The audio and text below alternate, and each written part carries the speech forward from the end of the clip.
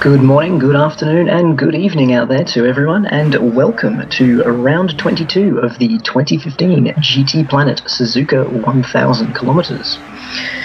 Today we will be watching the GT500 and GT300 classes tackling the famous Suzuka circuit for 173 laps or 6 hours, whichever comes first. The GT500 Championship is wrapping up this weekend with this event, and it is going down to the wire for the championship, with the SSR Motorsports trailing the TWR Lexus by 4 points, 160 to 156. But very crucially, TWR's team manager and gun driver, Pedro EOL, is unable to attend this weekend because he is in the UK, I believe, for the European GT Academy finals. So that's going to make life very interesting for those guys.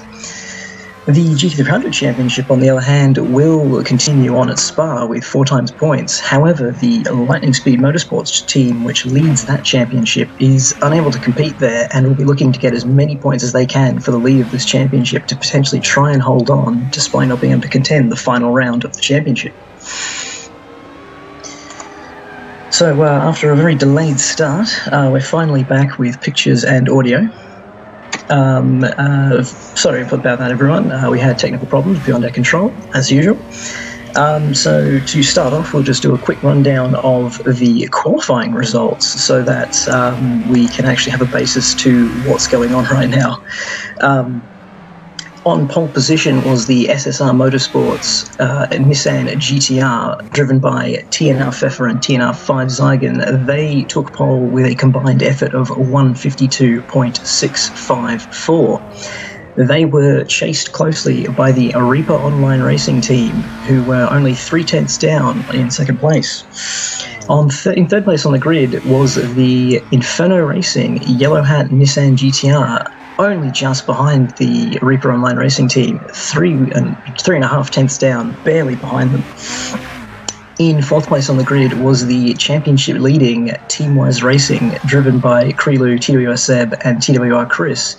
They were 1.2 seconds off, but ultimately they were ahead of their nearest Lexus competitor. In fifth place, the Escuderia GTMX team, driven by GTMX JMML 94 and GTMX Alpha Vanti. And bringing up the back of the grid is the newly formed team for this race, the Wheel Racing Limited HSV team, running the Raybury NSX, driven by John Hope and Chris W265, who have had 3 days to try and put a car together in order to have something to go racing with, and they've done a quite solid job getting on the grid, but it looks like it's going to be a long afternoon for them as they come to grips with the car and the track.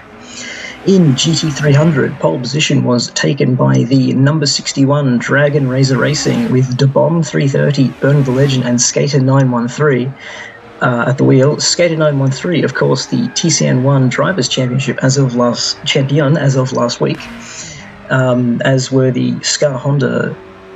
Took the Teams Championship in TCN1. They possessed the former GT500 HSV slot, but for whatever reason they aren't here this weekend, which is quite unfortunate for them, as they were third in the championship.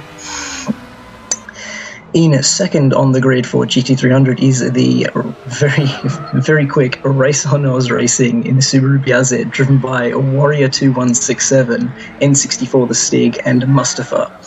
They won the last outing at Brands Hatch for the 4 hours after a bit of a sluggish start, but they came back and made a good effort of it.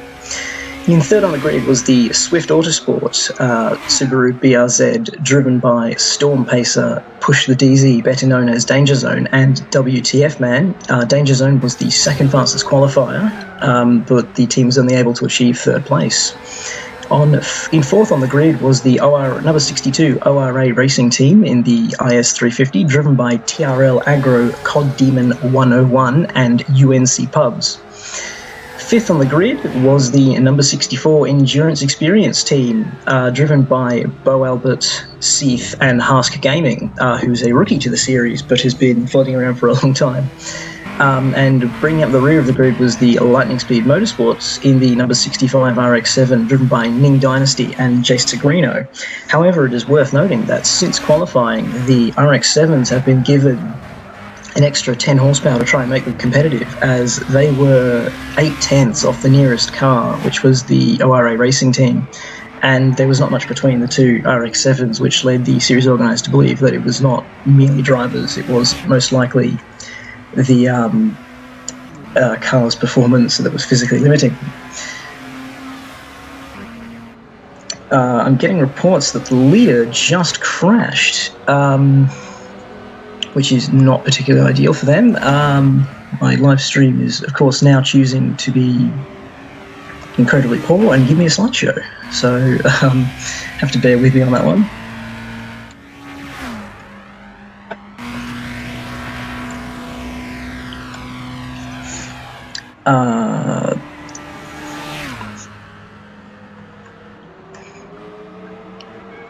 I'm getting reports. Oh, come on, please.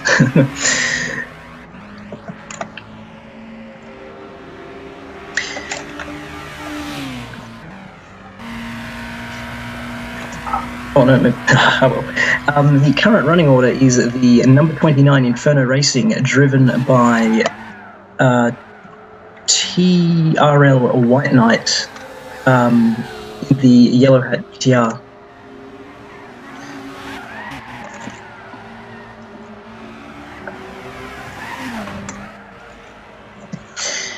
In second place was the SSR Motorsport GTR, driven by TNR5 Zygon. Until a moment ago, we saw him have a moment and find a wall. Apparently, his wheel was recalibrating, which is not particularly handy in the middle of a race. In third place, we have the number 24 Escuderia GTMX, I believe driven by GTMX JMML 94 at this stage. We need confirmation of that because nobody's in the room. We can't actually check that. Hopefully, when Dutchy arrives, we'll have the ability to do so.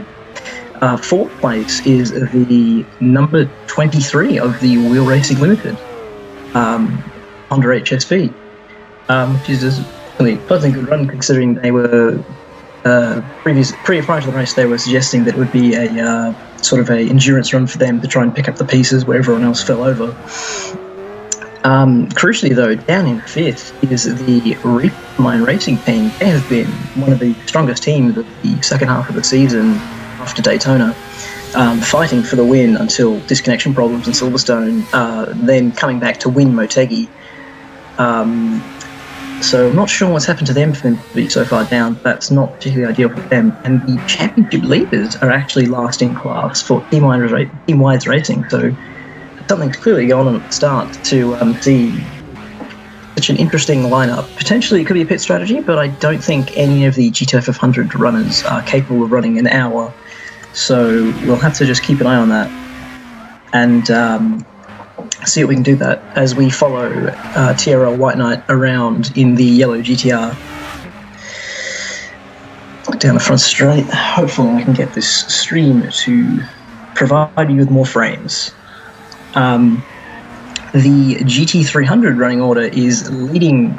In the lead we have the number 67 Race on Oz Racing team, who have been very quick throughout the entire season, finally getting their breakthrough win the previous week in Brands Hatch for the 4 hours. In second place we have the number 62 ORA Racing, which I believe is driven by TRL Agro. And in third place in class, we have the number 68 Swift Autosport, which I am unsure, but I believe is driven by Storm Pacer 17. In 10th, we have fourth in class, we have the number 64 Endurance Experience RX-7, which I believe is driven by Bo Albert. As I think I saw Seth in the YouTube chat, so it would not be him.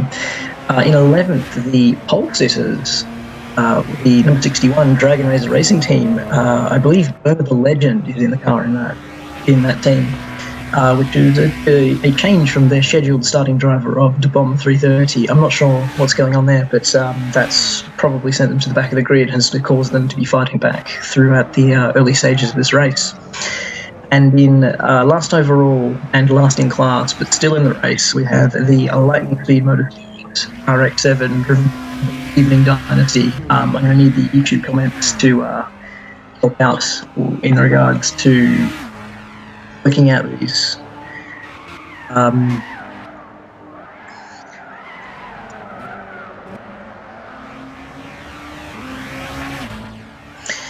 And we have just crossed the first hour mark of the race, and we continue to follow TRL or White Knight in the yellow hat Nissan GTR.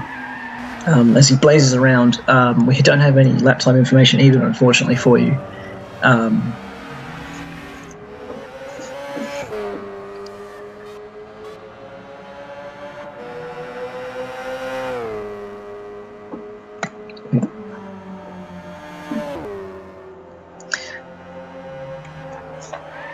But the Inferno car was absolutely dominant at the Brands Hatch 4 hours in the week gone by, with TRL Andromeda and TRL Evolution absolutely demolishing the competition. As we now cut to the Race on Oz Racing Subaru BRZ, which I believe is piloted by Warrior, taking what looks to be Spoon Curve and now coming down the back straight, but unfortunately my stream is not playing well today. Alas, we must fight on and continue commentary.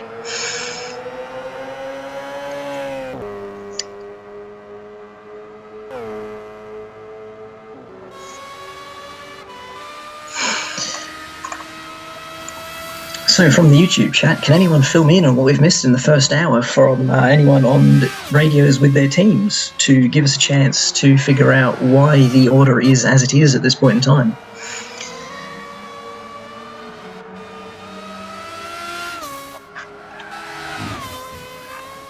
As we now ride on board with the Wheel Racing Limited Raybrig NSX for the HSV 010 as he comes up through the S's. Excuse me, for I would assume something in the region of the 30th or 31st time. Probably more than, apologies.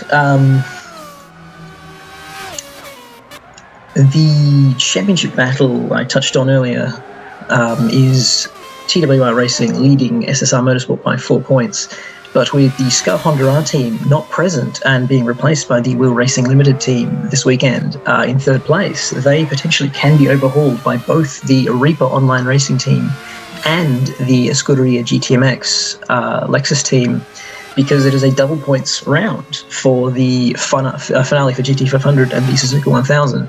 Not so for GT300. They have another race still to go and all to play for. But that means with the current positions, I believe GTMX would not overtake or would they? They are, I believe, 12 points behind the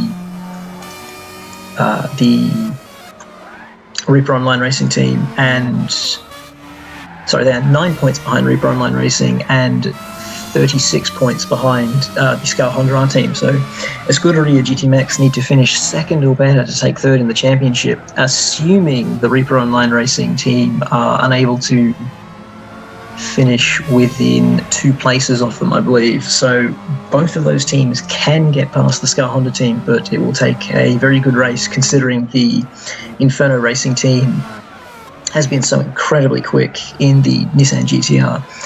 And for the championship lead, I believe, so long as it isn't for 5th place, the winner of the SSR and TWR battle, whoever finishes ahead, will indeed take the championship here today. So it's definitely all to play for both teams. We're seeing on the stream there that the 29 had a warning for an avoidable contact, apparently avoidable contact with the number 67 of the Race on Oils racing car. And that's worth noting because the Inferno Racing team, number 29, did indeed receive a warning for avoidable contact during qualifying, as well as a track limits warning. So that's their 3rd warning overall, and their 2nd for avoidable contact. Any more warnings will indeed result in a 30-second stop-and-hold penalty for that team, and if it's again for avoidable contact, that could be very bad for their chances here today. As we see, I think the Ray Briggs coming into the pits for, I have to say that's under-scheduled based on, I was expecting 40-minute pit stops roughly for the ideal strategy, as we now go on board with the Dragon Razor Racing number 61, piloted by Burner the Legend, coming up through the S's. Very tricky series of corners, just burning your tyres the entire way, never carrying quite enough speed or never quite hitting the apex just right. It's a fantastic piece of road that's constantly challenging you. The only advantage is you get a lot of goes at it around here. As now apparently we cut to the battle for 2nd. After the crash and damage, we have TNR5 Zygon now following the Escuderia GTMX car very closely, coming down what looks to be the back straight. And appears to be moving out. I can't say, no, not the back straight. I was completely wrong. Apologies. They've come through the hairpin and now heading up towards Spoon. I'm sorry to say I'm watching a screen share, so I can't give you particularly much commentary. However, it appears that 5 Zygon is all over the back of, I believe, GTMX, JMML, and now we're on the back straight, according to my stream. And he is side by side going in towards 130R. I don't know who's got the better straight line speed. I think 5 Zygon had a better exit, but the GTMX car might just... the SSR car is indeed pulling down the straight, and he's got it done with GTMX JMML 94 giving a little lift before the corner to make it clean. And that's good racing by both parties. You put it on the inside and the guy gives you space. That's exactly what you want from racing, especially this early. There's no point getting needless damage, defending a move, or trying to go too wide this early. It's not worth doing. It's one of those things where endurance racing is never won in the first hour. It's only ever lost. So that's the order now is again re-updated to number 29 Inferno Racing in the Nissan GTR, followed by the number 28 SSR Motorsport Nissan GTR, followed very closely by the number 24 Lexus SC430 by Escuderia GTMX, then followed by the number 23 the number 23 Wheel Racing Limited Honda HSV 010, and then the Reap Online Racing HSV 010 in 5th place. And still bringing up the rear is the Team Wise Racing Lexus SC430. As we just saw JML 94 get a little bit wide off the curb and ultimately I think keep it moving, but it's all good.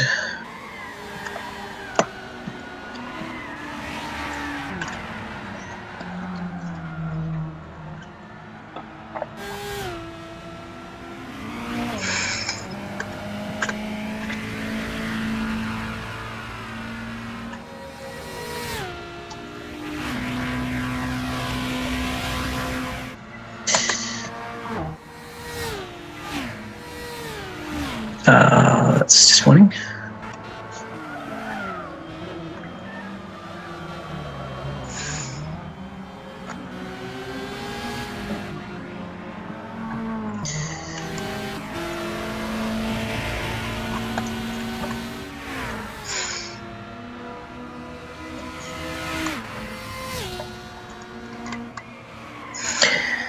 So while my stream comes back to me, I will now mention that the Drivers' Championships for GT500 specifically is actually very much wide open. Currently, EOL, who isn't here, leads his teammate in the Team Wise Racing car, TWR Seb, by 12 points.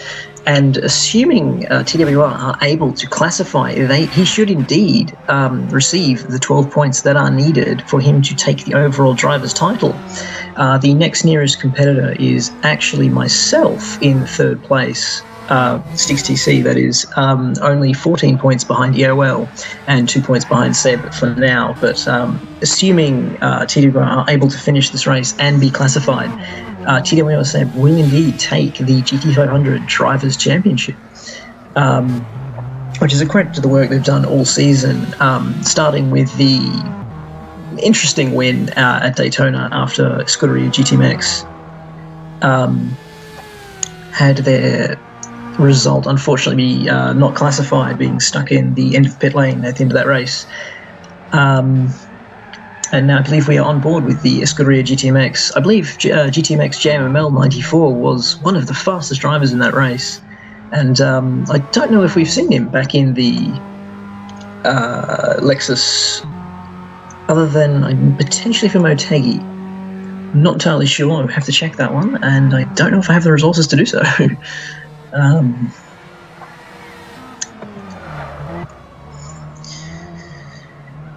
It's quite frustrating.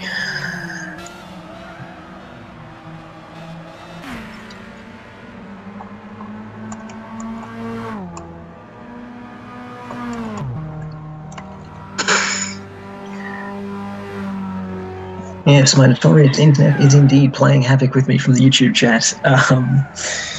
Oh well, what can you do?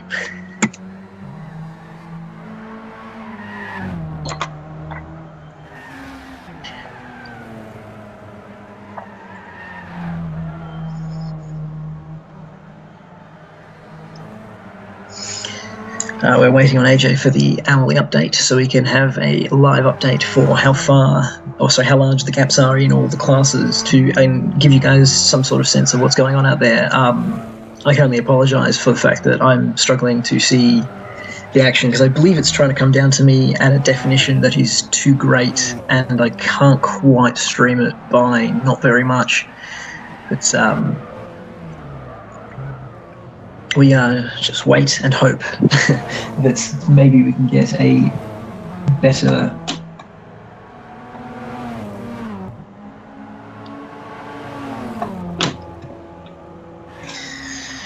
as we now go on board with the ORA Racing Lexus IS350, yes, which is in the foreground of the GTMX car as he goes around the outside in the corner before Spoon to then take the inside line for Spoon in a very, very stock standard lapping opportunity. I'm not sure if there's weather enabled for this race, but if this becomes a wet race, that will change the dynamic of the GT300 and GT500 car interactions quite significantly. In the current conditions, the GT300 cars are not very far down on power compared to the GT500 cars, making them significantly more difficult to overtake. Although not so bad in Suzuka, where the straights are very long or it's a long corner section.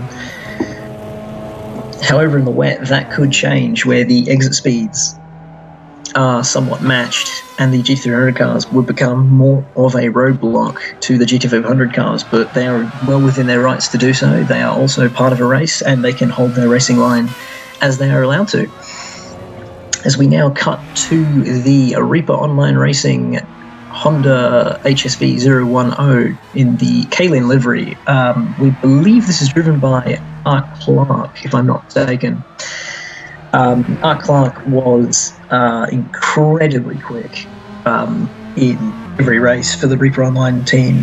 I believe he set the fastest lap in Motegi for the 12 hours there, which he did in the opening stages of the race, and just no one beat it for the rest of the event. As we now cut to TRL White Knight closing in on the back of the Team One's racing car to put a lap on it already, only an hour and 15 minutes into this race, not even 2 pit stops in. Again, the Inferno Racing Team car just driving incredibly quickly, taking on the GT500 field on not much notice in their first race and cleaning them up quite badly. And it appears they are trying to continue that form here today. Although we are seeing a bit of a resurgence from the SSR Motorsport number 28 GTR, which was not particularly quick in Brands Hatch. It appears that they've come back strong here, but I don't know if they're going to be able to put any pressure on the Inferno Racing car up front, as the Endurance Experience RX-7, I believe, runs wide at turn 2 to give space for the GT500 cars to come through. Potentially unintentional and just very fortunate, or a calculated move by Bo Albert to get out of the way without causing any problems for what he could only perceive to be a battle for position. I believe Tiara White Knight is indeed a rookie in the series, but that's not necessarily an indicator of his actual pace.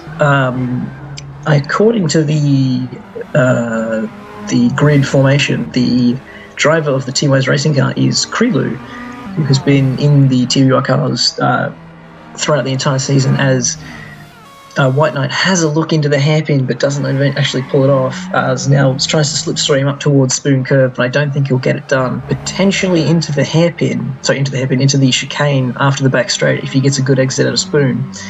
It seems that the GTR is just closing on him at the back end of the straight by just a little bit, so maybe they're running a little bit less wing, which could be why he may have struggled to catch through the Degners in order to have a run into the hairpin. No, I say chicane. Not quite close enough coming into 130R. It would have to be a heck of a bomb dive to pull that off, and I don't think that's at all wise or anything that Tiara White Knight would do. We continue to follow. Using a little bit more curve there, but getting a much better run out of the chicane. A little wiggle there on stream as well. And now chasing him down the front straight. But again, I don't think quite close enough to make the move. Down into turn 1, you have to sort of get the move done before the corner. The braking zone is not long enough to make the pass from behind, as White Knight closes right into the back of him through turn 1, gets a slightly better exit through turn 2, but a little wiggle and loses a bit of speed there. As we now enter the S's, the first S, it's almost flat in some cars and not quite flat in the others. The right hand, you have to drop a gear, and you're in 4th gear through most of these, through the left, through the right, and this is the tight right-hander before the Dunlop curve. You always have to drop an extra gear and take a little bit too much speed off, and it always annoys you. Coming up through the Dunlop curve, trying to get on the power very early, sometimes you just get it wrong and go wide. It's one of those corners where you either hit it and it's beautiful, or you miss it and it goes wrong. Into the first Degner, much quicker than the second Degner. Any mistakes, any crashes at Degner 2 normally start at Degner 1, so you have a lot of time to realise that you've made a big mistake and it's going to go wrong. Up into the hairpin, braking at the curbs, trying to get it down to second gear, slowing it right down as we come out of the hairpin, coming up through the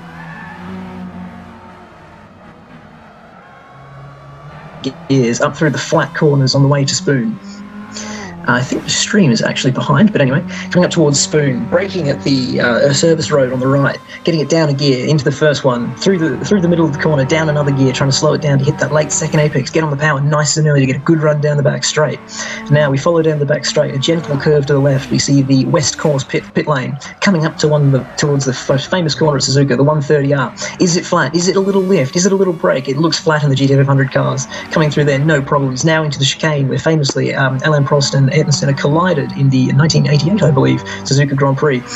White Knight taking a lot of curve there on the way in, but ultimately not getting close enough to have a slipstream or a run. So Cream are doing a fantastic job to hold up White Knight at this stage, considering they are a lap down, but I suspect that was due to some sort of damage or incident to cause that. As we see the Dragon Racer racing car sneaking out of the pit lane there, which looks like a scheduled stop at an hour and 18 into the race. Where are we? And coming back in through the S's, potentially the aerodynamic effects of the game, whereby following cars does indeed cause you to lose front downforce and cause a bit of understeer, could be what's hampering White Knight, unable to get to the apex the way he wants and put the power down as he wants. It seems that he's getting down a lot of power, and just the car is just breaking away a little bit on the exits. He's just trying to get the power down a little bit too hard, a little bit too early, trying to make up the gap, as he's unable to get close on the way into the corners. Oh, and I believe the TWR car has spun. Kriegler, who's spun, he's run wide at Degner 2, put a wheel on the curb, and it has spun him. And White Knight is now through and chasing what looks to be HSB in the background. No idea if Kriegler got damage or managed to keep it off the wall. It looked like he was going to keep it off the wall there, but a very costly spin just as he was trying to hold on to the lead lap. TWR are now a lap down, and that's not going well for them. They needed to be right in this fight with SSR to try and take the championship, the team's championship anyway, because they've been a class act all season and would be very deserving of such a title. As we now continue to watch Tyrrell Whitenhart trimming the grass there a little bit, potentially just lag, but he's using all the road and a little bit more, a little bit of curb on the way in and potentially on the way out. We're not quite being able to see this one particularly clearly. Again, lots of curb on that first chicane. Second part of the chicane, not too bad, but a lot of track usage there. Potentially could get noticed by the stewards, but I don't think it's particularly not menacing, but the intent isn't particularly there as malicious. Thank you, Brain. The intent doesn't look particularly malicious. It just looks like he's taking a little bit of track, a little bit more than he thinks that he is, and it's not particularly causing any problems. But I don't think the stewards be very much annoyed by that. It doesn't look like he's throwing 4 wheels off. It's just dropping 2 wheels occasionally. AJ is reporting that the L1 results are up. So I will update you on the proceedings when they load. If they load. As we continue to follow Tyrrell Whitenhart, as I believe he's closing on one of the HSVs. According to the ticker, it would be the number 23 of the Wheel Racing Limited team, who have now been passed by the number 22 Reaper Online Racing team. With, I believe, the driver of the Wheel Racing team is John Hope, who's partnering with Chris W265. He's doing a solid job staying ahead of the TWR car.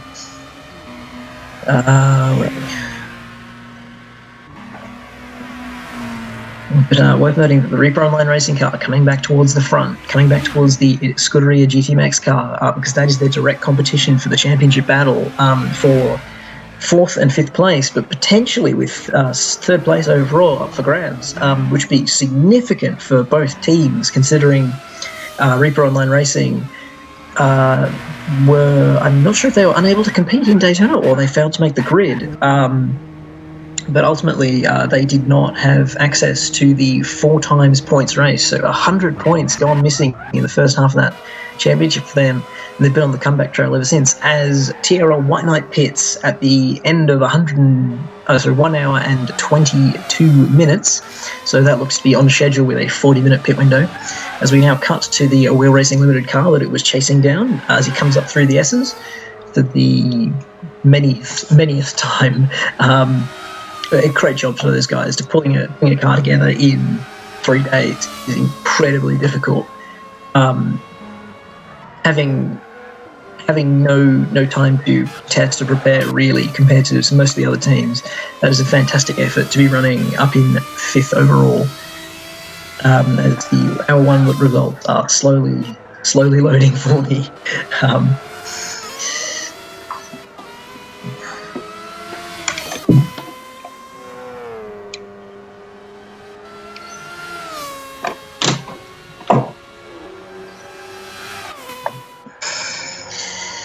And the L1 result indeed showed that Inferno Racing, the number 29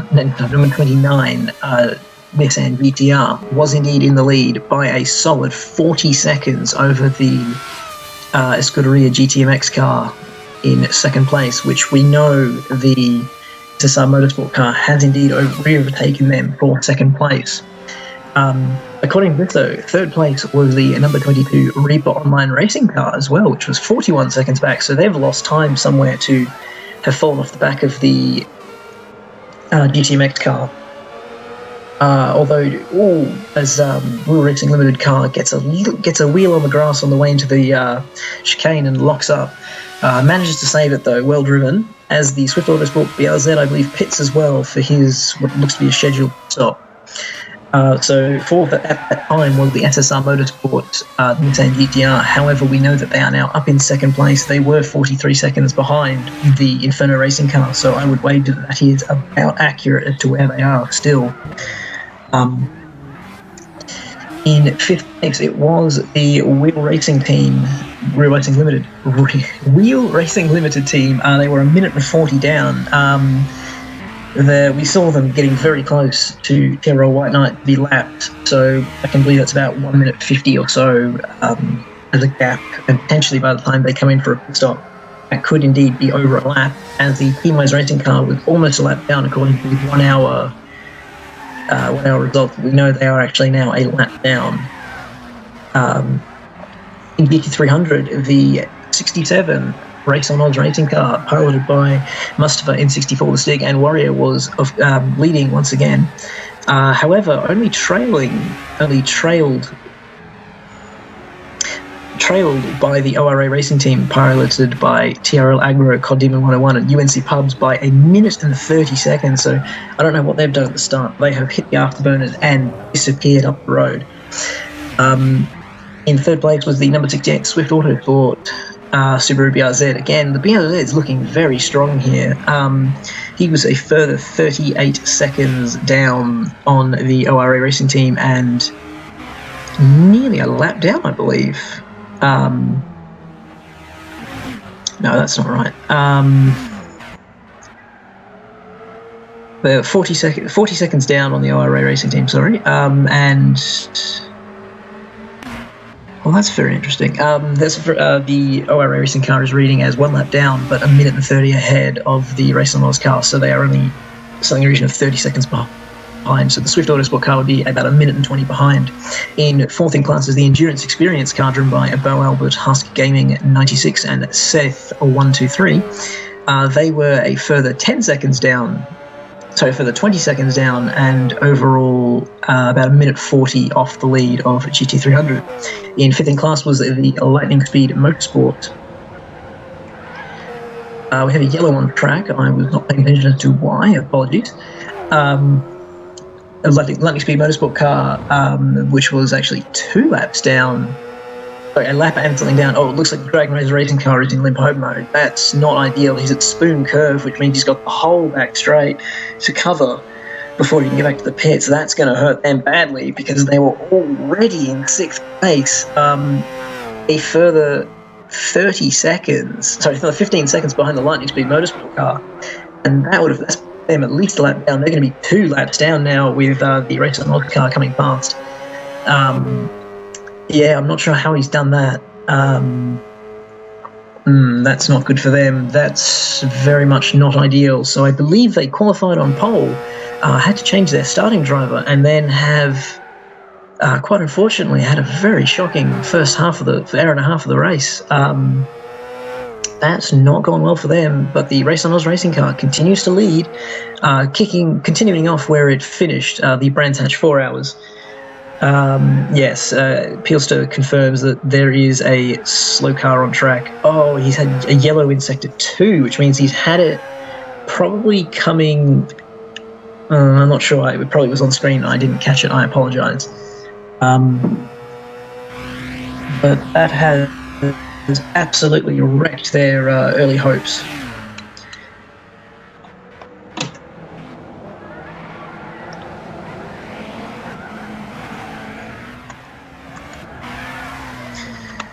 As we now go on board with the SSR Motorsport number 28, driven by TNR5 Ziegen. I should be getting my pronunciation correct because I am indeed in the Suzuka commentary. The update to the results is now at the bottom of the screen. And the Dragon Racer racing car makes it back to the pits at last, and hopefully they can get a repair of the damage and try and make some inroads back into that, but it's going to be very difficult to try and catch the Race on Oz racing team. Those guys have been so quick. Yeah, it's going to be a very long ask. They're going to need a little bit of luck. Potentially, if it doesn't look like there is weather around, so I don't think we'll see any weather-related comebacks for the Dragon Racer team. But potentially, if there's a red flag, we might see weather introduced for maybe the last 2 hours of the race, and that could make the difference. We could see a crazy comeback. I believe with the Suzuka race, we saw an LMP2 doing very well overall in the 6 hours here early in the year, as the Dragon Racer racing car is now out ahead of the Endurance Experience car driven by Bo Albert, with Burner the Legend, I believe, driving the Dragon Racer car. I suspect this is to put them a lap down This is for the endurance experience car to put the Dragon Racer car a lap down. But Berner just pulling away by the look of things, just a little bit there on Bo Albert through the S's. So potentially speed in that car, but not necessarily consistency, which is ultimately what wins the race. Speed is very nice, but if you can't maintain it, that's not going to end well for you. But drops a wheel on the grass and then has a big slide through the hairpin. Potentially overdriving now, trying to make up time. What can you do? You just got to stay calm and keep doing what you're doing. But yeah, he does look to be pulling away from the RX-7. So potentially the 10 horsepower not enough, or maybe the RX-7 not pushing as hard as Berner, who's decided to try and make back some of the time he's lost. As the 65 receives another blue flag for traffic. As we now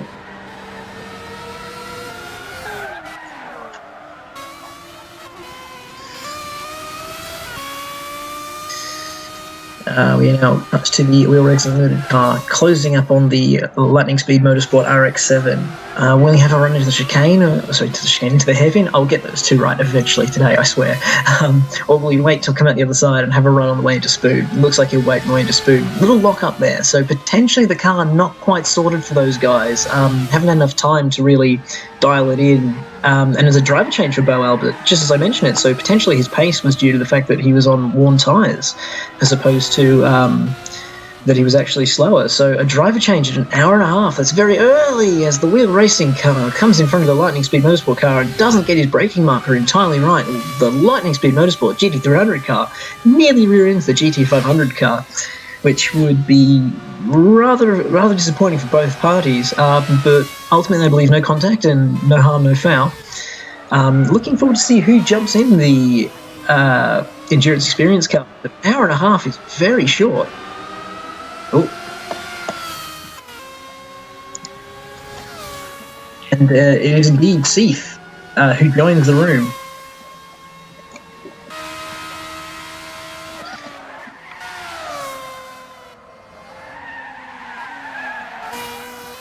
That Seth has taken over the endurance experience car from Bo Albert. It's in a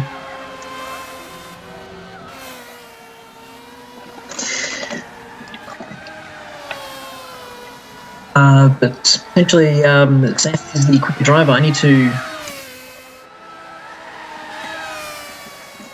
check the qualifying results to see who's their best driver. It was indeed Bo Albert was 2/10 quicker than Seth in qualifying, so not entirely sure about the wisdom of pulling him in a little bit early, but potentially running a longer middle stint with Seth to try and gain back some time by not having to do an awkward length of stint. If they're doing 45-minute stints, the 2-hour mark would be a bit awkward to try and hit, and potentially also just staying off cycle for the driver changes to avoid any disconnection problems.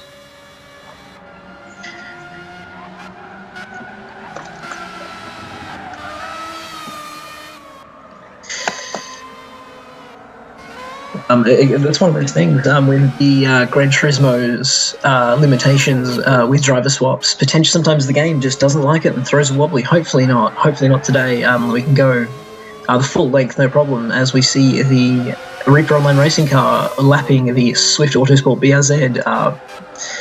That looked very close on the low-down angle, but I'm sure R. Clark left plenty of space, as he is a very good driver, and Storm Pacer probably also saw him coming.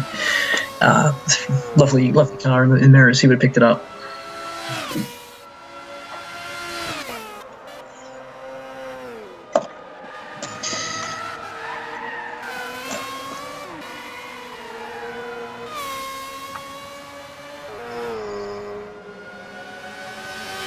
As he comes through the second of the spoon curves to come down to the back straight.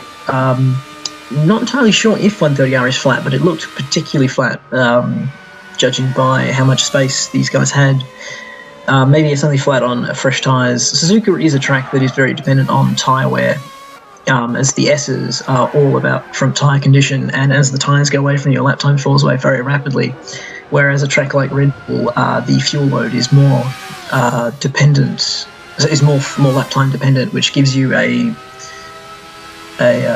different sort of flow to the race, whereby running the car longer makes it quicker. As Krulu comes in for a driver change as well in the TWR car, it'll be TWR Seb 72 or TWR Chris 34 coming in to join him, as the Lightning Speed Motorsport car leaves lots of space for the Reaper Online Racing into turn 1, as TWR Chris 34 joins the room, and we go on board with the SSR Motorsport Nissan GTR, attempting to put a lap on the ORA Lexus IS350, and TRL White Knight is right behind him. Is that for position, potentially, based on the pit stop? I don't know. I don't think so.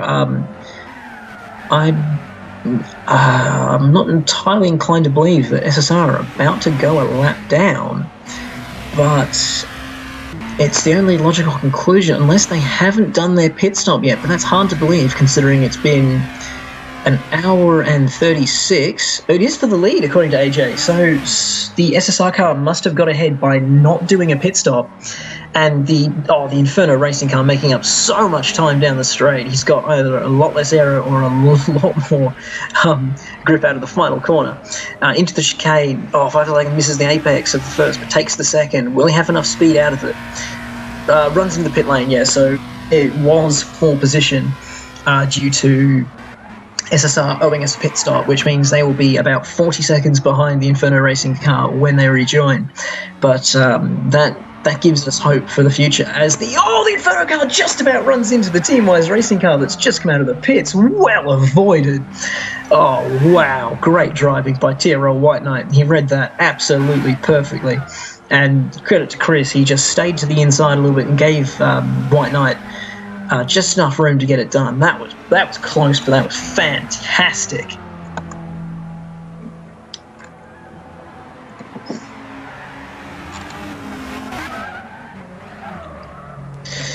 And it seems I'm finally, at last, joined by another member of the commentary team. It is GTP Dutchie, also known as Kevin. How are you today, Dutchie?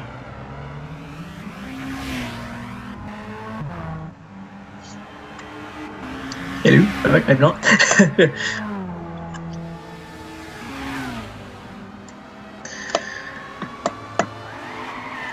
So many messages.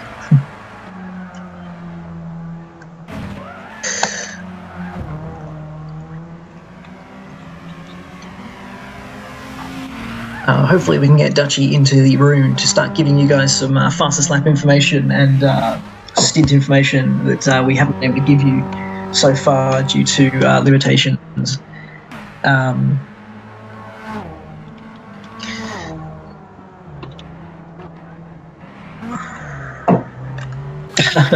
Apparently Dutchie was indeed muted, but now I believe we have him in the commentary booth. Do you have Hello, me? Can you hear me now? Yes, I can. Nice. Yeah, sorry, Finally, I good to have had some my mic company. still muted, so I'm doing fine. Would like to welcome all the viewers. So since I just joined in, just come back from some action on the Nordschleife. So can you give me a quick follow-up on what's been happening in the race so far? So we missed most of the first hour due to connectivity problems with the stream. AJ had to work hard to get it up, but we've seen the number 29 Inferno Racing GTR GT500 take the lead from third on the grid. SSR Motorsports seemingly coming back from behind, now in second place, about 40 seconds behind after taking pole position with Tina Feifelhagen in the car. Third place is the number 24 Escuderia GTMX car, which started fifth on the grid with GTMX JMML 94 in the car, as far as I can tell. Fourth place is the number 22 Reaper Online Racing car, which started second on the grid with Clark 83 at the wheel. In fifth overall, we have number 23, the Wheel Racing Limited Raybrig NSX HSV 010, which started rear grid. They've been working their way back forward. And last in class for now is the Team-Wise Racing car, which is a lap and a driver change down. So they're probably going to read 2 laps down until everyone else starts giving us the driver changes that they owe us. But they need to get Serial 7 to the car at some point today, and then they will have the driver's title go to them. In GT300, we have the Race on Odds number 67, Subaru BRZ, again leading after they've been so quick all season, after a myriad of problems restricted them finally getting a win until Brands Hatch. In second, we have the ORA Racing car driven by TRL Agro, which started 4th on the grid, but he was, I believe, 3rd? No, he was 4th in qualifying overall. It was very tight at the top of GT300. In third in GT300, we have the number 68 Swift Autosport Subaru BRZ, having a much better run this week than they have in previous weeks. They've been very quick, but not able to put the results together. In fourth, we have the number 64 Endurance Experience car driven by Bo Albert, although I believe that will update after he did a driver swap to Seth 123. And in fifth place in class, we have the number 65 Lightning Speed Motorsport. And bringing up the rear is the Dragon Race Racing team, who qualified on pole and have had a very torrid start and are now a lap or two, potentially 2 or 3 laps down after having to enter limp home mode. Okay, sorry to hear that. So real unfortunate for them. Yeah, so not a good start for them. Yeah. Well, good to have a run up on the... Can we get you in the room there, Dutchy, or is it... I'm sorry? Yeah. Hopefully the 2-hour results come out. I was going to say, are we going to have you in the lobby to give us technical data? No, at this point not. It's physically impossible for me to be in the lobby and commentating at the same time right now, due to the setup I have now. But I believe AJ just provided us with some information. So let's see. I believe that's the hour 2 update. So it's a little bit early, considering we're still 18 minutes away from the second hour. Potentially, it's a halfway point to give us current live standings after the driver changes. Yes, it appears to be the hour 1 results. Yes, that is the hour 1 results. Yes. Which I believe is for your convenience as opposed to the streams. At this point, as we follow the Swift Auto BRZ, I believe they're chasing down the Lightning Speed Motorsport RX-7. I might be wrong. It looks like a blue RX-7 in the distance. Yes, it is.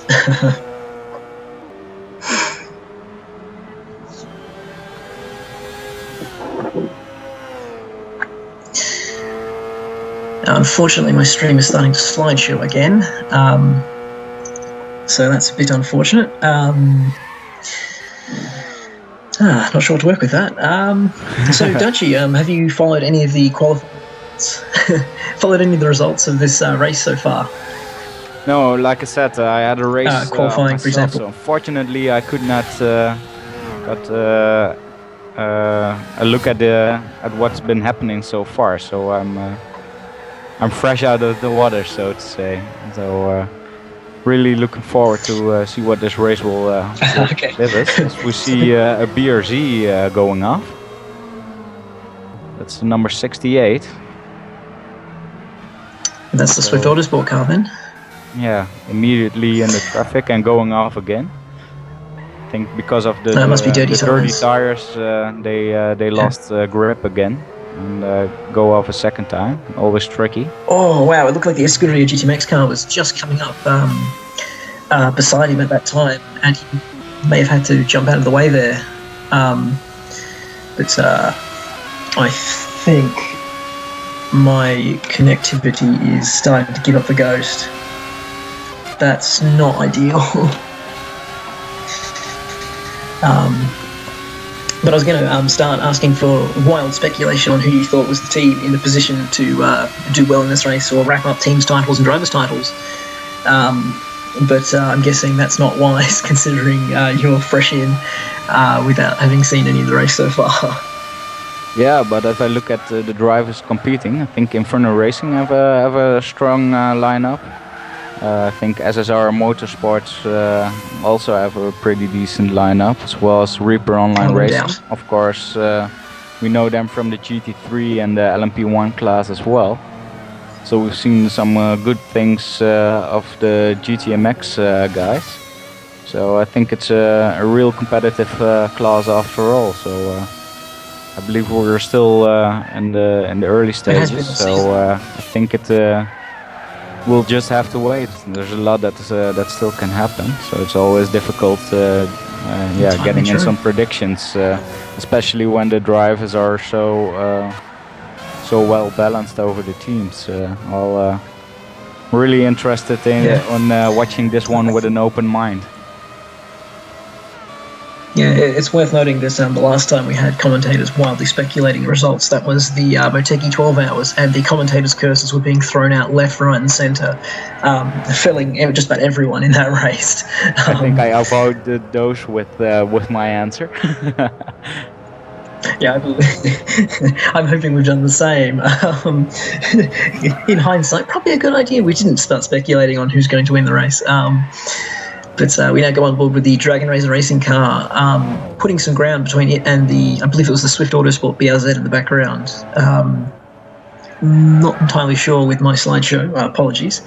I'm not sure if my audio connectivity is getting worse or not, but yeah, we just hope that it'll hang around and I can stay with you.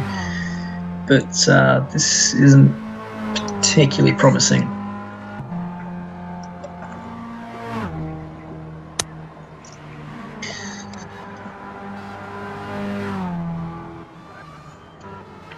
As we now go on board with the Scuderia GTMX car, number 24, the Lexus SC430, as he comes through 130R and into the final chicane.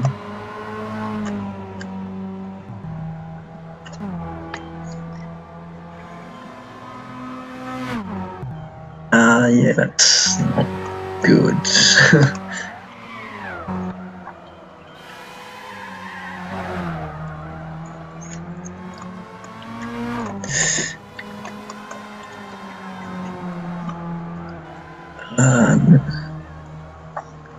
Coming through turn 2 now. Sorry you can't be in the room to give you any fastest lap updates and tyre and fuel wear updates to keep an eye on strategy, but we will do our best to keep you guys updated on the race. The information we have available to us, criticism. Sorry, just updating my spreadsheet, keeping track of who's where. With the new commentary feeds no longer having driver name, without there someone in the room, we don't know who's in each car. It makes life just a little bit more tricky.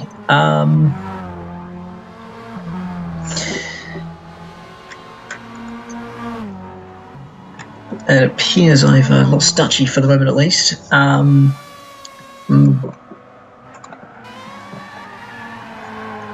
However, if I'm not mistaken, no, I am mistaken, never mind.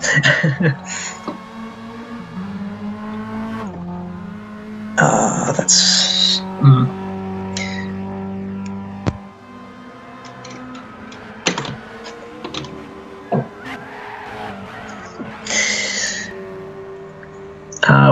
We are now 1 hour and 48 minutes into the race as we now cut to TRL White Knight as he goes through the first and then second Degner, kicking up a little bit of dirt on the inside of the first Degner and a little bit of dirt on the exit of the second Degner.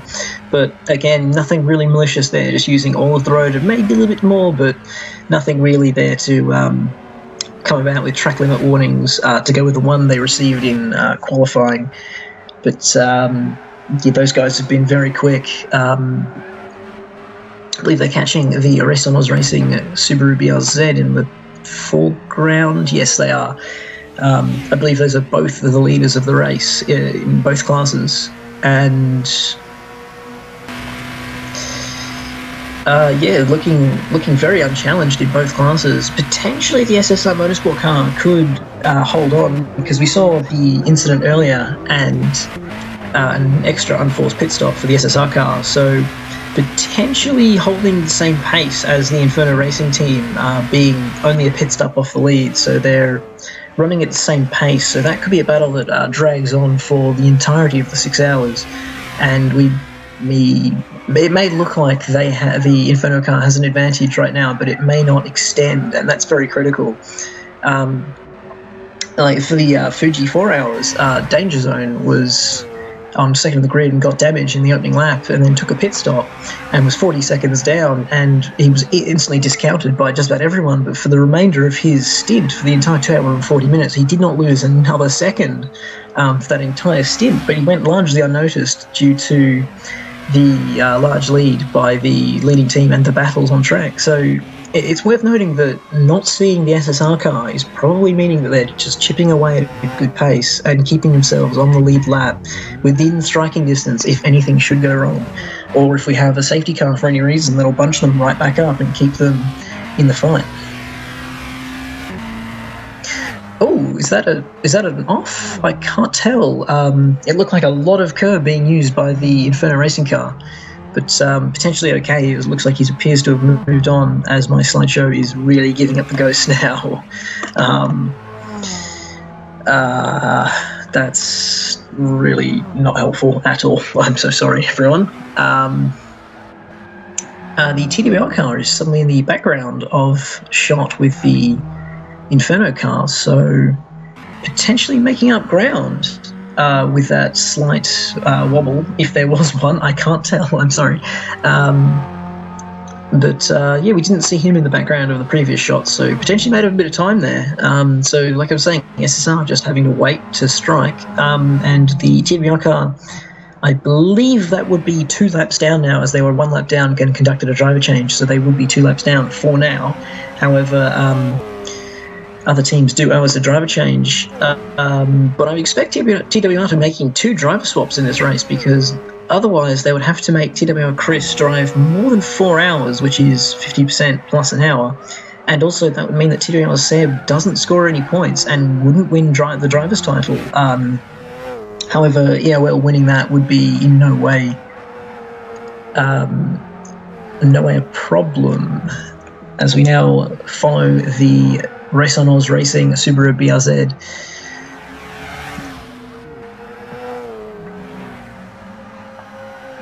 As it circulates in relative isolation in the GT300 field, however, constantly being annoyed by the GT500 cars who keep attempting to overtake and lap them in their own separate race. It takes a lot of caution and patience by the GT300 cars in the lower classes to just stick to their lines and be predictable. Everyone says that there's contention about whether or not these slower cars should either get out of the way or just stay where they are, and the rules are written that the lower class cars are to just hold their line, and the faster cars' job is to get around them. But there's always contention over being blocked and things like that. However, as long as there's no contact, it's all fair. So the TWR car finally getting around the outside of the Subaru BRZ after being slightly held up in the hairpin.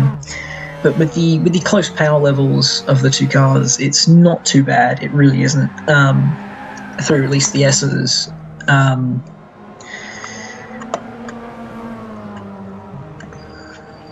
We're getting a request for the gaps, but unfortunately I don't have them. Unfortunately, I'm not in the room and I can't help. As we now go to the Scuderia GTMX car, which is coming into the Degner.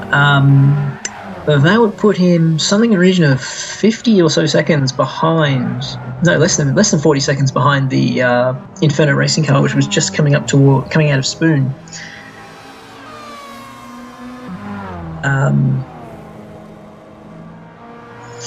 As he goes at the inside of the ORA Racing car, who gives him space.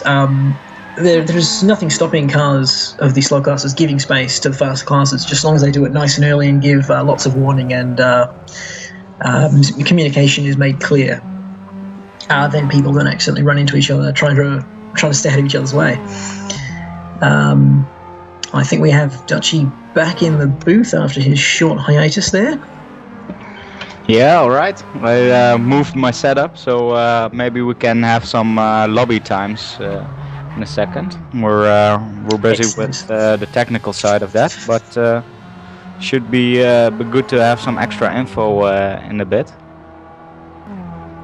Yep, as I believe Little Regret has now left the lobby, so I believe Little Regret is a steward, but he does that a lot. Yeah, it's that appears to be intentional. So Little Regret probably having something to eat and have something to drink, have a little bit to relax. So everyone behave. Track limits still exist, so calm down. Yep, and now Dutchy is in the room. We shall have live information very shortly, which is excellent news. Yeah, I don't see much right now, but let's give it a few seconds. So where shall we begin? Rundown of the lap times? Oh, I think yes, please. I think I just saw the Dragon Racer racing car go off, and my stream has completely chucked a wobbly, and I don't think it wants to come back. That's annoying. Oh well, we've got you in the room, so we're okay. As you were, give us a rundown of what's going on right now. Yes, second, and then I can join the viewing of the track. No worries. At the moment, my room's still loading, so just apologies. A little wait longer now.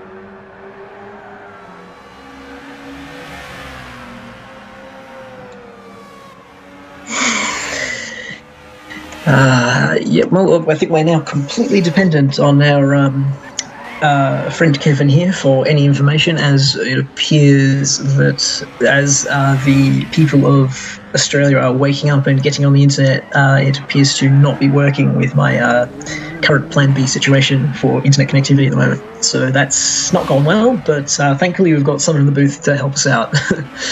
All right, so let's give a rundown. Currently in the lobby we've got 2 hours and 26 minutes spent. We see R. Clark 83 in his 62nd lap, and his fastest lap so far is a 1 minute 54.616. Closely behind him, with also 62 laps on the clock. And the best lap of 1:54.788. We see TNR Ziggin. Then in third we have TRL White Knight, also in lap 62 and running 1:55.588 as the fastest lap. In fourth place we see TWR Chris. He's busy with his 12th lap, and currently his fastest is a 1:56.173. And in fifth we've got Chris W265. He's running in his 61st lap. His fastest lap is a 1 minute 56.3. Behind him in sixth is the GTMX JML 94, also running in the 62nd lap. His fastest lap time is a 1:57.149. Then we're moving on to the GT300 class. Currently with the fastest lap time, it's Warrior 2167 with a 2 minute 02.3. He's currently running in his 60th lap. Behind him we've got Storm Pacer in his 59th lap. With a 2 minute 2.6. Then in ninth we've got Jason Greeno. He done a 2 minute 3.355. Is currently running in lap 55. Then in 10th we've got Seath 123. He's currently in his 13th lap, and his fastest lap time is a 2 minute 3.418. Currently in 11th, based on lap times, we've got TRL Agro. His fastest lap is a 2 minute 3.511. Currently running in his 60th lap. And currently in 12th, we've got Burner the Legend. His fastest lap is a 2 minute 04.2. And currently driving in in his 55th lap. Also going a bit wide at the end of 130R, causing him some problems, but no real big time losses or crashes, fortunately for him. So at this moment we see Storm Pacer entering the pits, as does Warrior 2167. So we've got the number 69 car in the pits, and we've got the number 67 car in the pits. So that was the quick rundown of the situation currently in the lobby. Noting that have you got any way to work out gaps between cars, or I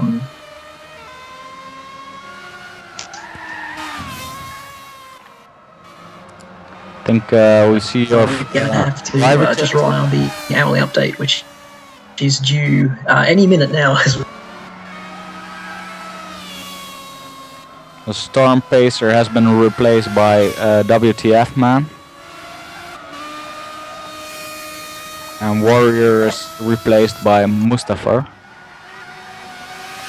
So out of the frying pan into the oven for the D600 class.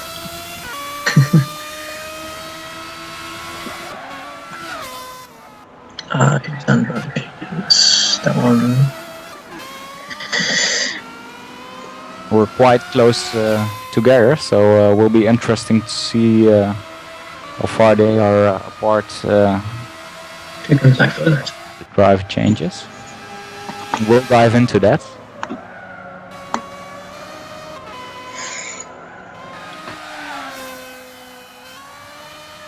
Also, Agro going for a drive.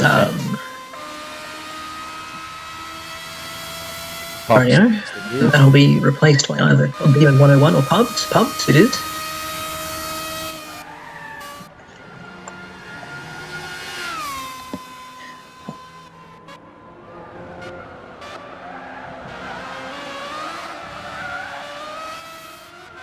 I made this Excel spreadsheet to know who's in the car.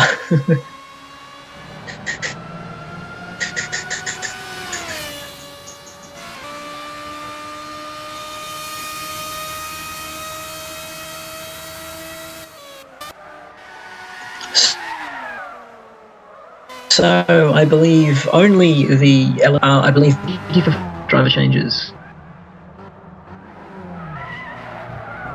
Actually no, we wouldn't, because that is going to race. Also, Burner the Legend going for a driver change.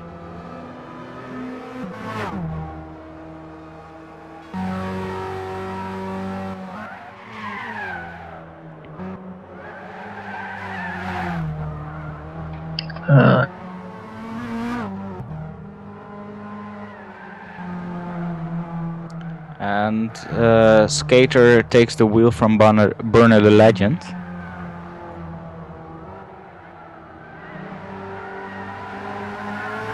So we've come to the point a lot of teams do their driver changes.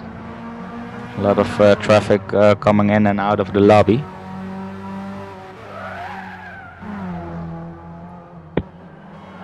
That's not good.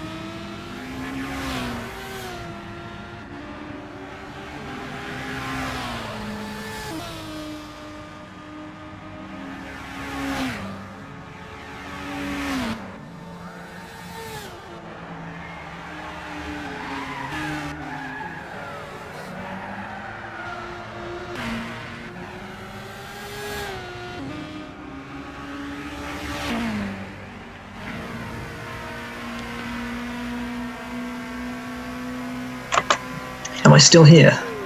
Yes. I'll have a look if I can find out what possible gaps a few times.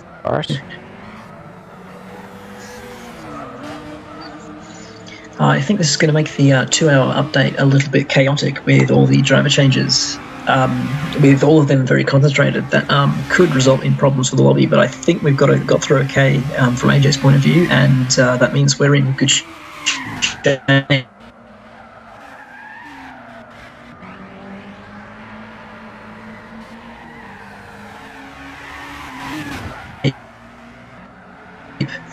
for the next 4 hours of this race. That's the official results when everyone's done with their driver changes.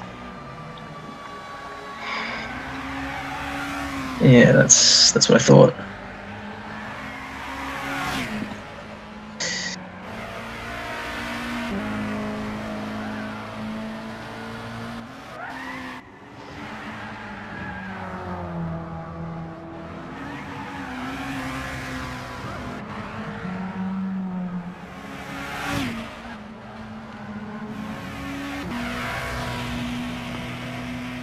Okay, currently the 3 fastest guys in the lobby are running in the same lap, all in 67.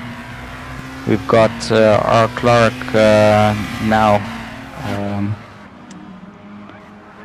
coming up to Dagner, while Ziggin is at the spoon curve and White Knight is in 250R.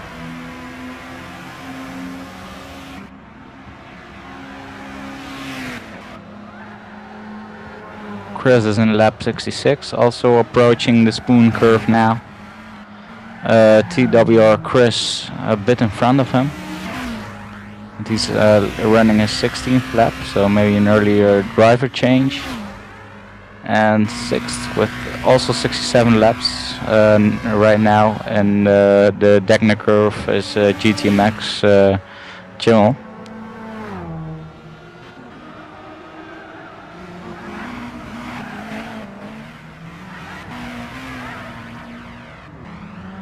The standings for the GT300 in terms of track position is a bit more difficult since everybody's on a whole different strategy in the other lap.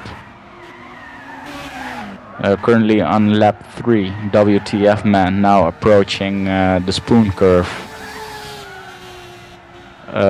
Mustafa, who also recently changed, comes into Casio right now. Skater is making his way towards 130R. And we got Seath, who's already in the 17th lap, approaching the spoon curve now. And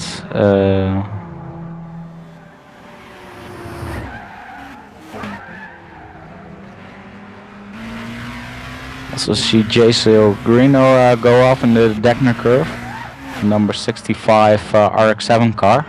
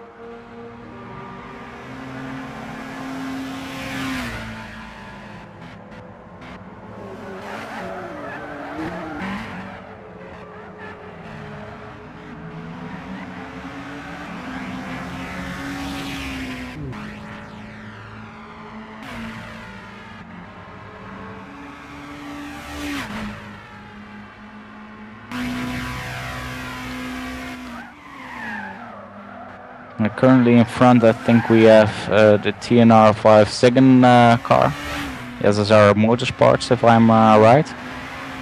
Behind them, Reaper Online Racing. So to give the picture, TNR Ziggin is in lap 69 at the Dagner curve now. our Clark is just entering the SS in lap 69, and in front of our Clark, now approaching Dagner, is TRL White Knight. So I think it's SSR 1, then Inferno, and in third we have the Reaper Online Racing Crew.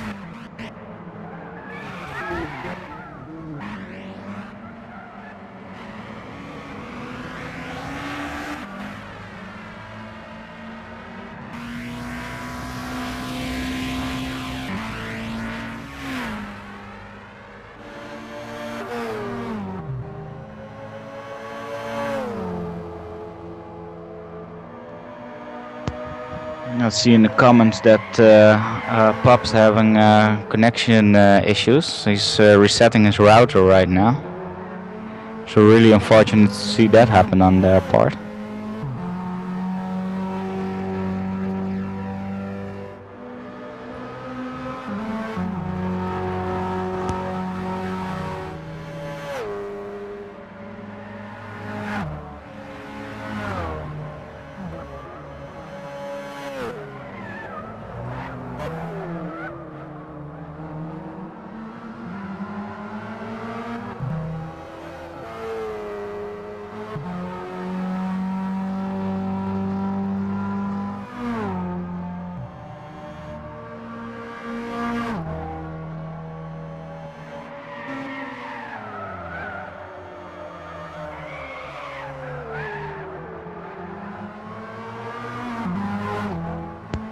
So let's take a look at the last results AJ shared with us.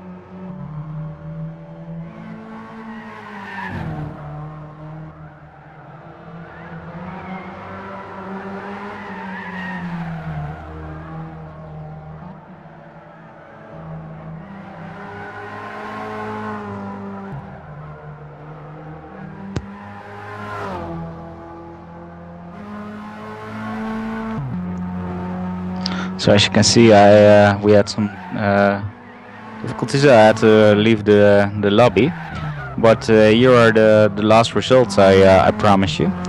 And the last results, we see the Inferno Racing guys in the Nissan GTR 500 in first place, followed by Scuderia GTMX, in third Reaper Online Racing, and in fourth SSR Motorsports. Then in fifth we've got Wild Racing Team, in sixth Team Wise Racing. Then we move on to the GT300 cars. So in seventh and first in class it's Race on OZ Racing. In eighth place we've got Aura Racing Team. In ninth Swift Autosports. And 10th we've got the Endurance Experience. In 11th Lightning Speed Motorsports. And in 12th Dragon Race Racing. So those are the results, the latest results we've got from AJ. Of course, a lot of happening on track and drivers using different strategies.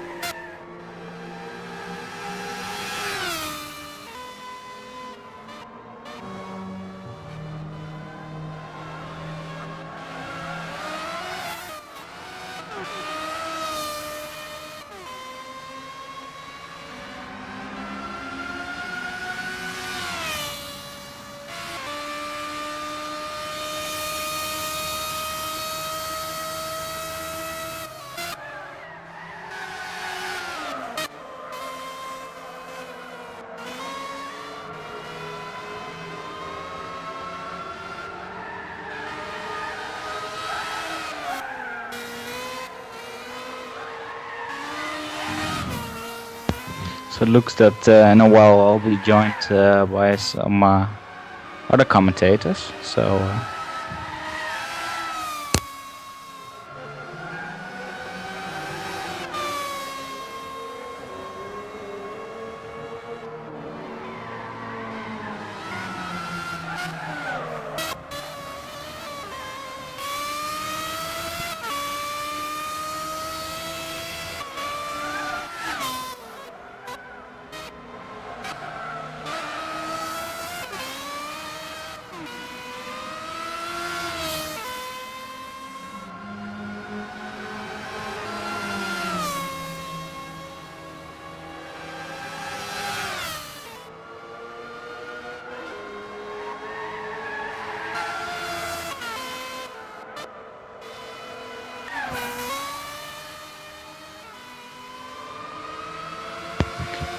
Okay, I think we've got some extra commentators joining me right now.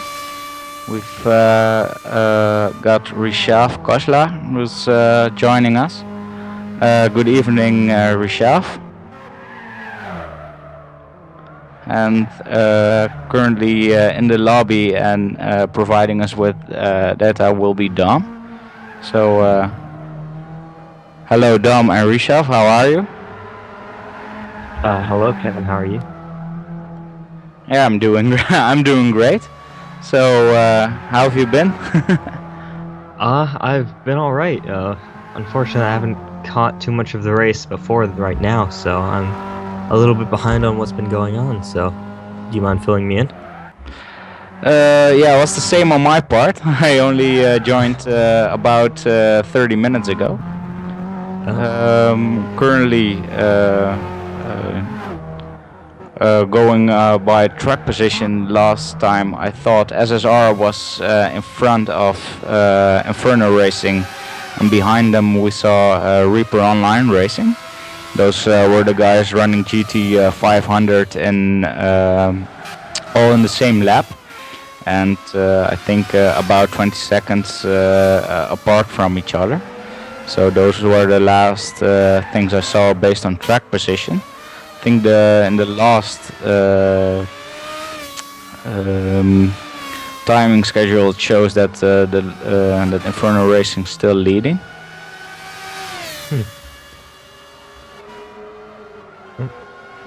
Yeah, it'd be interesting to see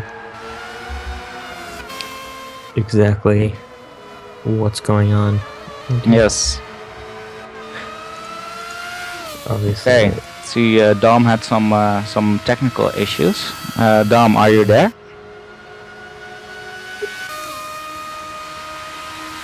Dom, are you with us? Hello, yes, I'm here.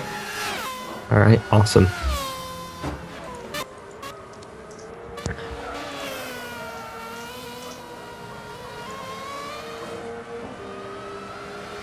Okay, so we have R-Clock in the pits at the moment. I'm just trying to catch up to where we are at the moment with the race. Been following on and off, just been having some technical difficulties here.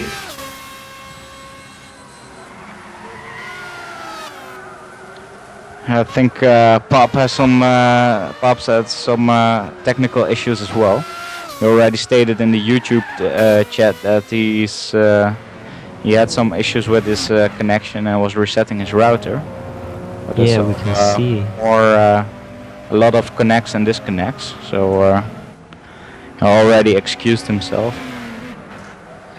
Yeah, very unfortunate for those guys. ORI Racing team in general has had a very tough year this year, whether it was their LMP2 team at Le Mans running only 2 drivers or their GT300 team here. Yeah, real unfortunate. It's always a shame to see a race go away from you just because of connection issues. Yeah, it's a shame to see this kind of stuff out of people's hands.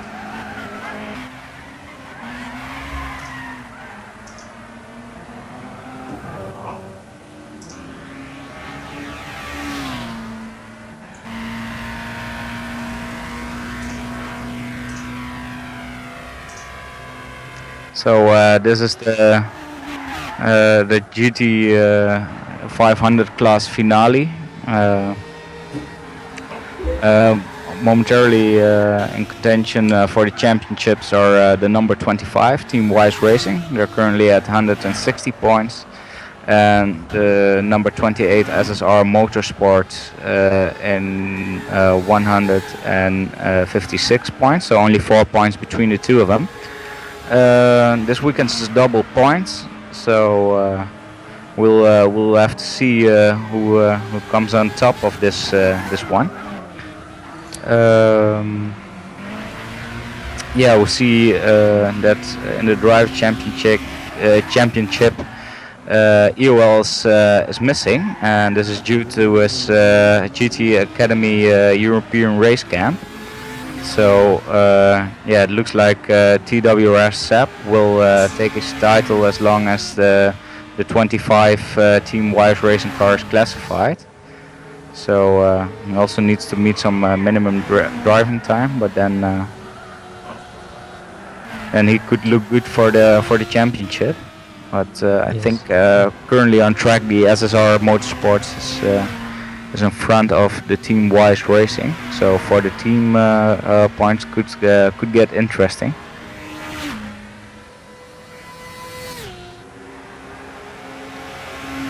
So Pops keep on trying to connect.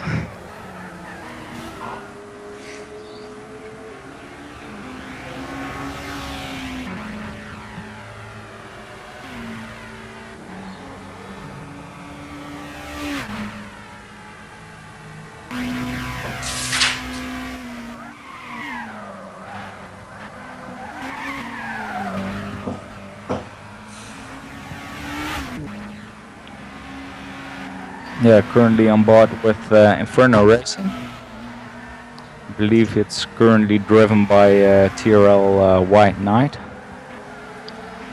Yes, I believe you're correct. Sorry, I'm a bit quiet. I'm trying to get my stream to work, having some issues here on my end. So if the viewers have any questions for us, please feel free to ask them in the YouTube chat. We'll be happy to answer them for you. Maybe Dom has an update on the fastest lap times and in which lap the cars are running at the moment. Dom? Yeah, 1 sec. Sorry, just still setting up here, just getting things sorted with timing. So far, with the fastest lap of the race, it's TNR 5 Steigen of the SSR Motorsports GTR with the 1 minute 53.9. And it's closely followed during times for this example anyway. GTMX 1 minute 55.3. TWR Chris 34 with a 155.7. And then TRL White Knight, who were just on board before with Inferno Racing, 1 minute 57.6. And to round out I think that's the rest of the GT500 field, is Chris W265 with a 1 minute 58.0. Oh no, sorry, Art Clark as well with a 1 minute 56.6 in between the rest of the others too. He's just down the bottom of the timing at the moment due to a pit stop about 5-6 minutes ago. And I think, as mentioned before, the pit stop should be around about 40 minutes time, as well as Glenn Ailes has just joined the room as well for a driver change, and he's out and going on the track too. Starting with the GT300 class, it looks to be so far the fastest out of... Oh no, that was just a fastest time for that driver. It's a 2 minute 3 set by Seath. He is in... I'm not sure which car he's in at the moment. Oh, there we go. It's the Endurance Experience in the Mazda RX-7. It's going along quite well.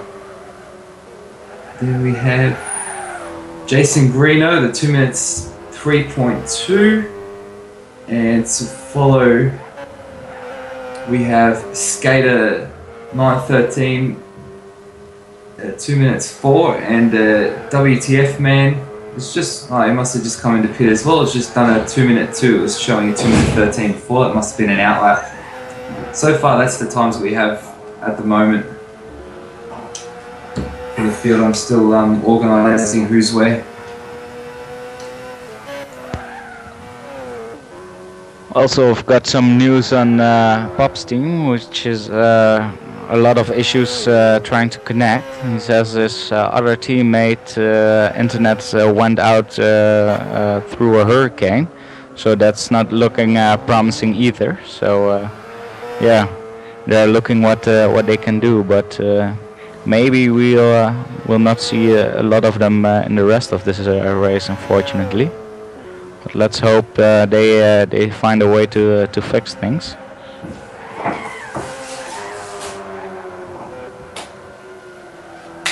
Yeah, well, sadly, Pubs over the last few races, he's been having a lot of connectivity issues, so that really hurts his campaign for the championship for his team. As you said, it's really sad to see this kind of thing tell the story of somebody's race, but in the world of the internet, these things do happen sadly as well. Yes. Yeah, of course.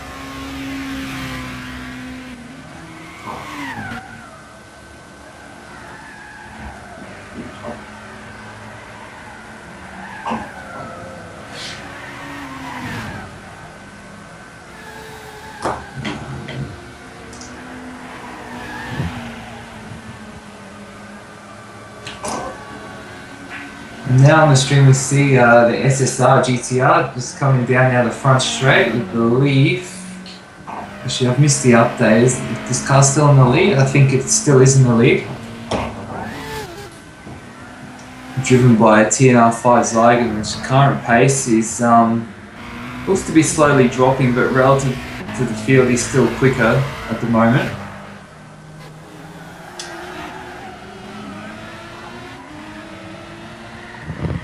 In the YouTube chat, we've got the question when the rain's expected. Yeah, currently we can't say anything useful about that. Not looking like it's a very rainy track anytime soon. So sky's clear. So I think we'll be dry for quite some while. Of course, we never know. Maybe a bit farther down the race, weather could get wetter. So far with the weather, it's a nice cozy 29 degrees here at Suzuka. So yeah, it's hard to see the rain going to move in anytime soon. But as we all know in Japan, anything can happen. We can go from sunshine to a tsunami effectively come in and really change things up for the teams and drivers and their strategies as well. Okay, I just hear a message from AJ that there's no rain forecast so far. Fixed dry, is it? Yep. Well, that's good news for the teams and the team directors there. They can just keep running to their strategy, and it's all up to their driver to make sure they keep the cars clean on the track, race hard and race clean without any damage to decide their race. As well as now we just have Chris W265 in the pits, so hopefully that's just going to be a regular service. On the HSV. Sorry for that.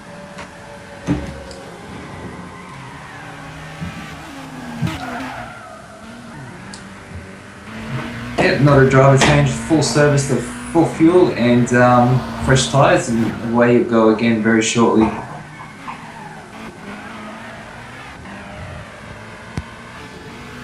And just like that. Meanwhile, we're still watching SSR Motorsports GTR number 29 in the lead of the race so far with TNR5 Zygon still at the wheel of that car, and as we can see, Paul Pubs is still trying to join the lobby as he's frantically trying to get his connection to work so he can get on with his race. It might be a talking point of this race.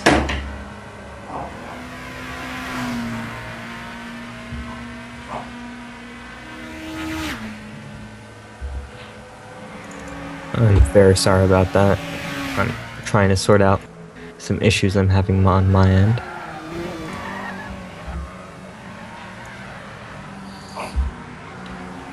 We all get those issues.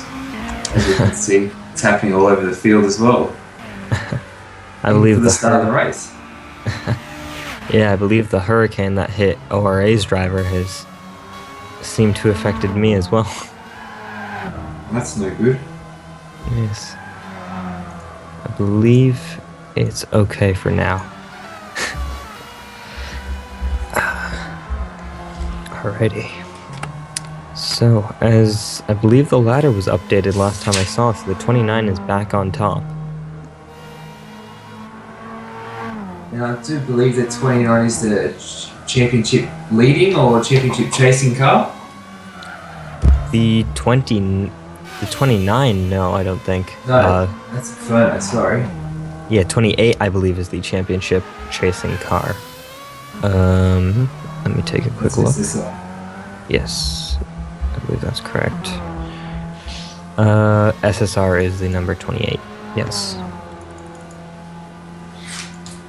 Got confused for a minute.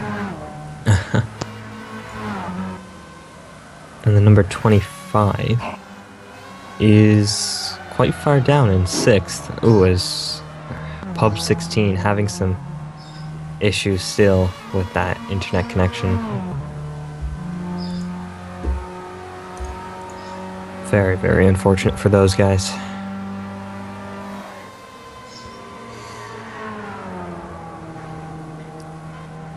Yeah, as I mentioned before, sadly, it's been the story of the year for pubs with connecting to races and trying to get along with it. So sometimes luck's just got to throw you a bone somewhere. Yeah.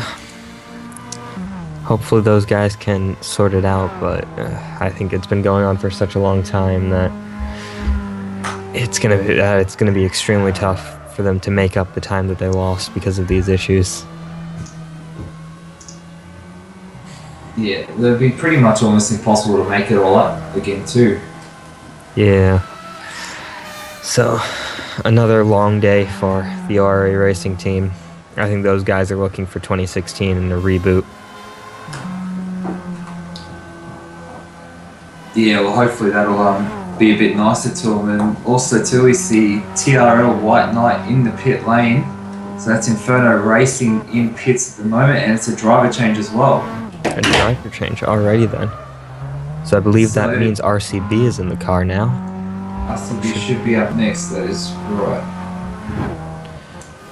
Yep, just like that. A very fast driver change at that, and that also can save you lots of time during your races, just having those really snap driver changes. You can save at least up to 10 seconds on your opposition just from having a really good time to change.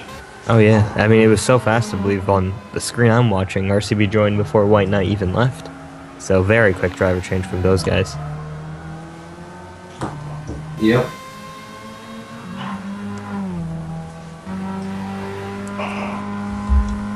Alright, and I believe GTP Dutchy or Kevin has just signed off.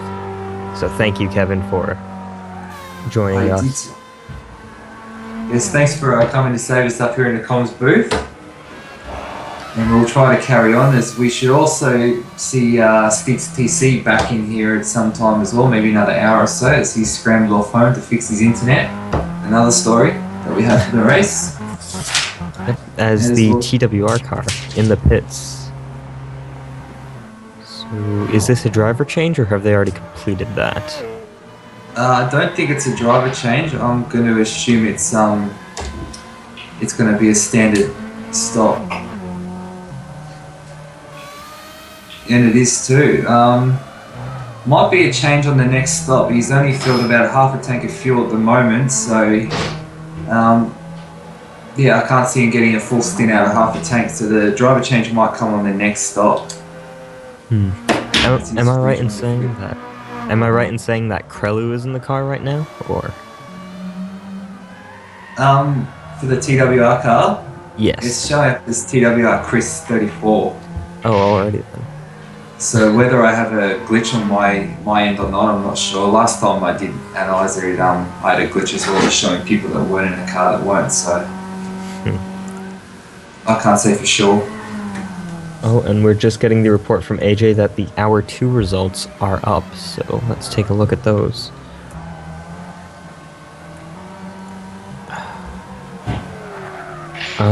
So, going down the order in GT500, Inferno Racing leads the way at the 2-hour mark, with a small lead, around 15 seconds, to SSR Motorsport at that point. Running in third place is the Wheel Racing team, so very good job from those guys, considering I believe they just got the car late this week.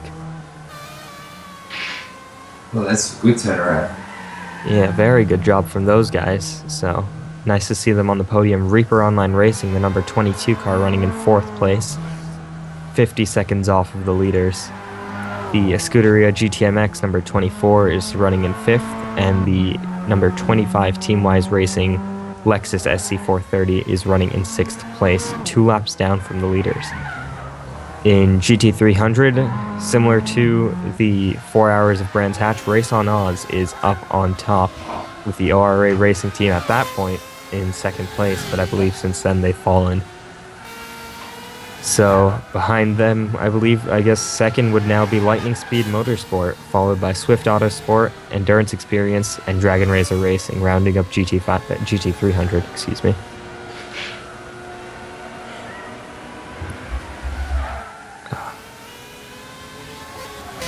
So as we're now watching the Endurance Experience, I believe Mazda RX-7.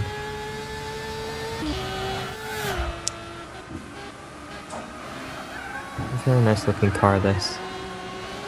It's a great handling car too. I really enjoy driving these RX-7s. They're very forgiving to the driver too, I find. They don't try to bite your head off with oversteer and whatnot. Very well balanced car. Those little rotaries, they go hard all day long. They sound amazing. Yeah, the rotary engine in this, yeah, it sounds very nice. I think all the GT300 cars I'd be happy driving here. That's true. They're all very, very stable, very quick little cars. Yeah, they can give the GT500 cars a bit of a ruffling up the feathers there. They're not so slow in the corners. It's just the advantage that GT500 cars have on the longer straights. They just storm right past. Yeah, actually, if there were rain this weekend, we could have possibly seen a GT300 car mixing it up with the GT500s with the back end of that group. Because the GT300 produce so much less torque and power that they can just get the power down out of the corner while putting in the same speed through the corners. So yeah, that's right. They have much better traction with the little GT300 cars. As we see, SSR Motorsports is looking to lap the number 64 and does it very cleanly. The 64 giving him plenty of space at the moment. It's always good to see the drivers looking out for each other. It means we have no cautions, no penalties, and everyone goes racing. Everyone has a good day. As the 29 now stuck behind the 64 though through the S's. Tough to get by slower traffic through there. So, though I mean, I don't think he lost too much time though, since the GT300 cars are able to carry similar speed. But he finally gets by, heading into the Degner curve.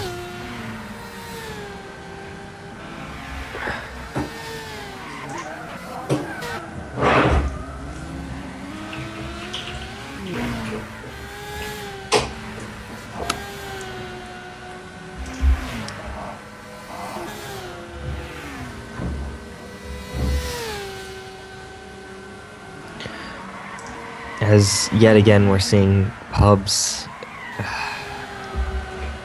trying to connect to the room. That it's really tough for those guys. Yeah, it's when do you throw in the white towel? When do you say do you race to get the points, or do you just say, look, we can't run the race? I mean, credit where credit's due. These guys have had these issues for at least 20 minutes now, and they're still trying. So, I mean, they've got fighting spirit, and they really want to get in this race. Just a shame that it's just not working out for it. Yeah. Really unfortunate for those guys.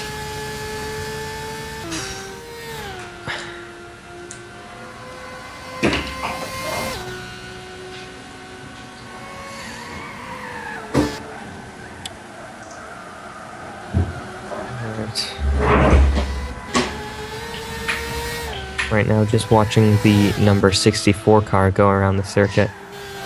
No cars really around them. No, he seems to have a bit of free breathing space at the moment, which is always comforting when you're in the lower class as well, and even when you're in the higher class too. You know, it's just it's always good to have a bit of free space. You can just concentrate on hitting your braking points, hitting your apexes. You're not worrying about trying to take someone else out, holding them up or whatnot. You're running your own race until something comes zooming up behind you very, very quickly. Yeah, it's very nice to have your clean air in these long races like this. And we have a pit stop for Skater as well. He's brought the Lexus in, the Dragon Razor Racing. Yeah, and that looks just to be a standard stop as well. That Lexus, actually, I believe, is the only MR car on the field, so mid-engined car. So, very interesting there, despite the road car being a front-engine car. I actually didn't know that about the GT300 car. Yeah, I was honestly surprised about it, too. It's a bit of info right there. And WTF Man is also just coming down pit lane as well. And that would be the Swift Autosport Subaru BRZ coming in, and I don't believe this is a driver change either. This just looks like a standard stop as well. Yeah, I think around this time is when I think what are the cars doing? Probably 40-minute stints. I'd say roughly. If they're really good with the loud pedal, they might be able to get a couple of extra laps in as well, because the tyre wear doesn't look that bad at all, to be honest. So they can do the distance on tyres, but it also depends. He came in with a fair bit of fuel on board as well, so I'm also might be predicting that a driver change might happen in the very near future. Oh, wait, no, he's left the room. Oh, WTF man's left the so- room. that's very interesting. Could it be a disconnection or just forgetting to write Yes. DC? I don't know. It's It'll just, be he's interesting. just gone. Was he in the Alright, pit lane when he disconnected, or? Yeah, I think he might have just exited. Interesting to see that because the 67 was running in. Oh no, wait, sorry. He was the 68 car. Running in second place in class, so that'll be a I very was like, tough loss. disconnect. Yeah, if it's a disconnect, that's very tough for those guys. And now we are looking at the Racing on Oz Racing Subaru BRZ as well, Yeah, which I'm not sure where they currently stand at the moment in the race. I think it's still believe- Mustafa at the wheel. um, Yes, it is. yeah. The Race on Oz team, these guys had a very good weekend at Brands Hatch, and I think coming into this weekend with the same driver lineup as well from that, and just showing how strong those two drivers are in their car setup as well. So they seem to be very comfortable with this car. Well, the Racing on Oz boys, they're not to be taken lightly. I've raced against Mustafa, or a few of these guys before, and they are right on the money. These guys, they're super quick, and they know exactly what they're doing. As we saw, WTF man just come onto the screen, so that was in fact a disconnection, I believe. So very tough for the number 68 car. Yeah, to give up that spot. So I believe that means the spot will be going to the 64. Second place will be going to the Endurance Experience car. So Oh, yes, the white Mazda. yes, it is. With the two Aussie drivers, and I'm not sure what nationality the other one is. I don't know that flag. My apologies. I believe that is Portugal. Oh, yeah, So- Portuguese driver. I believe that could be, yes. Yeah, so the Aussies leading the way though. Yeah, we have some good people in there. Yeah. Although I see a lot of good drivers around from everywhere, from the States, from the UK to even France. The TWR guys are quite quick in their own rights as well. Yeah. So that's what I like about the GTPlanet Endurance Series, is that we get drivers all over the world coming along and racing against everyone. It's really great to see. Really a lot of fun. I love it. Yeah, it's great racing from against guys from other countries. We're on board with the Canadian team, the Dragon Razor Racing car, the number 61 Lexus. These guys, I believe that's Skater 913 behind the wheel right now. Yep, that's correct. Yep, and they actually have their platinum driver, I believe, on the way to Bomb 330. So Ooh. I expect a driver change from those guys coming up very soon to give him as much track time as possible. And I'd also expect to see the lap times for this class just get demolished by De Bomb as well. As we've seen in almost every car that he gets in and races, he just destroys the whole field. Oh yeah, most definitely. He's a very fast. Oh, extremely. Yeah. And then you watch the YouTube comments light up as soon as they hear De Bomb's coming. Everyone all goes nuts. De Bomb is coming.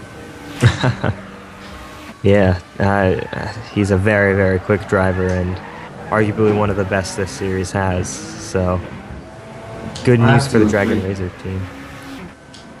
Also, too, looks to be some GT500 traffic coming up behind Skater. The SSR car is just put a move on, as well as it looks like the Inferno Racing car is also trying to catch the SSR car too. So is this battle for position?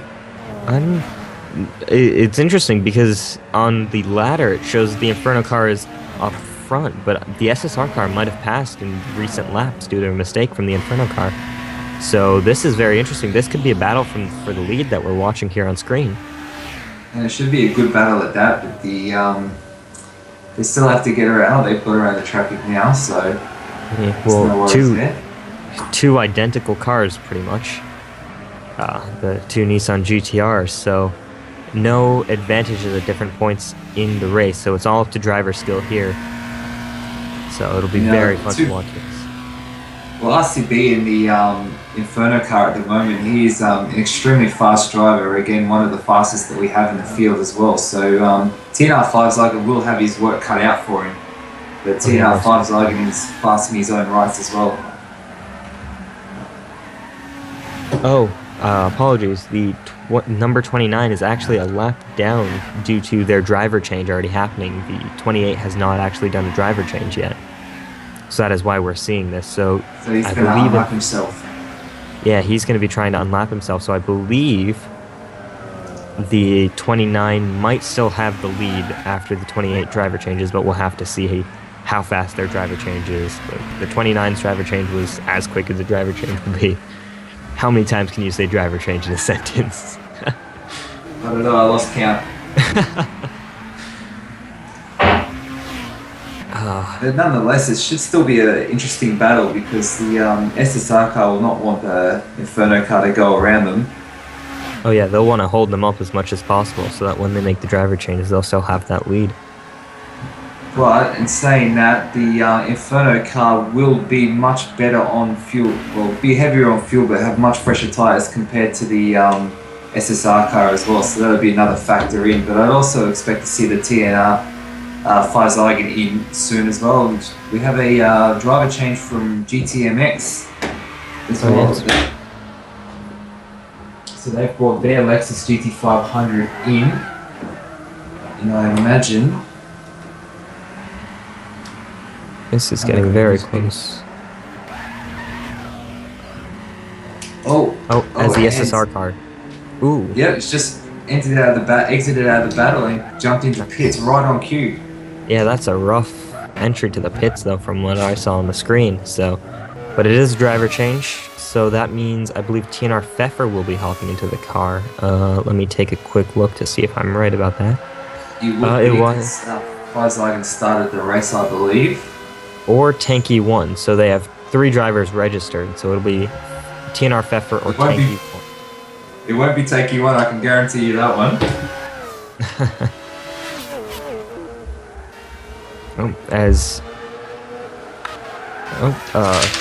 Another very close driver change for the GTMX team. That was very fast. Yeah, very, very quick. And not as fast for the SSR car, but still a very quick driver change there. Yeah, they needed to get out of that battle, otherwise they would have lost more time. Yeah, you could tell RCB had closed up massive amounts on that lap alone before the SSR car boxed, so yeah, it'll be interesting to see where they are on track. Do you have confirmation on where the number 29 is compared to the 28? The 28 has not entered pit lane at the moment. Oh wait, it's still showing his fly's icon, so I've got a nice little glitch going on here.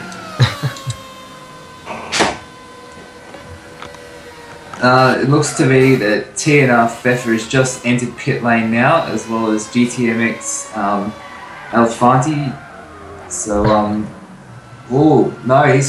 Pfeffer came out ahead of RCB. Oh, really? Yeah, so it looks to me at the moment the SSR car has maintained its track position over the Inferno racing car. Alright, so this will be very interesting to see now, the battle for the lead. How close are they on track? I would say... I'll tell you in 1 second. Alright. Pfeffer is just coming through Dunlop, entering Degner, and RCB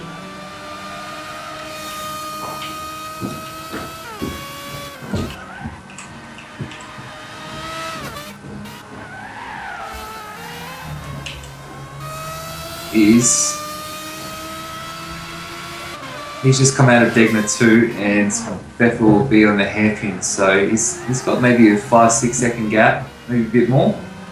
Alright, so this will be fairly close between those guys. So it'll be very interesting to see. I believe RCB though also has the Reaper Racing and the GTMX car in between himself and the SSR car, so... yes, the GTMX car did get out in front of him as well.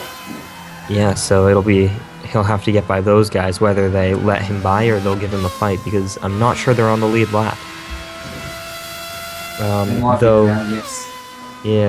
Though AJ has just informed us that the number 62, which I believe is the ORA Racing team, yes it is, has officially retired from the race. That's tough for those guys. Oh, and the number 24 has a penalty. That is the Escuderia GTMX. I believe that was their driver change, because I did see their second driver come in significantly earlier than their driver who was switching out. Well, that takes them out the way of Inferno for their charge for the SSR car. Yeah, so now it's just the Reaper Racing car in between themselves and the SSR car, so... Should be very interesting. Now, we're watching now the... which is that the TWR car? Yes, oh no, Reaper Online Racing at the moment. Enjoying a bit of free track space at the moment. We have, it is Glenn Ailes at the wheel of that car at the moment. And they currently sit, it's showing at the moment in third place. And there we go, driver change too quick. I believe the SSR car has also put a GT300 car in between himself and RCB along with the Reaper Racing car, so... making progress, and it'll be very interesting to see, because if I remember correctly, Pfeffer and RCB are very similar on pace, so... RCB's going to have a tough job closing that gap.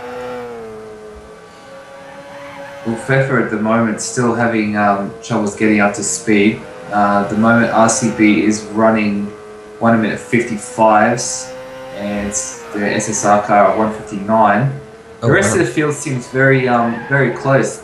We've got Glenn Ailes doing a 156.1, TWR Chris 156.4, Chris doing a 156.9, and TNR Pfeffer has just done his personal best with a 155.3, just slightly ahead of. So he's already up to speed at the moment, and he also holds the best lap of the field at the moment as well. Oh wow! So yeah, the SSR car going fast, and right now in the hot seat for this GT500 championship. Well, it's going to be a battle. Hopefully, it goes right down to the end as well. It'll be really great racing for us to all see. Yeah, it will be very interesting, because the driver change as well between Inferno and SSR was slightly staggered, so it'll be interesting to see how they play their strategies. I didn't see when the Reaper car came in for its driver change, did you? I don't recall it, no. I seem to have missed that. They might not have done their driver change yet. We're just approaching the halfway mark now with 2 minutes to go, so... He's also just ahead of RCB as well. He's almost down to a quarter tank of fuel, so I dare say he's... oh! Here's a game changer, 28 penalty. Oh. It's a penalty for the 28, driver change. Driver change too quick. That's going to be a 1 minute hold. Very interesting. So that's going to give the lead back to the number 29 car. That's very interesting, because on my screen it showed the number 28, the driver change was much slower than what you would have from something like GTMX. So, or even Inferno Racing. So very interesting to see what happened there. So it might just be maybe lag from the stream from GTP TV. That's very interesting. Well, that's a game changer right there. So now he's got another 3 hours left to eat back into that and try and do his gains. But that's going to be a hard gap to make up. Yeah, it is. Like I was saying, RCB and Pfeffer are very similar on pace, so it's gonna be interesting to see if Pfeffer can close that gap. Well, I just looked back on in the room there. It shows that Pfeffer joined after Feizeigen left the room. On my end, anyway. So that's very sad. Sorry, I missed that. Sorry. I just went back to have a look at the chat box. It's shown that Pfeffer entered after Feizeigen showed leaving the box. So yeah, it's interesting. AJ might have seen something different on his screen, so I'm not 100%. All that, the endurance experience car came in. The Mazda took its pit stop. I was expecting a driver change, but they're obviously running their strategy, so they've come in and gone. Now, funnily enough, this race is being led by a team that is not even in the championship by a long shot. So, Inferno Racing really just here to mess up everyone else, I guess. Well, they seem to be doing that at the moment. They're fighting big battles. And just looking on the YouTube chat there, people not happy about that. Yeah. But nonetheless, sorry. Oh no, sorry, I'm just reading what they were saying. Some people were saying it must be the 29. So Yeah, I've just seen that. it'll be interesting to The see. damage has been done. The 28's come in and Glenhouse has come in, so that's the... Is that Reaper? Yeah, Reaper Online Racing in pits as well. I don't believe that's a driver change. I don't believe, as he sets going again. Yes, it'll be interesting to see what was the deal with that, because I never saw an issue from the SSR camp about the driver change, so... No, me either. And we also see Mustafa in as well for the Racing on Oz. So GT300 traffic coming in for what looks to be just very smooth scheduled pit stops, as well as the penalties going on. There's lots going on in pit lane in the last 2 minutes. Yeah, pit lane's been fairly busy, around the 3-hour mark, so halfway point in the race. And do we have a 3-hour update? I do not believe we have one just as yet, seeing as we just passed the 3-minute mark, 3-hour mark. I can't talk today. Yeah, I assume we should hopefully get one within the next 15 minutes. Hopefully. Race control is very busy at the moment. Yeah. Sorting out penalties and whatnot. Yeah, exactly. This whole confusion with the 28 and 29. The Reaper Online Racing cars just on cold tyres. They're having a nice bit of a slide around the Spoon complex. It'll be a wet seat moment for him, I'm sure. Yeah, Spoon is not a place where you want to lose that car. You want it to be as grippy as possible. But cold tyres is always going to do that too if you're not too careful. You need to give the car some nice smooth inputs, but he kept it sliding nice well. He must have been taking lessons from Pasm. If you watched his 12-hour Japan race there in the wet, he was just drifting like the D1 GP. It was quite impressive. I should take a look at that. Oh, it was great. Still, got more people commenting about the penalty given to the 28, which a lot of people are saying should have been given to the 29. What can really be done about this now? Do you penalise the other car? You can't really give back the minute to the SSR squad.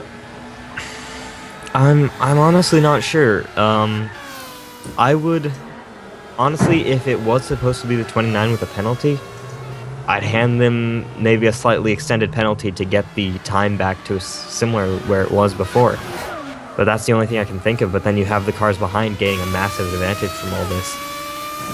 That's great. So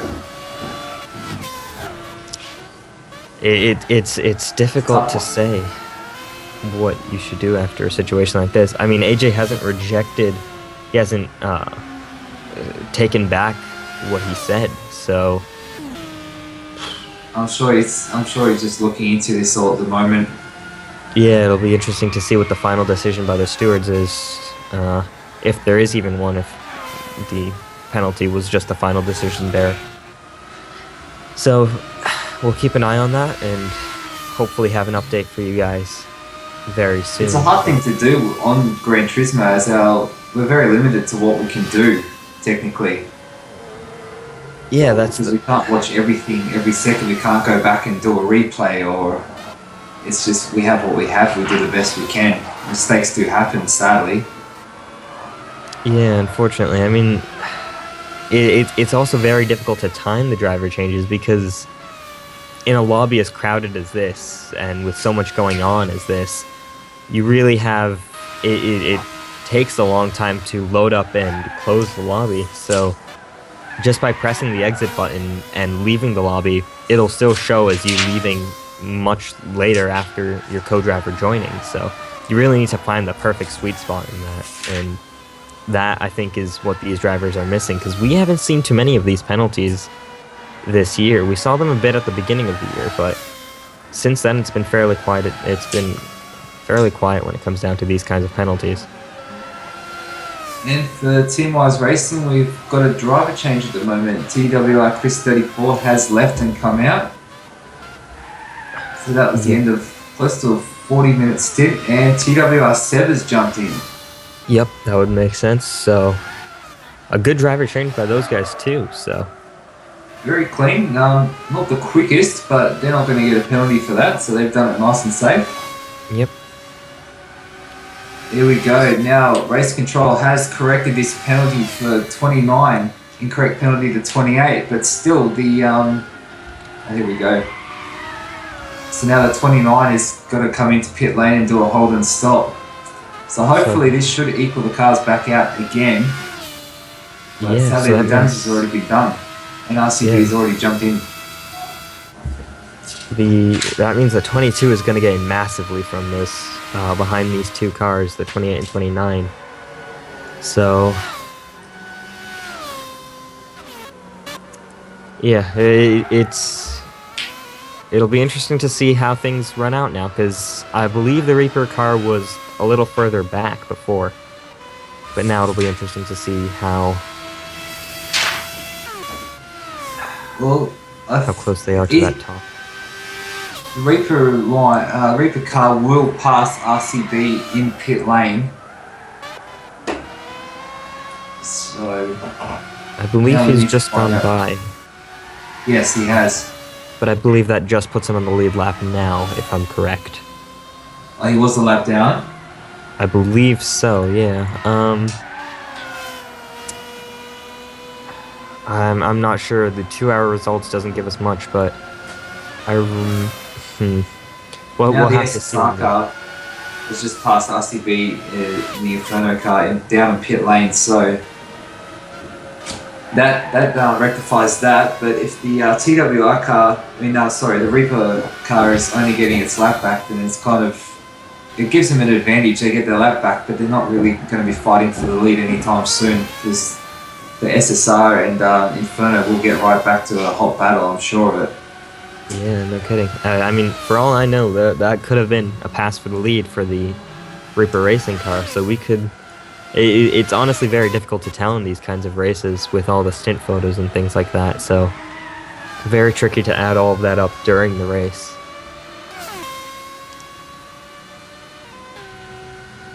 Okay, GTP Kane staying there 2 or 3 laps down. Okay, yeah, I remember reading that, I believe, on the YouTube chat, yeah. So... 22 penalty, correction for 28 penalty, pit and hold at the end of this lap as well. Oh, interesting. Why does the 22 have a penalty? The 22 now? Yes. I don't recall so them. The top 3 cars have all been called for penalty in the last 3 laps. And he's come in and served that as well. Glenn Ellis is now in the pit lane. Yes, he is. That's very interesting. I'm confused. Yeah, I'm very confused about what's going on because I don't think the Reaper car has done a driver change as yet, have they? I think when I jumped in, R. Clark was in. Now it's showing me as Glenn Ailes, but I've somehow missed the driver change. Yeah, I seem to have missed that too. So that must have happened a while ago, and interesting to see that that penalty wasn't given to them earlier. So a lot of penalties being handed out in these past few minutes. And we have Midweek Motorsports saying, is it everyone getting a penalty for lap compensation? I believe that could be it. Yes, I think I think they're equalizing the field for GT500. That's the way to set things right. Yeah, very interesting thing there. As we're now back to the action with GT300 after all that craziness in the 500 field. We're watching the race slow car on track. Ooh, now sector 2. Going back to green. Oh, there we go. Oh, Chris in limp home mode. Oh dear. That's the Wheel Racing team. I believe that's the number 23 car. Yes, it is. So that's tough for those guys. He's got all over the place. He's got right rear damage, and he's just made it into pit lane, bouncing off the walls. This might not have hurt him too badly. He might have been ready to come for pit stop, considering where his fuel and tyres are. So this might have happened. Oh, he's got his lap compensation penalty as the race on Oz car gets very, very messy out of the exit of Degner 2. Okay, they're also conducting a driver change, so very interesting. So it might have worked out well for them. Yeah.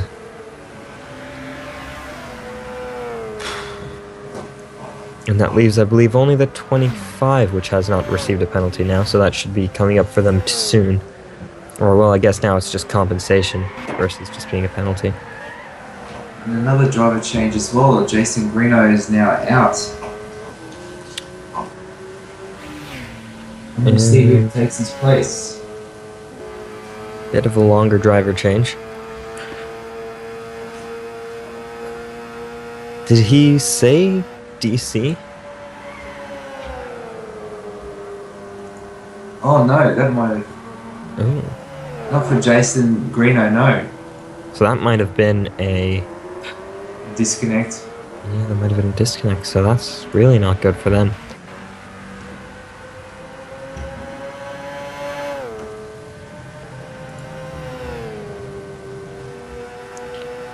This is proving to be a long stop for Chris W265. He has not left pit lane yet, although he has stopped in DC.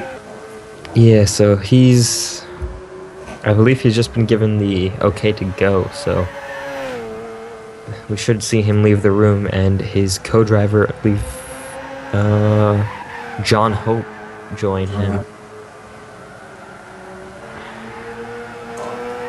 Yeah, hectic 15 minutes we've had here since the 3-hour mark.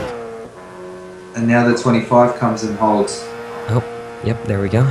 Correction for the penalty to 28. Wow, so... a lot going on. a lot going on, yeah. Using race control.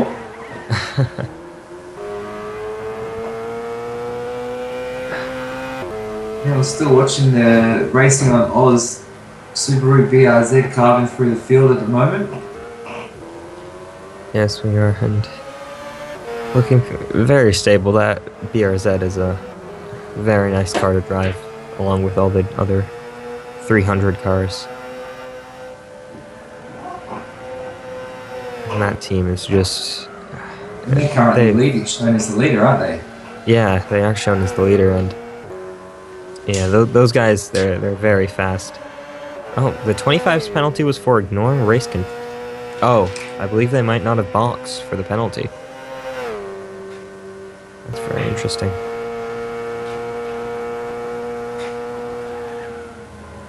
So it'll be interesting to see what happens to those guys. We'll find out soon enough, I'm sure. Yeah. And Mustafa here is, so far it's got a nice bit of clean track, although something may be coming up behind. Just Jason Greno's rejoined the room again. So that must have been a DC for him. That's very tough. He is driving the Lightning Speed Motorsport number 65. So those guys were running 4th in class, according to the ladder at least. So that's tough for those guys. That's a shame. Yeah.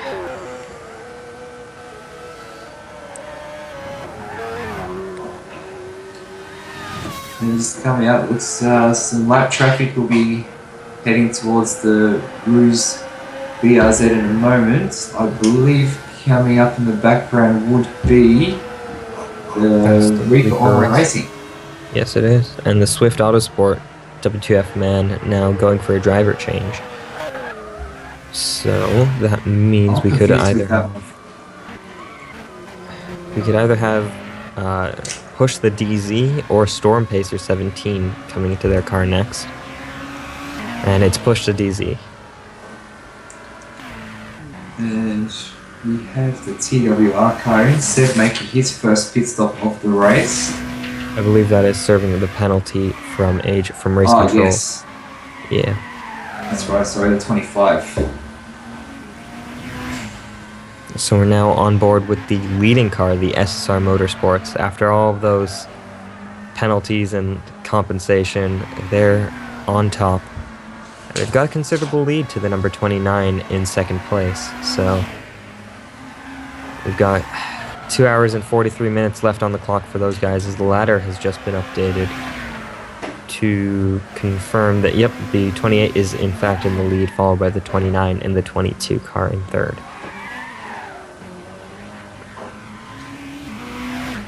And it is a very, very big gap at the moment. TNR Pfeffer entering the complex of the hairpin, whilst RCB is making his way through the S's. Oh wow! That's quite a gap. Yeah, much larger than it was before that. So yeah, Inferno Racing lost quite a bit of time from that. So.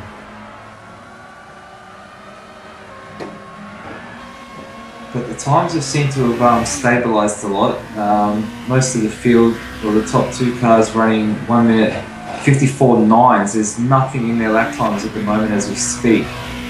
And only one car, the Glen Ales, running in the 55.9s, and then again the last two cars, GTMX and TWR Sev, running 156s. So the field's very equalised.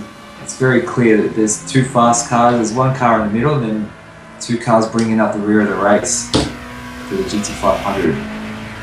Yeah. And the 24. Time correction. This is very interesting. All this stuff going on right now. The 24 is the Scuderia car. Now, they've been very quiet. We haven't had too much to say about these fellas, sadly. There's been so much else going on. Yeah, I mean, I think, if I remember, the Scuderia team has always been a very quiet team. Even in LMP1, we saw them just slowly working their way through the field while we'd be talking about everyone else. Sometimes it's not a bad way to be, to move very quietly. Oh yeah, most definitely. Because while everyone else is focusing over here, there's something going on the other side, and before you know it, you can actually make a move without someone realising that you've just come up to attack. Yeah.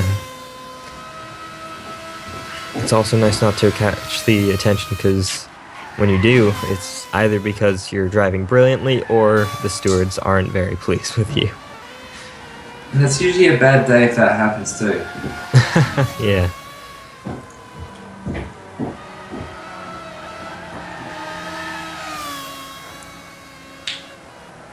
Now we're back to the Reaper Online Racing car. Just making its way down in through the S's, and the 24's now been released.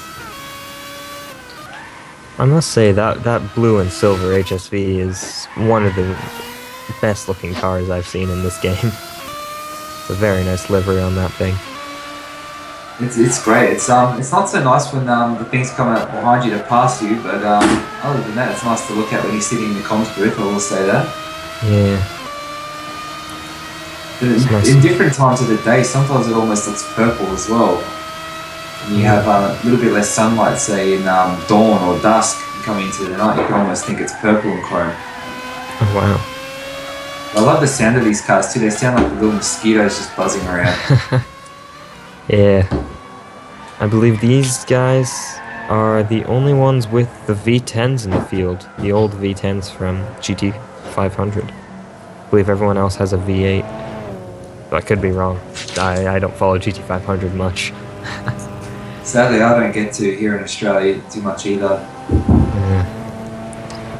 And now we're watching the Dragon Razor car, the number 61.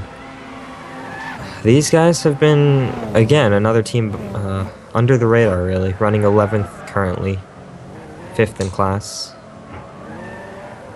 I don't think having the best of days. I know they're a fairly quick group of guys, but seem to have run into some bad luck, I guess.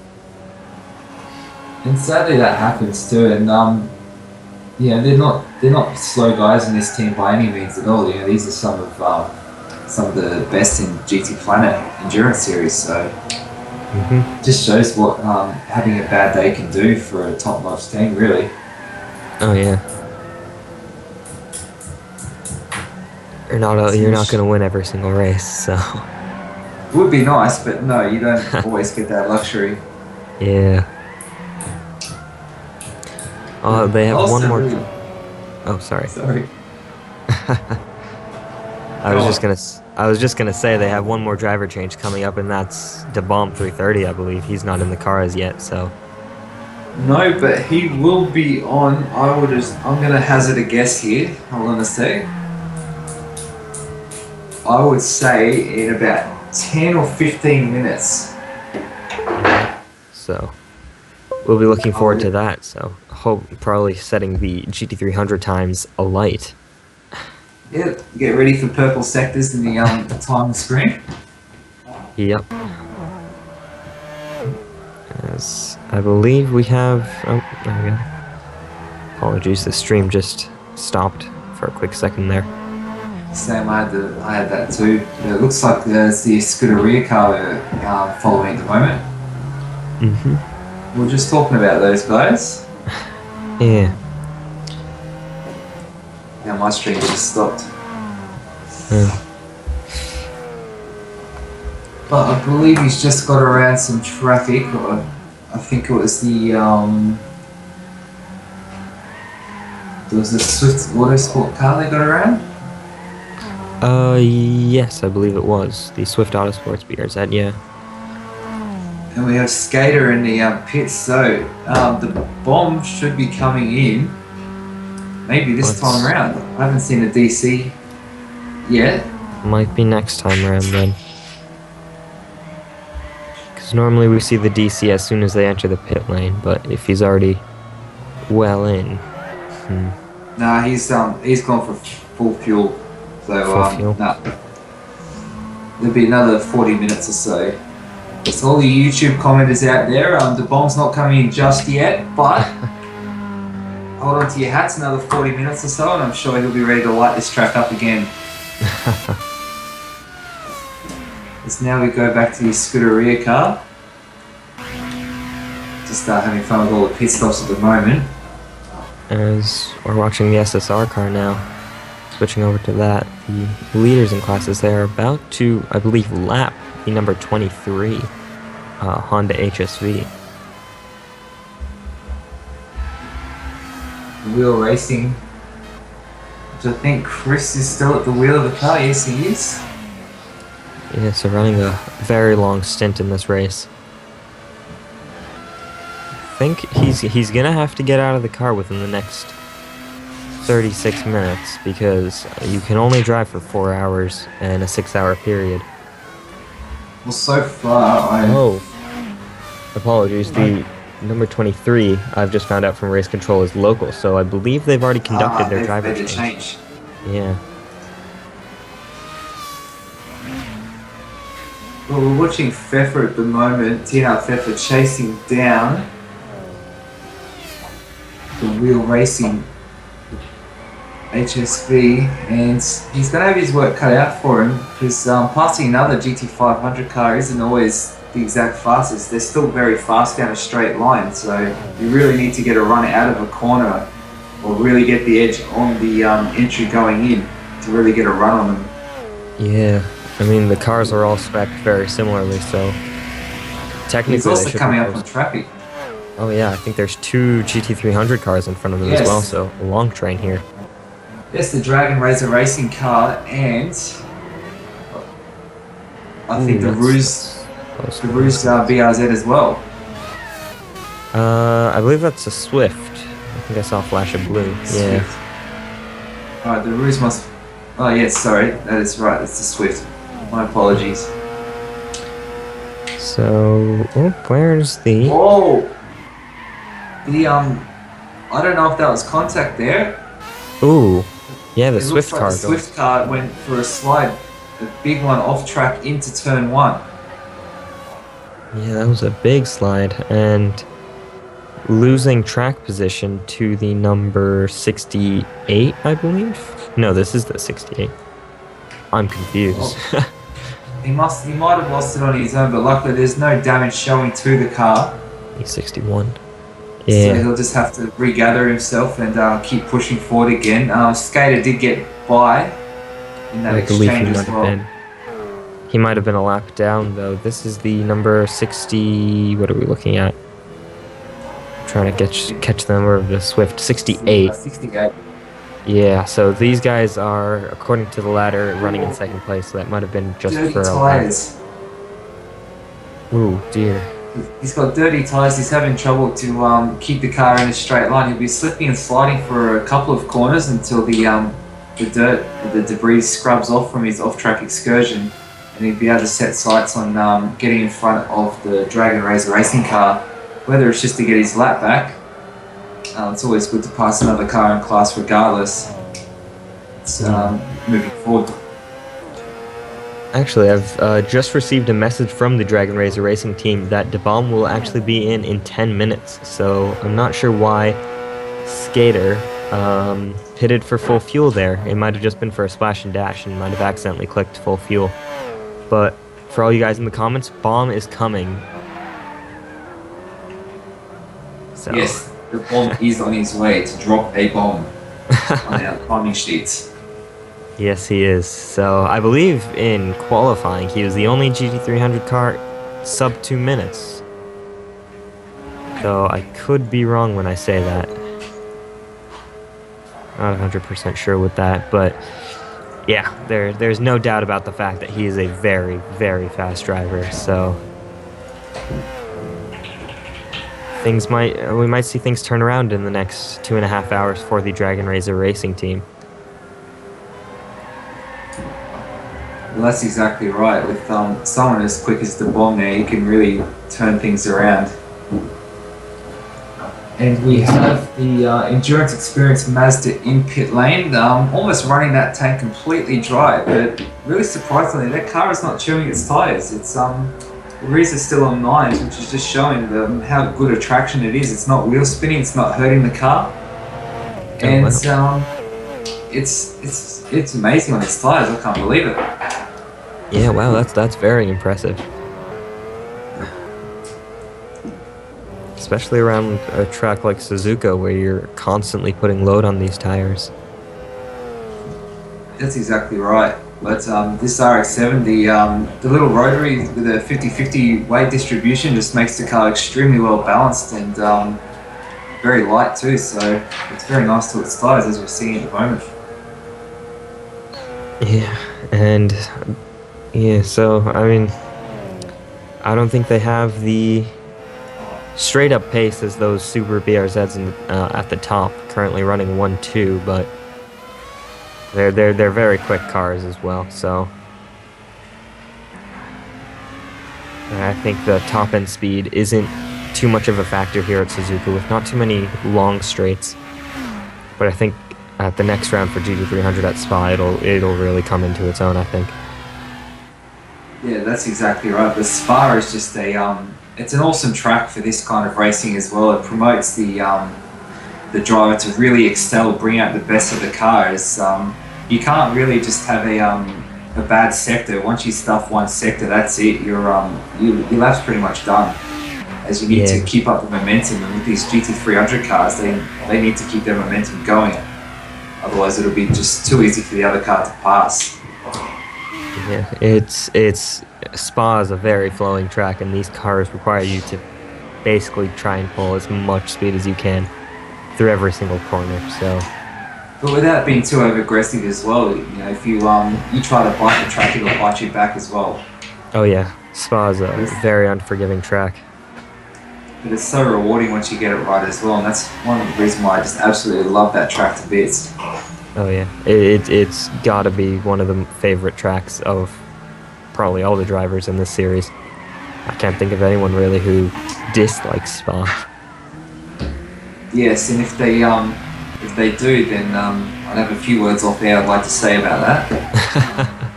It's just one of those cars, one of those tracks you just can't really hate, just to watch and to race.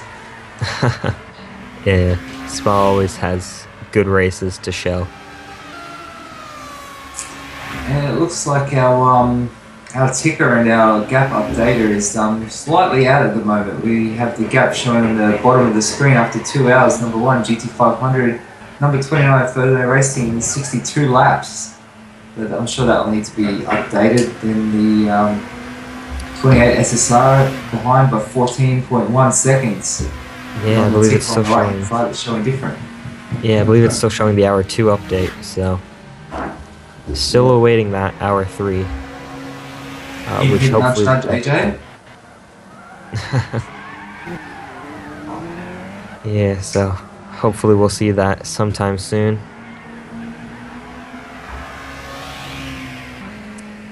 Ooh, and that gap looks even bigger and bigger between the Inferno car and the SSR car as well. I would hazard maybe 30 seconds. Yeah, so things are looking pretty good for the SSR car right now.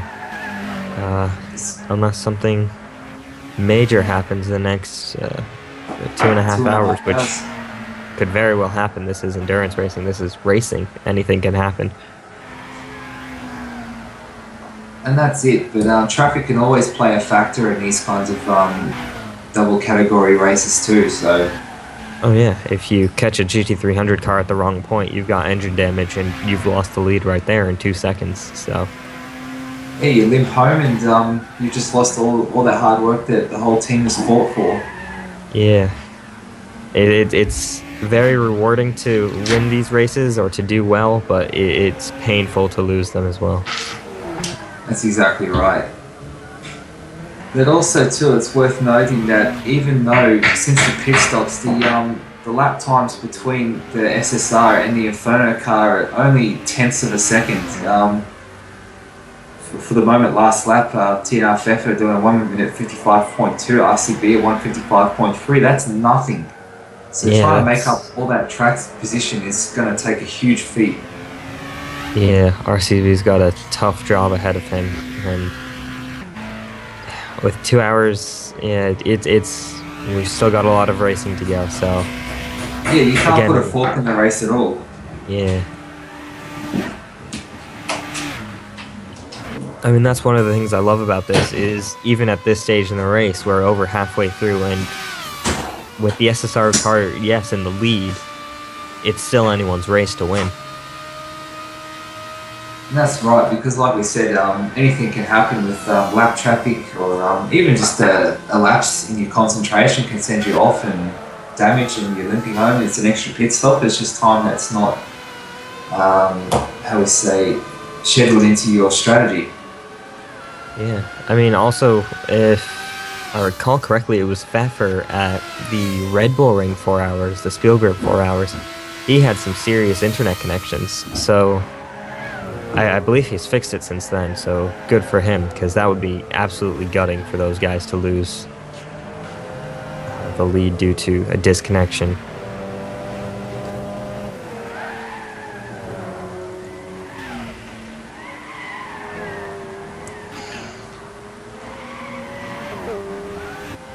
Alright, so now everything seems to be very equalized.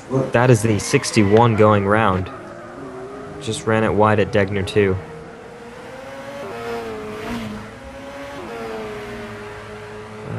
That's tough for those guys.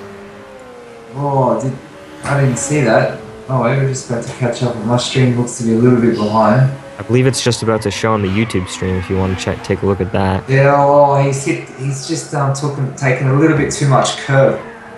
And as we're talking about, he's only just missed the Inferno car as well, so that could have been another game changer if another traffic has just gone for a spin and could have easily taken out the second place car. Yeah, so again, that's the thing with multi-class racing. Anything can happen. As we just saw. Yeah, very close instant for the number 29 car and the number 61. There's no damage to the 61, so I'm sure it's just a bit of his pride that's gone out the window, as well as his rear tyres. Yeah, a bit of confidence too. Yes, but these guys are good enough. They'll get back on with what they're doing.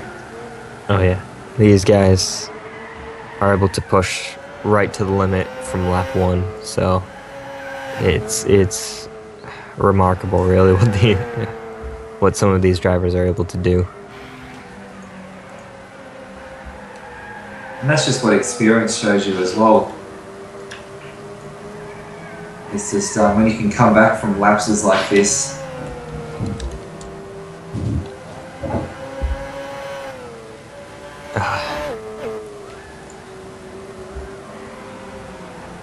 As I believe, yeah, this is the Swift Autosport car again, and just some clean air with the number 29 just going by. So a nice thing to have in this, Suzuka being a pretty long track, giving the cars a lot of extra space.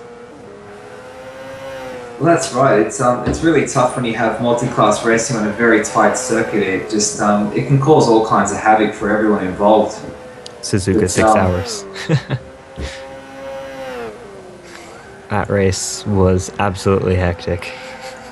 I missed that one. Yeah, I believe it was absolutely. It was completely drenched, and so you had P2 cars fighting with P1 cars and spinning and crashing, and it was very interesting. Oh, sounds like it. Also, just seeing on the YouTube chat, 4 minutes for the bomb. Oh boy. Yes. So get ready, people. The bomb is coming. Yeah, the bomb on his way. So hopefully he'll be able to. Hopefully for the DRR guys, he'll be able to pull them out of the 11th place that they're in right now, and maybe gain some time on the guys in front. But I believe they had a penalty at the start of the race, so they've got a lot. Dragon Racer racing car is in pit lane. It's already cut for you there. Oh. DC, there we go. So, all right, people, the bomb is here. He's coming. All right. Oh, that's. Oh, yep. Glenn Owls as well as TWR. Yeah, a big mistake through 130R, and I believe that's engine damage for those guys. So we have 2 driver change coming up. 2 driver changes. We have. Oh, as the TWR does not go into the pit, so must not have collected damage. It's got no damage. Okay. Might just look tougher on the... And here we go. The Bomb 330 has just joined the room. Prepare for purple on the lap times. Here we go. Look at the YouTube commenters already going off about it. Keep it going, guys. We'd love to see this enthusiasm up here. Great to see you guys backing people. Now we have 2 driver changes. The Bomb and Glenn Hours is out of the car for the Reaper Online Racing as well. I don't think we've seen their second driver come in. As Kane just comes into the lobby as I say that, so there we go. That is another very, very fast driver. I raced against him in the 12 Hours of Japan, and he's seriously quick. Yeah. This is going to be very, very... this is going to be interesting. Oh yeah.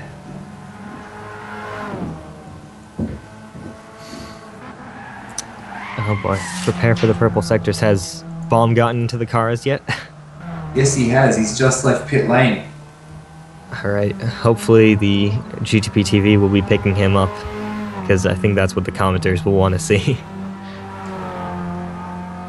Purple sectors everywhere. Everyone's already going off. Good stuff, people. Now, GTP Kane has just also entered pit lane, so I expect him to do some damage in his respective class as well. But right now, we're still riding with TWR. And here he is, the Bomb 330 on the screen.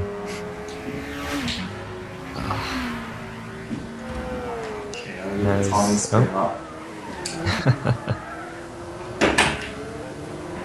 So we switch back to the Inferno Racing car running at the top of the order. That gap is still not cool. Okay, the TNR Pfeffer must have had a little bit of problem with traffic there, as his last lap was a 157. RCB doing a 155.6, so that's just given away a few seconds, and his last lap, he's just past the start-finish line, is a 56, so RCB in the Inferno car is making ground at the moment on the SSR GTR, but there's still a huge gap in between both those two cars. Yeah, this is getting interesting here. Already sectors for the Bomb going green, not purple as yet. Well, I don't think we're going to see him purple against the... I don't think we're going to see him going purple against the GT500 guys, but... Yeah, well, he's green, so he's doing his thing. As well as Kane following closely behind in sector times relative, although his first sector time will be much quicker as in a different class, but middle sectors is not too far off. Oh, wow. Very interesting.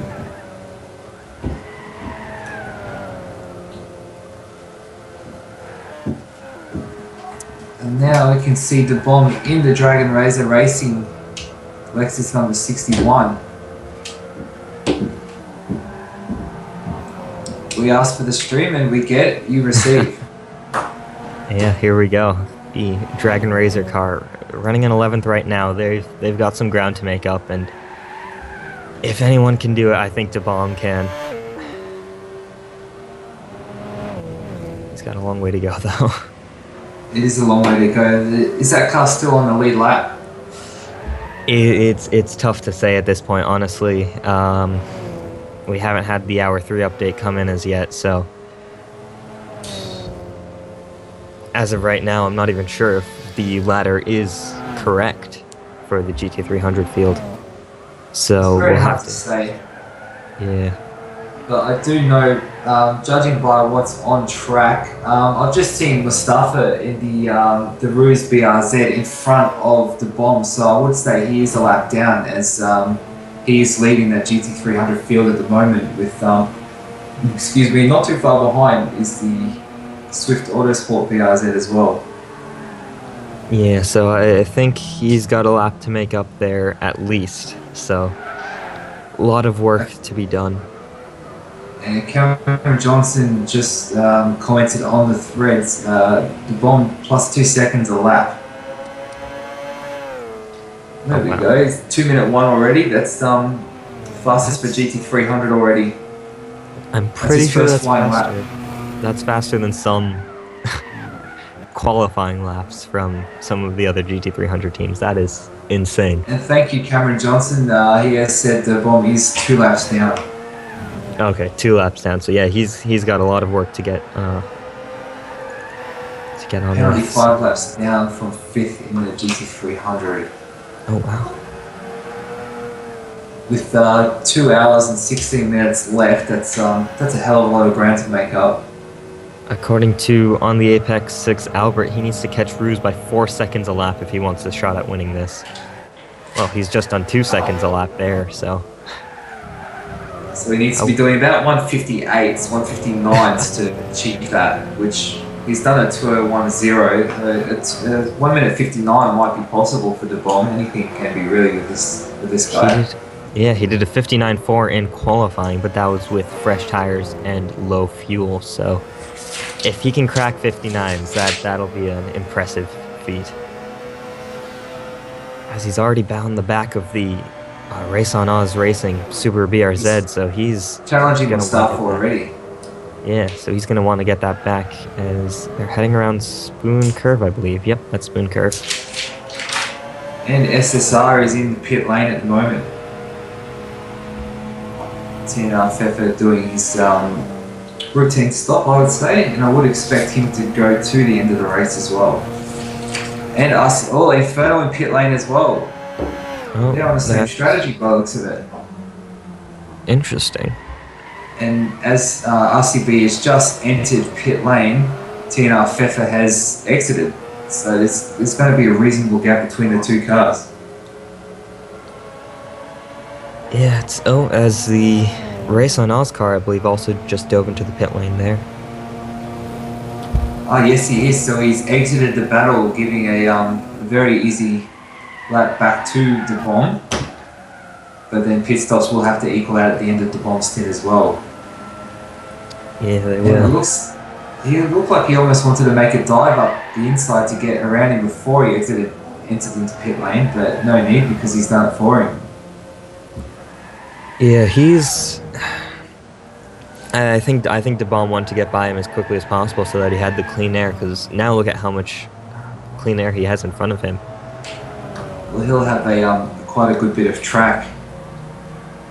Yeah, so But expect that some lap green held him tires. up. He did a 2:04, so that was quite painful. But he did the right thing. He didn't just shove his nose down the inside of the Ruse car.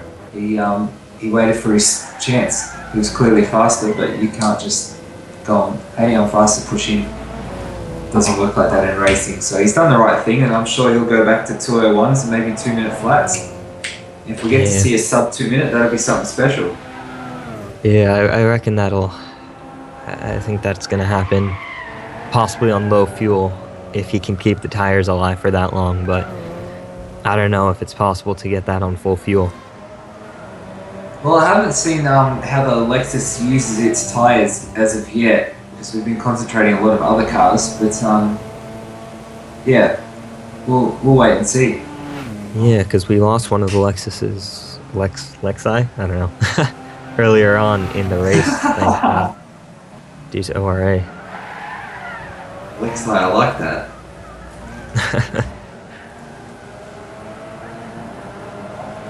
Well, he's really pushing hard at the moment. And do we have a lap update for that last lap from DeBomb? That was the 2:01.4. He's lighting up a green sector, so I imagine he's going to go quicker again. Wow. That's, yeah. Very fast. And I believe that is a 500 car coming up behind him. I just caught a glimpse of it, so yes, it is. That is the number 29 Inferno Racing. Yeah. So, all right.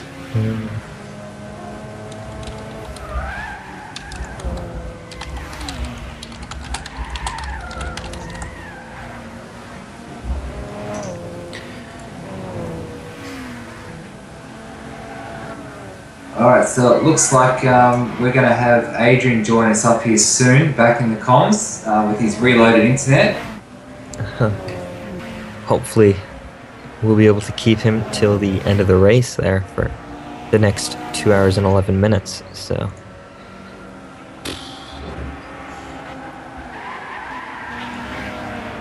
as DeBomb makes way for the number 29. And again, I love it. I love seeing this kind of thing. Just the lower class not hindering their own race, but giving way to the other classes. We all have our own races to run at the same time. But when you have loads of track space, no one in front or behind, it's very good and very courteous. I love seeing this kind of sportsmanship as we see the Inferno car flashing his lights. Yep. But it gets it done nice and cleanly. Yeah, and now joining us is Adrian Poy himself. Adrian, are you with us? I am indeed back, now with better internet. Alrighty, here we go. Well done. I'm going full John Hindor here in my garage, standing up and pacing around as I look at all the data because I don't have a seat that fits my bench. Well, be prepared to stand for 2 hours. It beats sitting down in the car for the 90 minutes up and 90 minutes back again. Jeez. Alright, so we have Mr. Sticks TC, aka John Heindel for GTP Radio at the moment. And we'll get on with this at the moment. What do you want to drink? You mean the newly crowned Lags DC, according to the chat Yes. before I left? I saw a few of those comments. Yeah. I'll make sure to have that account ready to go for commentary at Spa, so I can appear in the room as Lags DC. Anyway. Alright, what did I miss in the last hour and a half, guys? A lot Penalties. of penalties. Yeah. Ooh, okay. Penalty issued out to the 29 of Infernal Racing, sorry, and it was given to the 28, so then Race Control had to equalise the whole GT5 field one by one, just penalty. Wow! Penalty. So What was it the- really put a what was spanner in the- the works. What was the penalty for?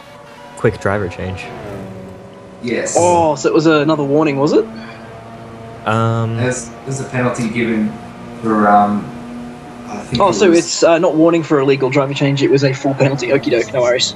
Yeah. Yes. That's not been a very... Infernal got given a penalty where they weren't. SSR were given the penalty where they weren't supposed to get. So then Race Control penalised the Inferno car and then brought every other car in to equalise the field.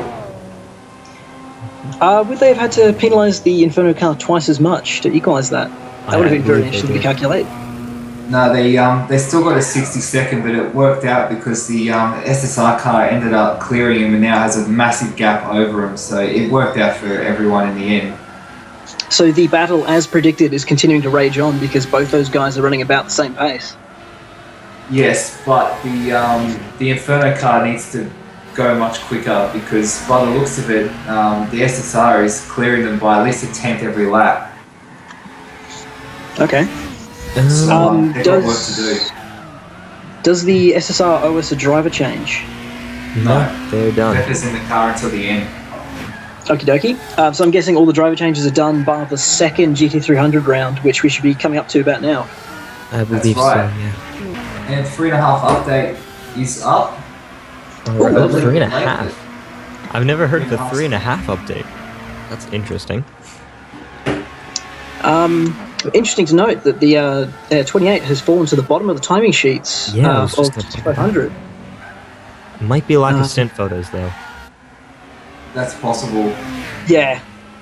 because Yeah, I haven't seen anything happen on the timing here, live timing. Yeah. According to the 3.5 hour update, though, everyone was a lap down from the. No, okay, they were just much further back from the Inferno car. So interesting to see what happened then. So yeah, I think the SSR car is definitely leading. So I think it's a lack of stint photos from possibly TNR5 Ziggin, maybe just forgetting to post his photos after his stint. Yeah. Yeah, I would agree with that one too. We can only hope he hasn't lost one and which will ruin a great battle for the lead. Yeah. But them's Hopefully. the breaks, you know. You gotta get the 1%ers, the really basics down before you can go about winning races, and that's brought people unstuck before. And you know, speed isn't everything. Yeah, that's very true. So GT300, it looks like Dragon Razor have come out of last place, but Ruse is still leading that. Yeah, Well, Ruse have- Mustafa has a great lead in that class. Yeah, they look but- like they were dominant again, like in Brand Thatch. Sorry, Kevin.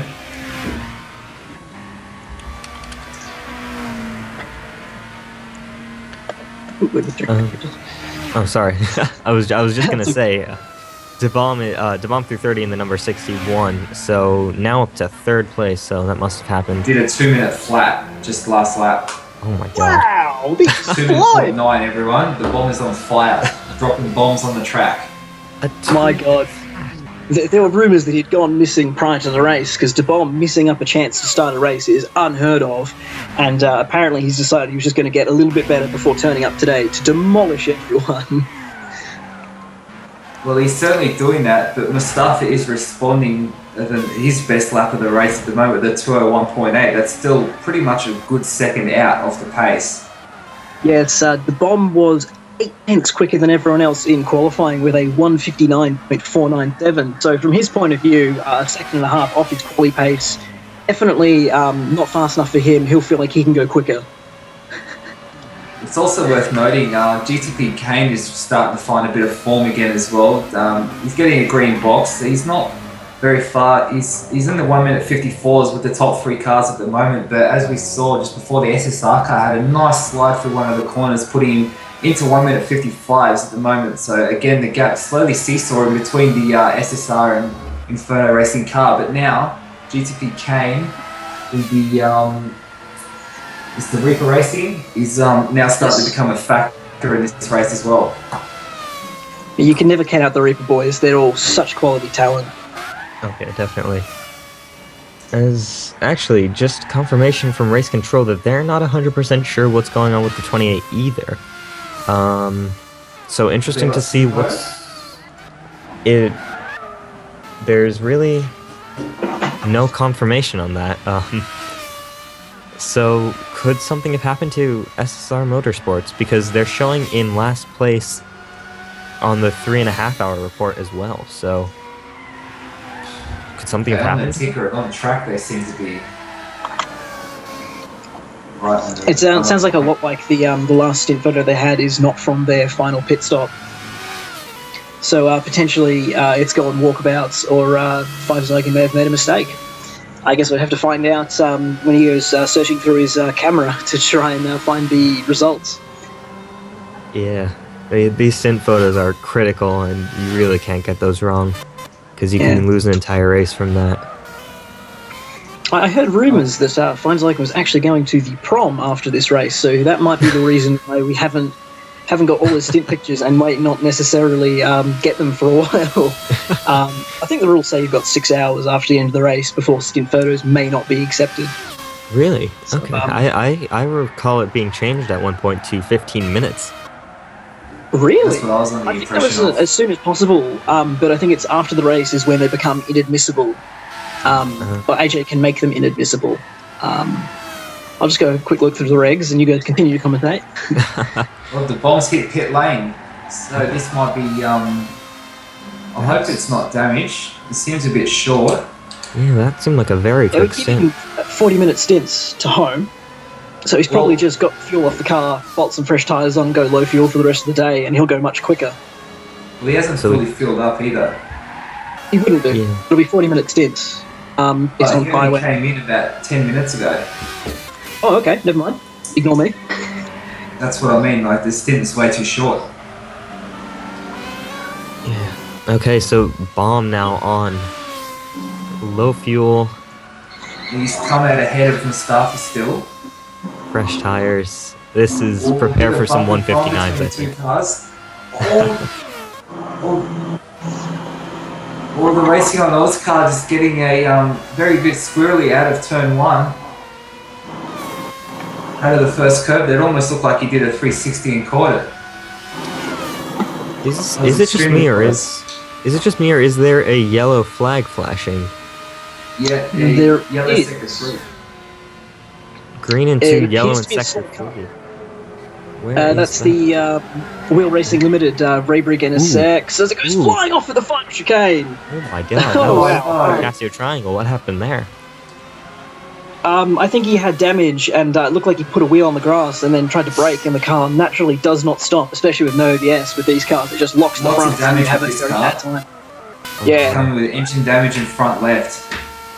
That's yeah. I tough. think he's had an incident coming out of Spoon because we saw the yellow stuff for Sector 2 and then it becomes Sector 3, so that would explain a slow car for the back half of the second sector. that might not work out too bad for them. That looked like a pretty hard hit for It's the not stint. So, Rule 4.1.e says drivers should upload their stint photos as soon as possible after leaving the lobby.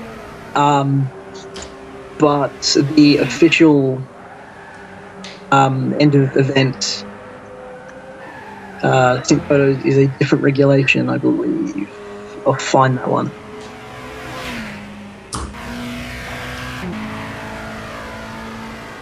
Now we seem to be back at the SSR GTR at the moment.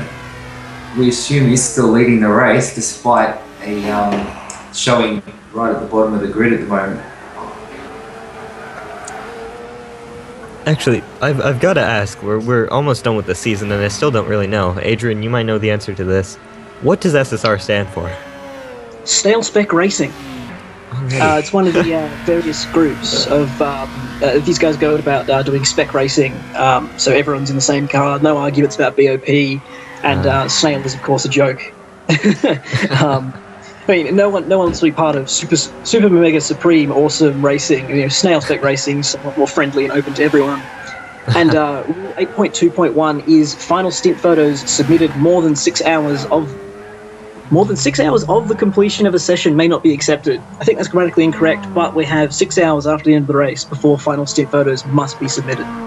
Alright, so we could see the number 28 down the order up until late after the race. Yes, this will be another one of those situations where we get to about Tuesday or Wednesday before knowing who's actually ended up winning this race. The ticker shows them now in 5th though, so they may have made some gains. Yeah, interesting though, if they did have stint photo issues, normally they'd be classified towards the back, so... Yeah, it feels like they've lost half a stint sort of thing, so wherever that penalty was that about midway through a stint before the driver change? It's possible. It's possible, yeah. I wasn't keeping track of where they were in terms of tires and fuel. But just looking at the ticker at the moment, we were talking before about the Scuderia just doing what they do quietly. It's showing them in 2nd place. And that's not surprising. They were up in 3rd from the start of the race, and ever since Daytona, they were the dominant team there. But they haven't been able to get that mojo back to really put their authority on a race. But it seems to be they've finally had a clean run and not have disconnects or damage and just annoying mistakes that just ruin races when it's not really anyone's particular fault. You know what I mean? It's those things that you just can't control. Yeah, well, they... talking about these... Continue, sorry. We're just talking about, quiet achievers, and just right as we're talking about it, boom, here they are, 2nd spot, hello. As they're now trying to lap the Lightning Speed Motorsport GT300 RX-7 coming out of Degna 2, going up into the hairpin. It's been a popular overtaking place for GT500 up into the hairpin. We've seen a couple of GT300 cars outbrake their GT500 counterparts despite the heavier weight. I feel like the 300 cars are just a little bit more nimble, so they can get into the hairpin a little bit deeper and a little bit quicker and get the car to rotate versus the 500s. They're a smaller car, so that's pretty understandable that they can do that as well. Yeah, they also look after their tyres. Yes, true. Common knowledge though tells. Ooh, that's wide, and everyone's just missed him. He's just bring it out. I believe Spoon. that's a 25, and that's for 2nd place. TWI has taken past them. They were a lap down early though. They were a lap down earlier. Were they? Okay. Yeah, they lost a lap very early. All right, because on the ladder they're showing to be right behind the 24. Okay. So I have no doubt probably caught up. That looks like position, and it scared the heck out of the Lightning Speed Motorsport car. But classic mistake at Spoon, you run wide, touch the curbs, come out onto the runoff, but you need to take a really aggressive line to get back on. If you don't take that aggressive line, you get stuck on the green AstroTurf, and then you understeer, get stuck, and then have a spin. Try doing that in the Delta Wing. Speaking of the Delta Wing, Petit Le Mans, that thing had a huge crash. Oh, yeah, I never actually got a chance to see that. I should take a look at that later on. Oh, okay. Alright, so now the Scuderia car's gone back around the RX-7 of lightning speed. Lightning speed. So he's back up and running again. Thankfully, all 3 cars involved with no damage at all. There's from the TWR squad and the Lightning squad, there was great avoiding action. I just saw 1 car off to the left, 1 on the right, 1 smoking up in the middle. It was just fantastic. Not for a Scuderia though. Yeah, at the end of the day, there was no damage, so it's not exactly the worst thing that could happen. But going into what we were discussing, the GT500s are 1,100 kilos, whereas the GT300s, I believe, are 1,150. But weight isn't everything. Where the weight is creates a change in inertia, which allows your car to rotate better. So the fact that the 300 cars are physically smaller is actually what allows them to handle better, even though they weigh more. So yeah, they're much this is better where balanced. I mean, there's PP also the calculations. factor of that they have very similar downforce levels despite producing half as much power. Well, it's not half as much though. It's like 3/4. It's just shy of 400 versus 500 in the GTPlanet balanced performance. Oh, it's So which they're actually quite close. yeah, I didn't only realize it 10 was that close. Yeah. Not even 6 seconds, I think. The 54s are the best laps versus De Bomb's 2-minute O's, so it's a 6-second difference around Suzuka, which is a very long track, which I think comes out to be 5% or something, which means that I think technically a GT300 car could qualify for GT500 within the 107% rule. I think that's possible as well. Yeah. And As while that's Seth going does on- on the drug test. Yeah. Go on, Dom. Just Go on. about to make mention of that. Thank you, Sticks. So we'll see Bo Albert's in. Another quick driver. So yeah, let's see. Aussie too, I think. Yes. Have we not seen Husky Gaming? I don't believe he's racing according to them. So Okay. He was on their driver roster, that's all. yeah, This I was looking forward to one, but seeing he it hasn't jumped because in. I don't think we've seen him jump in a car yet this season. No, Husky is a rookie for the series. However, I have raced with him. And continue. He was competent. I don't know. That was a good couple of years ago when I was definitely not nearly as good as I am now. So I can't honestly say where he would fit into the scheme of things. I don't think I've raced Conti, Il Conte Sky, for example, for about a year. So where he fits into the scheme of things now, apparently he's a silver-rated driver. I don't buy that for a minute, but we'll see. Yeah. That's good though. As the series is continuing to grow, even late in the season, we're getting new drivers with a lot of talent showing up. So it's New really teams. good. Looking really good for next season as well. Yeah, next season hopefully is going to be 5 times as competitive as this one, and this was an extremely competitive season. It depends on your perspective. If you're one of the teams winning, no, don't make it any more competitive. It was fine. Yeah. I have to agree with that. I mean, it's regulations next year are going to make it very good. Like those premier classes are going to be insane, and then the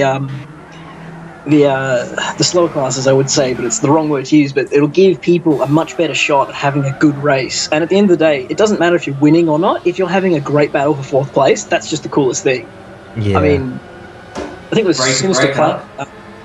Sinister Plague battling GTMX Alpavanti for what he thought was 4th position at the end of the Brands Hatch 4 hours, and he was talking about how it was an amazing battle and he was having such a great time. It didn't matter that it was for 5th place, but it was the fact that he was having such a close battle with someone. Like, you just can't get that in a random online lobby. This is why this series is so good, because you get such quality drivers happy to go wheel to wheel with you for hours on end. Yeah. I mean, it's... Alright. as we talk about side-by-side battling. Dragon Racer Racing to Bomb! Good lord! I believe what De Bomb would prefer me have said was Saido by Saido, but we probably won't appreciate that particularly much. But just as that's happened, the bomb just set a lap, his fastest lap, 2-minute flat .8, and the Swift Autosport car has responded with a 2-minute flat .7. Oh, wow. Someone's gone faster than the bomb. He's not going to be pleased with that. No. I think we're going to need to be drug testing De Bomb after this, because he's going to go very quick very soon. Yeah, Check if that man...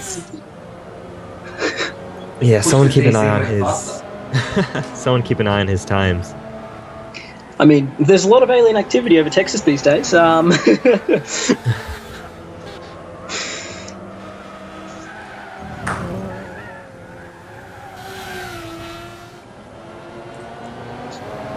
If I'm not mistaken, he was leading overall in an LMP2 car here in the 6 hours. I think it might have been Silverstone, but it was, yeah. Yes, It was a correct. very, very wet race. Yes, it was 100% wet from go to woe, I believe, and it was fantastic fun. Yeah. Oh, man. I remember seeing So that that's- and just thinking, Push the DZ or Danger Zone in the Swift Autosport car, is it? No, it's push the DZ in Push the the BRZ. yeah. Tag. So that's So- danger zone. Just went slightly faster than the bomb, which was not really expected, but good on him, and that's a great lap. Danger Zone was very humble about his pace. He was saying, "Oh, I'm not going to beat the bomb. There's no way." And now that he's giving it run for his money, I think he's going to have a big smile on his face. Generally doesn't get mentioned. He's just very quiet about going about where he races. No one really notices him on stream. And then you find out that he was in the winning team at various races, and you're like, he just sort of plugs around and doesn't grab headlines, but he does a good job. He just went quicker again too.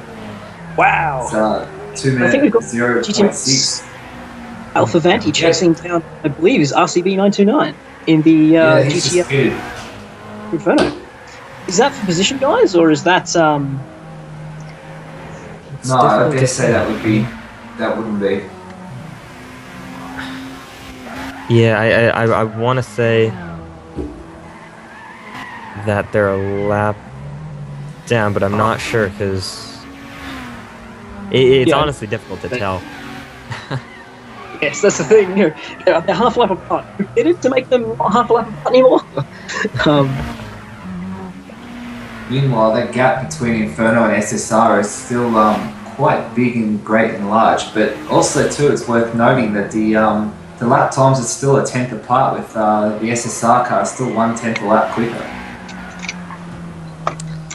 Yeah, So well, very evenly matched, though. Extremely.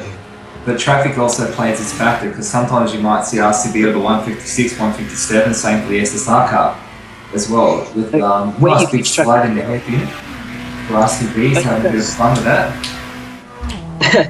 You guys would have felt it as well. Red Bull, where catching traffic made a huge difference to your lap time. If you picked them up on the straight, it was lovely. If you got stuck behind them through the S's through 5 and 6, it was shocking. oh, Yeah, that at was- least 3-4 seconds. yeah, lap whatever corner 8 and 9 were absolutely deadly if you were in the P3 yeah. car. Oh, that was Getting fun. stuck. That was It was a fun That was race. a Yeah, grueling race. it was. 28. We updated to second place. So AJ Oh. seems to have fixed what's going on, and that's a change of lead as far as we're concerned. Yeah. So the 29 back up in front. So something must have happened to that 28. Well, They had from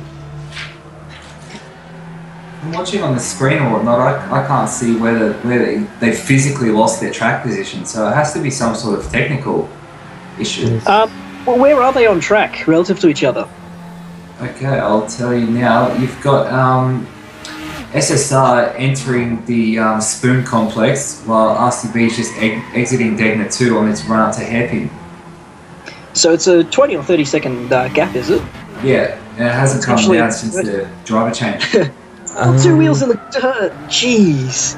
I'm just taking a look here, and it says that SSR and Inferno are on the same lap at the hour 4 report, which we just received from Race Control. So, weirdly enough, though, it's classifying SSR as SSR is classified as 1 minute and 26 seconds behind Inferno. So, were they a lap down to start with, and did they ever actually have the lead of the race? Did they have a penalty at the start of the race? They Penalty for qualifying. I'm not sure. I don't think we have race control notices up to date as of yet. Let me take a look. No, I think those get updated post race. Yeah. So we had to Nothing. have been keeping track. Originally, I had planned this whole Excel spreadsheet out to be in the room, logging quickest laps, keeping eyes on things, noting who had penalties when. It was going to be the amazing Paul Trustwell levels of notifications, but unfortunately that hasn't gone down with my internet problems here. It's the GTMX car still staying with RCB, not being dropped. Inferno not having it their own way like they did at Brands Hatch. Well, right now the GTMX car is on pace. It's actually quicker than the Inferno car right now. And that's Alpha Vanti in the car, is it? Yes. I believe it is, yeah. I think the Inferno car might be coming up to the end of the stint, though. I could be wrong. Yeah, that would make a lot of sense, because it looks like he's struggling for grip. I'm seeing a lot of lock being put on and not much turning happen, so it looks like he's just scrubbing through the corners with understeer. Oh yeah, he's got to make a stop soon. I think he's trying to pull it out to 50 or even 60 minutes if he's running 7s.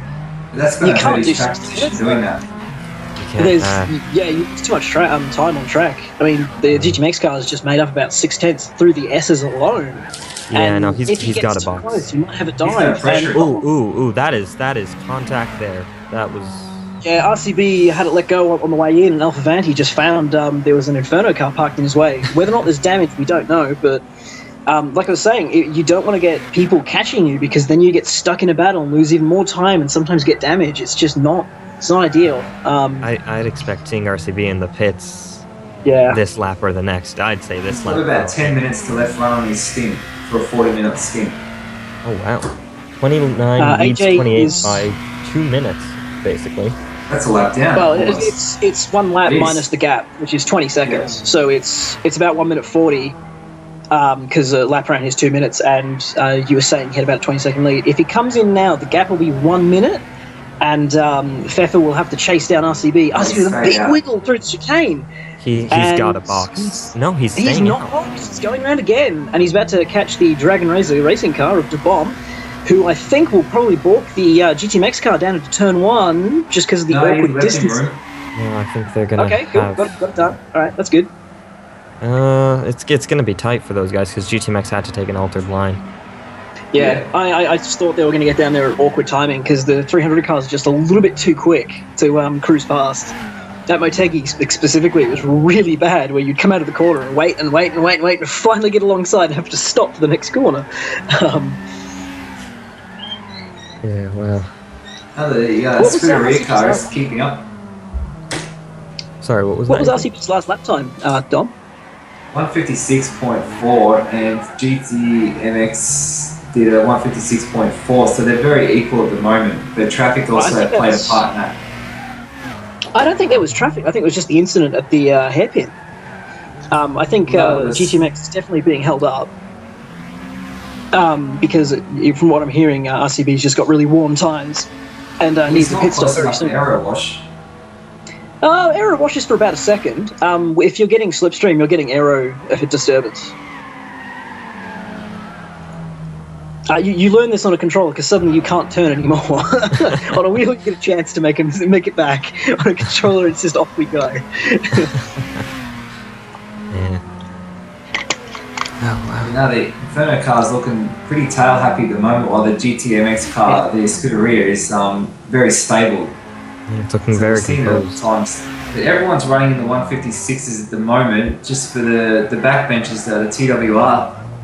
And I think it's the wheel racing. They're running in the 55s at the moment. So it's actually the guys at the rear that are doing the pace setting at the moment. Yeah, I reckon those guys have some. Update. Go on. Oh, no, sorry, continue. I was just noticing the update that TWR are now 3rd and GTMX are now in 5th. Are they? Yeah, they are. Yeah, so that may not be positioned by a long way. And interestingly, that puts TWR right back within striking range of SSR for the championship. Yeah, that's an important battle there for those guys. Oh, GTMX trying to go too wide through the S's almost. He's just got so much more grip. Oh, little squirrel from RCB. Oh, wow. Is he going to dive into Degner? He's got a better run out of Dunlop. You can't have a go into Degner. You just can't. You're insane if you're going to go through Degner. Yeah, he's going to hold it back. He sits in behind. Well done. Into Degner 2. RCB's a lot of exit curve. Hairpin, I think if he can brake later. RCB's covered him. RCB is doing some very nice defensive driving right here. Keeping the good exit though for GTMX. He's going to have better tyres. Yeah, he's on much better tires, and I think He's that still showing Lexus has a bit tenths. more torque. I'm not sure on that one. I think you guys are running Inferno are running a little bit less aero because they seem to be pulling on everyone down the straights. That could be possible. At least when they're in slipstream. I haven't really talked with you guys. It's a 130R. That's down the long run. It's around the outside. He's side up by side up. Oh my god, is this going to be a move through 130R? Come Well, on. RCB's running a little bit wide, just keeps it in the track. That was so close. Over and under. No. my god. Good lord. He's running wide sideways through the chicanes. This is epic. Oh, he's dived into the pit lane, a late dive from RCB into the pits, and that puts GTMX Alfati ahead of him at the moment. That was a great exchange from those two. RCB just holding on with slightly worn tyres, shall we say. That was fantastic. So to get home, RCB needs to 50-minute stints.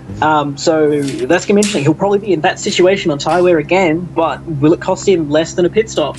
The pit lane is, I think, 35 or 40 seconds down here because it's a very quick run through it. Even if it's not particularly long, the speed of the straight is quite high. So we'll see.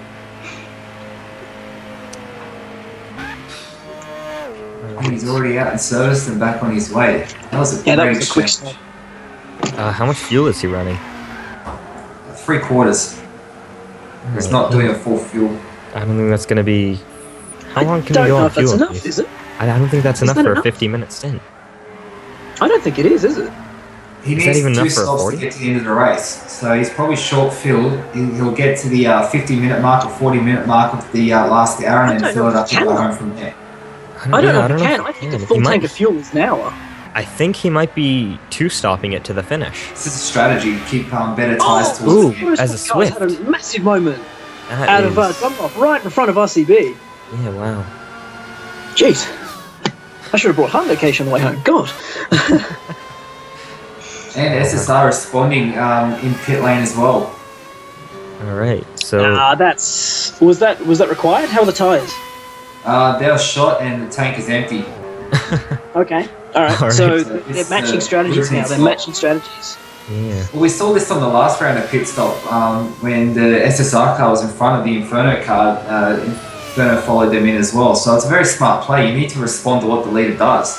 Yeah, I mean, they're both the same car. They're both very similar drivers, so it makes sense that they're doing very similar stints. Yeah, that's exactly right. They're running the same pace too. Yeah. It's interesting how their strategies have converged at the back end of this race. I'm all for sticking to my strategy because I'm confident that it's quicker. Even though if I'm completely wrong, in my head I know I can't be wrong. But it's very interesting to see that they've both ended up on the same piece of tarmac. Well, not the same piece of tarmac, but the same strategy, even though they're separated by, I think it's 80 seconds on track. Yeah, something like that. Oh, and the ticker has stopped ticking, which means I think we're about to get more information.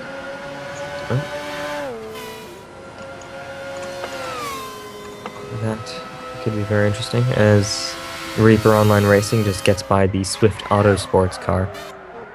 I'm guessing they didn't take any damage in the spin at Dunlop, so that's pretty good then for them. Because Danger Zone was really pushing before trying to beat DeBomb's lap times, and DeBomb is probably equally hard pushing, trying to get back ahead of Danger Zone's lap times. Yeah, I mean, Swift Autosport also in the fight for the G300 championship, obviously not ending at this round, but at the next round at the Spa 24, rounding off the season. With that 100-point stop for grabs, I think almost anyone can win that championship. Is the leader of Speed Motorsport is only 123 points. So I think Dragon Razor Racing are almost the only team that can't make it. They found a way to beat Swift this weekend, and in theory they could still take the championship. I mean, technically there's 150 points on offer, so someone can join. And well, it'd be a bit like join because the 50 points are currently on the table, so you'd have to put a car together very, very quickly to make that happen. yeah, that's very true. But I think it's still anyone's fight. But I think you can rule out people like Dragon Razor and ORA, and even Endurance Experience because they missed the first 2 races of the season. Yeah, sorry. Yes, I think Dragon are the lowest scoring team, and I think they're still in the hunt. which is the important part. I think Swift are in second place, but Lightning Speed aren't contesting the Spa 24. So that's very anyone interesting. can win this championship. Yeah, it is completely open, and Swift, the way they're looking so far today, they've fallen back actually a little bit. But they are, I believe, ahead of that Lightning Speed car, if I'm correct. Yeah, they are. So, if they can pick up those sitting in points. second. So, here's the question: can the Race on Oz boys pick it up? They've had some very good races lately. Can they carry that to Spa? Yeah, I mean, they missed the Bathurst 12-hour, which was a big race, but they're still very close to the leaders, and they've got arguably the strongest lineup of drivers in the GT300 field right now as they box. If they win this race, they'll take 14 points out of the nearest competition, and Swift is only 19 ahead of him. It's really going to be whoever wins in Spa wins the title. That's going to be fantastic towards the end of that race. Yeah, no kidding. It's going to be fantastic there to watch. I'm looking forward to that because I'm also driving. Mustafar. So that's the Race on Oz car with 1 hour 34 minutes to go. They've got to be putting N64 to Stig in. I don't think we've seen him today, unless of course they really want to win and they want to win by a few laps. They're going to put Warrior back in. It'll be interesting to see. Yeah, Mustafar leaves the room. We'll see who joins any second now. You called it, Adrian. It's got to be an Australian because that's a very slow driver change. Warrior. It is Warrior. So they're going for the 7-lap lead. I think the all-time record was ABC Racing at Le Mans, but what was that lead? I think it was. I want to say 7 laps, but I need to check that. It was very good. it was. Yeah, I think all the other teams around them just crashed out. Yeah, Just kept trundling on. the never-ending rain. I believe weather is fixed. Is it not, Tanky, for Suzuka? Yes, it is fixed. Okay, because I would have bet all of my money that had weather been activated, it would have been raining at least by now. That's what I would have thought too. Yeah. Yeah, you were right. It is 7 laps that ABC Racing won over Avalarion Racing. Which is only 21. Actually, no, it would have been even more. That would have been something in the region of 25 minutes. That is Also, too, insane. sorry, That's cutting, a guys. minute. That's over a minute per hour. Jeez. Yeah, go on. Albert Oh, Was that a disconnect? that's Yeah, a it disconnect wasn't for a the drive GT change. Cup champion. He's dropped out.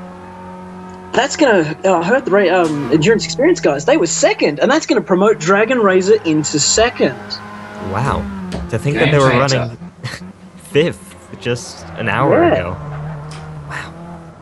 I've noticed that we're missing a GT300 car because I'm incredibly perceptive. I've only been standing here for around an hour. Who has retired?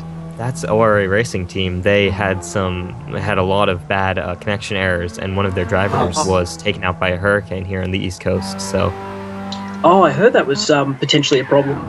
yeah, That's- so yeah, those guys were out around the halfway mark. I wonder if Jono or N64 the Stig has decided that they're in such a good position he doesn't want to risk his connection issues that he's had lately. So he'll just throw Warrior back in and just make sure they just bring it home and bring themselves into a really good position for the championship. Yeah, I think that's a good idea for those guys. Right now they are running 3rd in the championship, and they can still win. And in the races they've entered, they've proven that they are a force to be reckoned with. I think they'll be second at the end of this race. I believe they will be second in the championship at the end of this race, closest behind Lightning Speed Motorsport, which puts them in the box seat. But with 28 points between first and second in Spa, it's going to be winner take all. Yeah, it is. And I mean, Lightning Speed Motorsport not taking part, it's going to be tough for those guys to hold on to even 3rd place possibly. So It scales. It goes 100 points for first, 72 for second, and 60 for third. So they could take 3rd place because their gap is. It's not exactly insignificant to the rest of the field. As actually, I say that, but if they lose ground here today, that gap's going to be reduced. So they will be looking at. I think they'll be looking at about 3rd, maybe 4th if they get a bit lucky. If they can stay ahead of the Endurance Experience car, because the Endurance Experience car is 4th and ORA are 5th, and ORA are not finishing. So that means the top 4 or there's too much speculation, too many variables. Let's focus on the racing. I realized I'd gone too far down the rabbit hole, had to just eject. Yeah, I mean, it's going to be interesting to watch the GT300 cars go around there at Spa, and it's really anyone's race. But right now we have the GT500 Championship to wrap up in just over 90 minutes. I'm just waiting for the ticker to scroll by to tell us how close TWR are to SSR, to see if they can potentially put some pressure on and make it a fight for the championship in the dying minutes of this race. Because who's in the car? Is it TWR Seb? I believe it is, as he's vying for the Drivers' Championship as well. I believe this will be enough to give him the Drivers' Championship. Yes, I believe that is correct. I'm not sure if he's done the hour and 32 minutes, I think, is the 1 hour plus 5%. I'll have to 1 hour 36 is minimum drive time to score points. So once he's achieved that, he is all but certain of the driver's title for TWR. And congratulations to him. He's driven very well all season. Consistency has been his forte, I believe. Yeah, the TWR guys, they're very quick drivers as well, but they might not have the same one-lap pace as some other drivers here, but they can just pull out that gap over a stint insanely well. Yeah, they showed that very well at Daytona, going toe-to-toe with the GTMX guys. I think SSR had better pace there, but they won that pace, but they were destroyed. We were destroyed over the race distance. That was pretty eye-opening. Yeah. Oh, that was a great opening for the season, and hopefully we'll have something anywhere near as exciting to that starting next year. It is a baptism of fire. It's been very interesting with the GT3 and GTE AM classes to go with LMP3, which is sort of a mixed Pro-Am class when you get 4 drivers in it. So that's going to be a lot of new drivers or less experienced drivers having to battle Daytona more than battle each other with that turn. Yeah. Oh, that turn 1. At least we don't have to do it in the Delta Wing. At least. Yes, point. That was rough. That was rough. Swift putting 2 wheels over the curb at the exit of Degner 1. I thought he was about to have a huge moment down at Degner 2, but he saved it. And well done. Well done, yeah. Manchester. He's going to be coming to pits very shortly as well. So he's about to start his fastest lap assault again. Yeah. And then he's going to box it in and then put new tyres and fuel in that, because it is running on the scent of an oily rag at the moment. Who currently holds the GT300 lap record? Is it Bomb or DZ? Because I think those two are very close on pace. I have a feeling it still might be DZ. Oh, wait. No, the Bomb snatched it back. He got 1/10th, so it's a 2-minute flat 0.5, and Danger Zone 2-minute flat 0.6, so Bomb just squeezed it in. Apologies for cutting off, that's SSR. Yeah. On GTMX. It's gone for it. It's got a purple sector in Sector 2. So I'm thinking it's on a charge again. Pfeffer try and go inside through Degner 2. This is for second place, I think. Or no. It might be a lap between... No, hang on. 24 is now in third again, which is the GTMX car. So I think AJ may have made a mistake with the 24 and 25 car in the last update, and 3 and 5 were swapped. So this is potentially for second place, or it could be a lap between them. I'm waiting for the ticker to update. So the order is once again, the leading car is the number 29 Inferno Racing GTR GT500, followed by the SSR Motorsport GTR GT500, followed by the number 24 Lexus SV430 of the Escuderia GTMX, followed by the number 23, I believe that's the Wheel Racing Limited car. Yes, in the Honda. So they're ahead of the Reaper Online guys again. And TBR in 5th. What happened to Reaper? Reaper, I believe, had some issues at the beginning of the race, but I wasn't there, so... Okay, so that might have been before we had visuals and understanding of what was going on. Yeah. Anyway, Pfeffer has cleared Alpha Vanti and it appears to be pulling away now, so I would wager that was to put a lap on as I think Alpha Vanti's tyres are indeed older than Pfeffer's, as we saw Pfeffer boxed recently at the same time as RCB did. And I think Alpha Vanti had better tyres at that stage, but probably not anymore by comparison.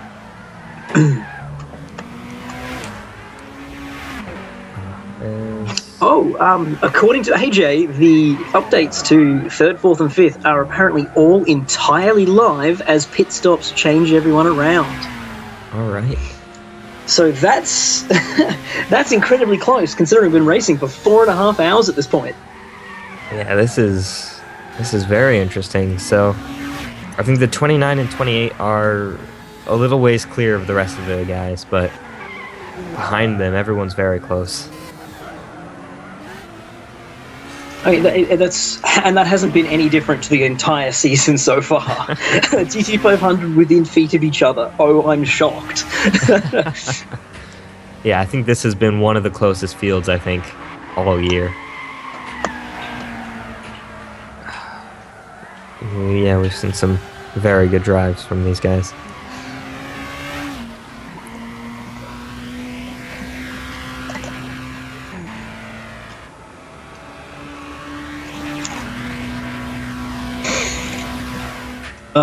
Radio. So we're following the leading car right now, the number 29 Inferno Racing of RCB.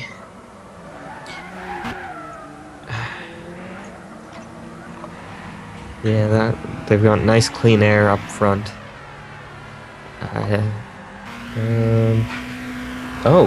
And actually, an announcement from AJ is that the GT500 and GT300 cars will be back next year, which That's good news. That's news to me, actually, because I recall them being taken out of the series. This irritates me greatly, because I didn't get a team franchise. I said, I'll get a team franchise if there's a GT300 squad I can go play in, because I love GT300. And then it was canned, and I went, well, I guess I won't bother. And apparently they will return. So spoilers from AJ, the empty back half of the calendar starting to be filled. We might have more races next season than the 20 races planned. Do you think we could be seeing some course maker races with the recent Absolutely. That is addition? Absolutely what's going to happen. We're going to see some proper Super GT tracks. Oh, it's going to be fantastic. Oh, I can't wait for 2016 now. Oh boy. I'm going to get Bathurst next weekend before I can be that excited about next season. Oh. Okay. But not in their current guise is the message from AJ. So, I'm interested to see what the plan is. GT300 being a mix of GT3 and GT300s as originally, as it is in real life, and will GT500 get a little bit more power to bump them up to the current real life specs of way too much power? With the GT500 DTM rule unification. Yeah, this is very interesting. I think this is new news to everyone. Jay just teasing us right now. Right, I think he enjoys doing this, watching everyone get hyped over something. When you've got the power, it's hard not to, though. we know a certain Kaz who tends to do that. Oh, the word soon has lost meaning. Anyway. Yeah, oh my god. So has the chat at any point devolved into the cult of the cone at any point today? Thankfully, no. Though now that you've mentioned it, I believe we're just going to see a string of cone messages. So well done. Yes, he's now behind the GT Max car again, so he's lost ground somewhere. Alrighty, this is interesting. And he's once again having another go. He's going to pull in for the slipstream and have a run up to Spoon. It's very difficult to pass into Spoon unless your other car is very willing and very compliant with you. Outside. He's side by side going into the outside of Spoon. He can't. Yes, he sticks in. He's sticking. He's got it done. Oh my god, he's pulled off the... That is... beautiful. Oh. Move of the race right there, ladies and gentlemen. Too excited. That was just lovely. That was... Oh my god. It wasn't like the previous exchange where it was just car versus car, like off on the Pisidia pants. That was just calculated and perfectly executed. As we get the Swift Autosport BRZ down into the final chicane, will he hold them up? Will that give the GTMX car a little bit of a better run out of the chicane? Seemingly not, because I forgot how equal the power is between the two classes. See Pfeffer furiously flashing his lights at that GT300 car just to get him out the way, because he's in a hot battle right now with GTMX Alfanti. That, or he's just celebrating that overtake. Bit of both, really. He's probably not happy because he's probably lost ground there But he's put him got back. another GT300 car in front of him as well, coming into the SS2. Said. So race this will on be Oz. another one. Oh wow, and that's the race on Oz car coming up in front of them, so He's he going could. to hit him going into the Degners too. That's just, oh no. Ooh, He'll, that's yeah. He might get Is him he- after the deck. hairpin. After the Hairpin, hairpin or I into the think. hairpin, you think? After. He might Okay, get him into the that's- run spoon. Yeah, Whoa. I don't think Yeah, he's by close. I thought they'd close a bit quicker. Yeah, the Huge closest sideways being at the moment, both cars. Big slide. Displaying a bit of oversteer on the exits there. Yeah, Both drivers pushing really hard.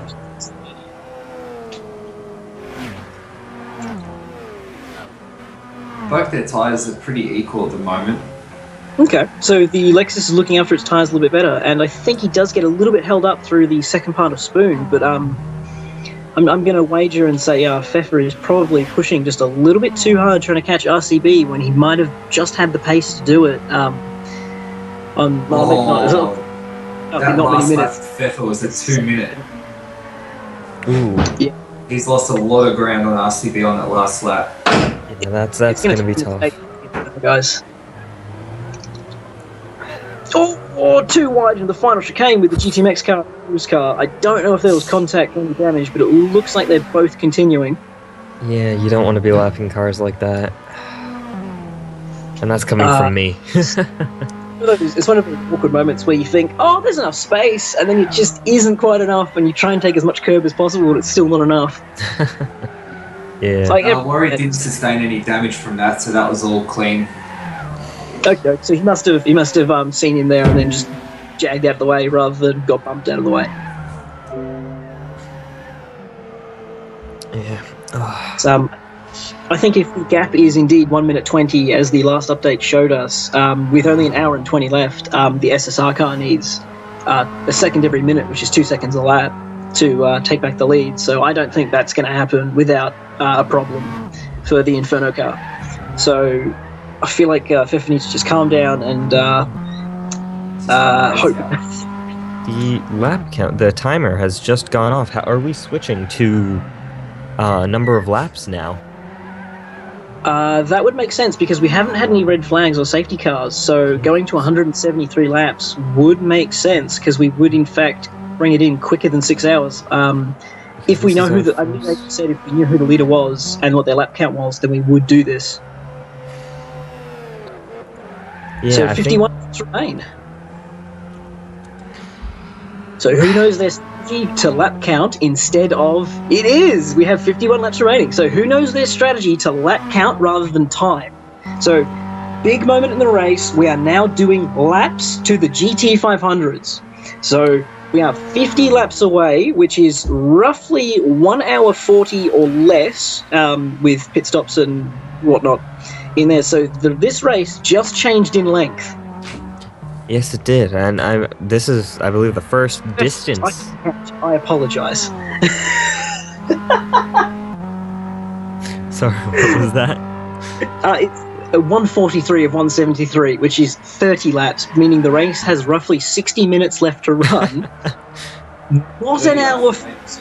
Ignore me. Math. And that confirms it is indeed 30 laps, probably clarifying my ridiculous information. There'll be a lot of teams furiously typing away at calculators right now. Yeah, this is gonna. I'm sure with this being the first distance race of the season, it's gonna be interesting to see what the teams do now. Because normally you'd set it up time-wise, and at certain points in the stint you'd pit. But now with the distance, hopefully it shouldn't change things too much. I think what it's done is it's taken away that the poor tyre condition we had to deal with at the back end of those stints, because the race is now only an hour to go rather than an hour and 15 minutes. So it's going to pick up the pace of the GT500 guys, and potentially you might see people trying to take risks. They don't need to. We'll see what happens, but the race is definitely shorter. But this is going to be very tricky for the 300 guys without someone on the team radio watching the stream to tell them what lap they're on. Yeah, this is going to be very interesting to see, as we do get confirmation from AJ just before there that the 29 is in fact in the lead. So yeah, Inferno will bring up, I believe, their 4th win of the season. Something along the lines of that. Yes, I believe you're correct. And I know the SSR guys want to win everything as badly as possible, but I think at the end of the day, winning the team's championship is probably more important than winning a one race. Yes, I agree with that. Well, you're agreeing with that for a different reason to me.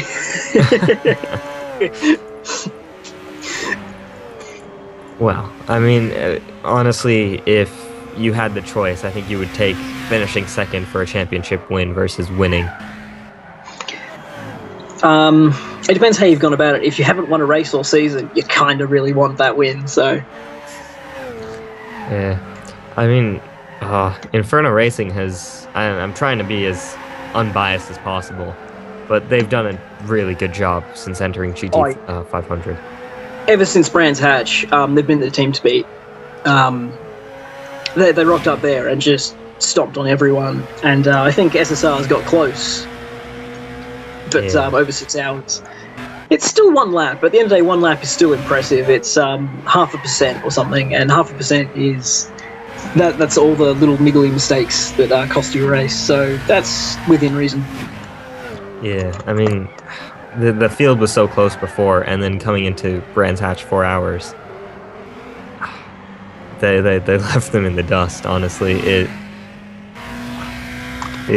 was a good driving from, I think it was TRL Evolution and TRL Andromeda. So well done driving from those guys, and well done from TRL White Knight and RCB 929 so far in this race. Just controlling it up at the front. So Dom, who's about to run out of fuel and will have an awkward distance to the end of the race?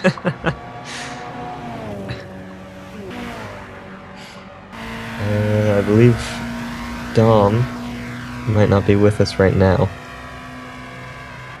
That's annoying.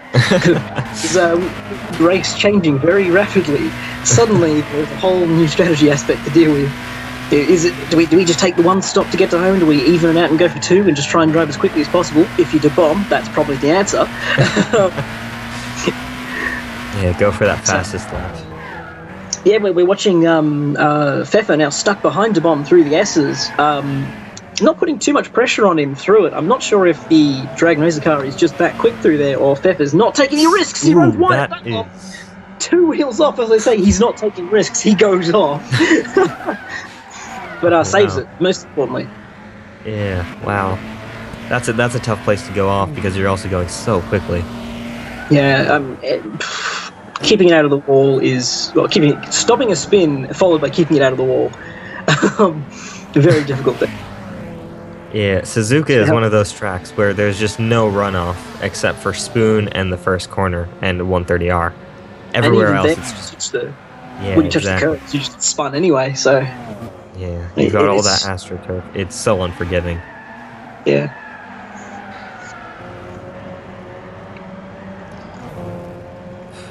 Oh man, yeah, and there's that Lexus IS350 again of Dragon Razor Racing with DeBomb 330 behind the wheel.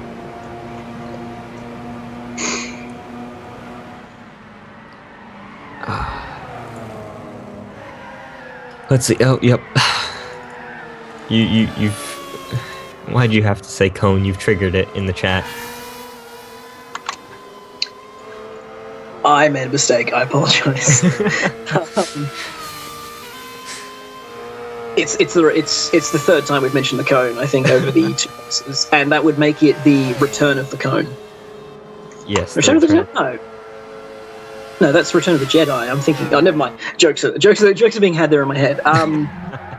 The cone strikes back. Yes, thank you. According to Dom, we're talking far too much for him to give us the information, so he's messaging me the information saying that Chris 265 in the wheel racing Honda is about to run out of fuel on this lap. The GTMX Lexus has a quarter of fuel left. The SSR and RCB also have a quarter of fuel left.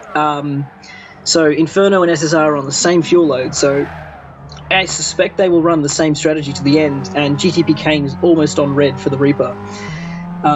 As we now look at, the TWI car chasing the GTMX car into the hairpin, and I think that might be for position, or is there a lap between them?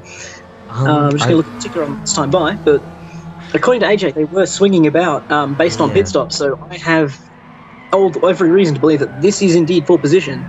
Yeah, I have to agree with you on that. I think this might be TWR trying to get third, possibly.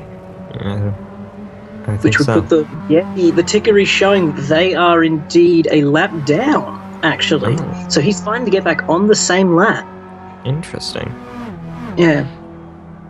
Which is a little bit disappointing, honestly, because apparently Seb has slightly more fuel, which means that he can take his final stop a little bit later and get a little bit better tyre quality, so that if this battle rages on into the final few laps, that it could be actually solved by tyre wear. Yeah, it'll be interesting to see with... still some ways to go in the race. I'm not going to do the math in my head. I'm not going to embarrass myself in front of the crowd. Oh man, let's see. Comments are pretty much full of banter, so not really much going on there. Battle rages on with TWR trying to get in with the Scuderia GTMX. But I think they might just be getting that dirty air through the S's, and that's just holding them off just a little bit, giving them that extra understeer, which makes it difficult to overtake. But he is looking aggressive coming into the Degner curves. Yeah, that run down the front straight there with De Bomb getting in a very awkward position was heart and mouth stuff. But TWR Seb, again, closing on Alpha Vanti. This is turning into a battle of... The cars are so close that the tyre wear is determining who's the quickest car on track at any time. Yeah, I mean... We've seen battles from all the same cars, actually. So we saw a battle between the GTRs, and now we're seeing one between the Lexi. We even had the Lexus GTR battle, and as I said, the tyre quality is making the difference. Dom has messaged me to say that he thinks that Seb will indeed get past Alpha Vanti because he's got better tyres, he's got more fuel to run into. And yeah, it's just such a close field that tyre wear is making up the difference between the gap from fourth to second.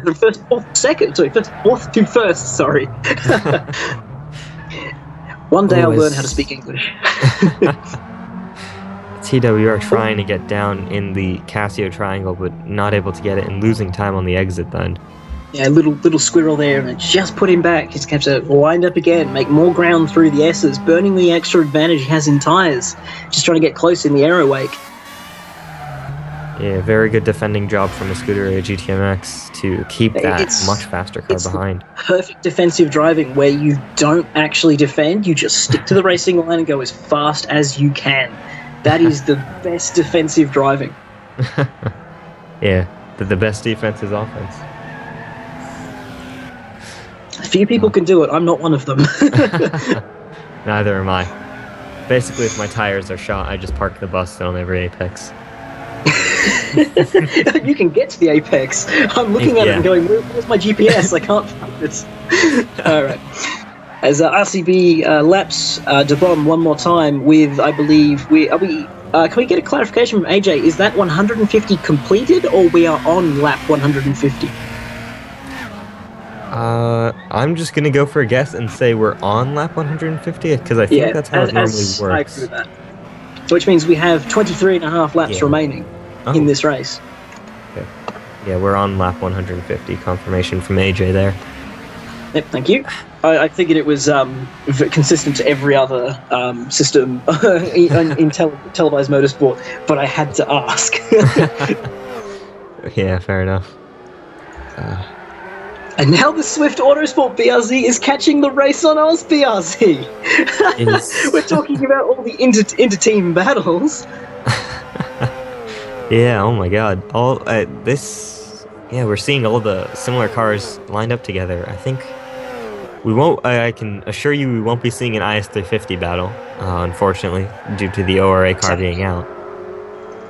But Dom is reporting that Seb has indeed got GTMX, has overtaken GTMX, and GTMX has now pitted. So, potentially trying to get an undercut, going a little bit early, run faster for this period of time, and then hope to try and take track position going into the final 10 or so 10-15 laps. Yeah, we cut away from the BRZ battle just as we cut to Seb being ahead of the GTMX car, I think. Yes, he is, and that's he's a now wheel behind limited. Yeah.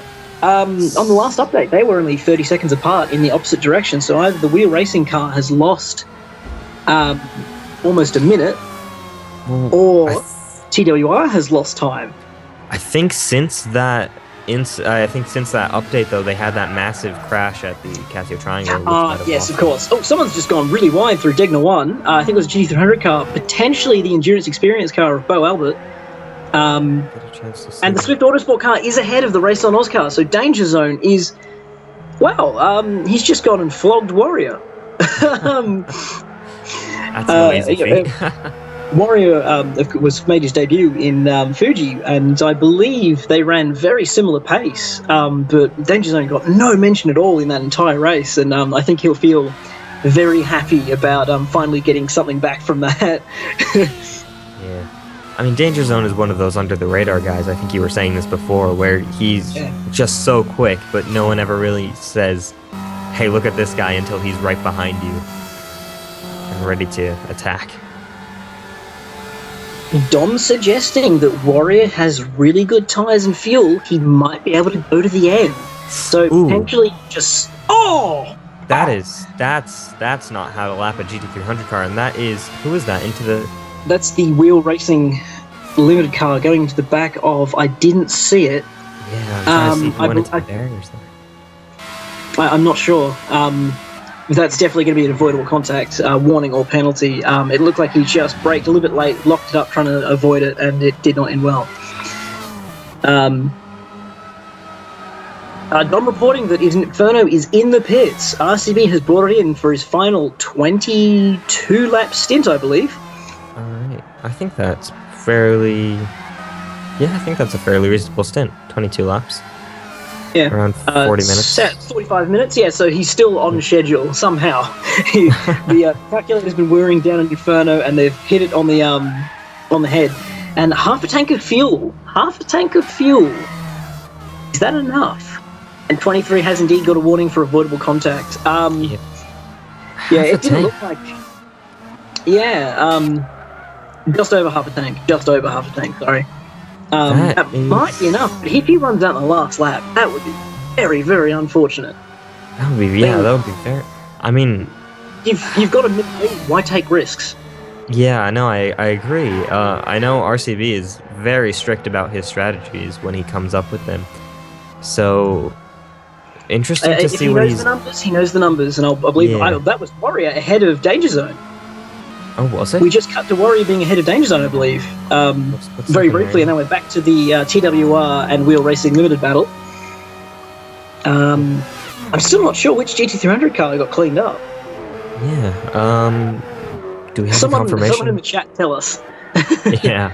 And Danger Zone going around the outside into the hairpin, side by side, late braking. Sits back, goes for an over and under, tries to get a really good exit, but doesn't get it done. Couldn't get it turned mid-corner. Oh, wow, then we cut back to TWR going 2 wheels off into the final corner trying to get a run on the wheel racing car. There's just action everywhere. Oh my god, everything is winding down in these last few laps, and I'm not sure that lap counter is updated, because it's still showing 150. And yeah. It was 150 when we asked, and it hasn't been updated since, so apparently we broke AJ's concentration. Oh boy. So potentially Danger Zone's tyres not allowing him to push against Warrior, and it's brought him unstuck. So potentially Warrior was unsighted for a few laps, but he's got his rhythm back.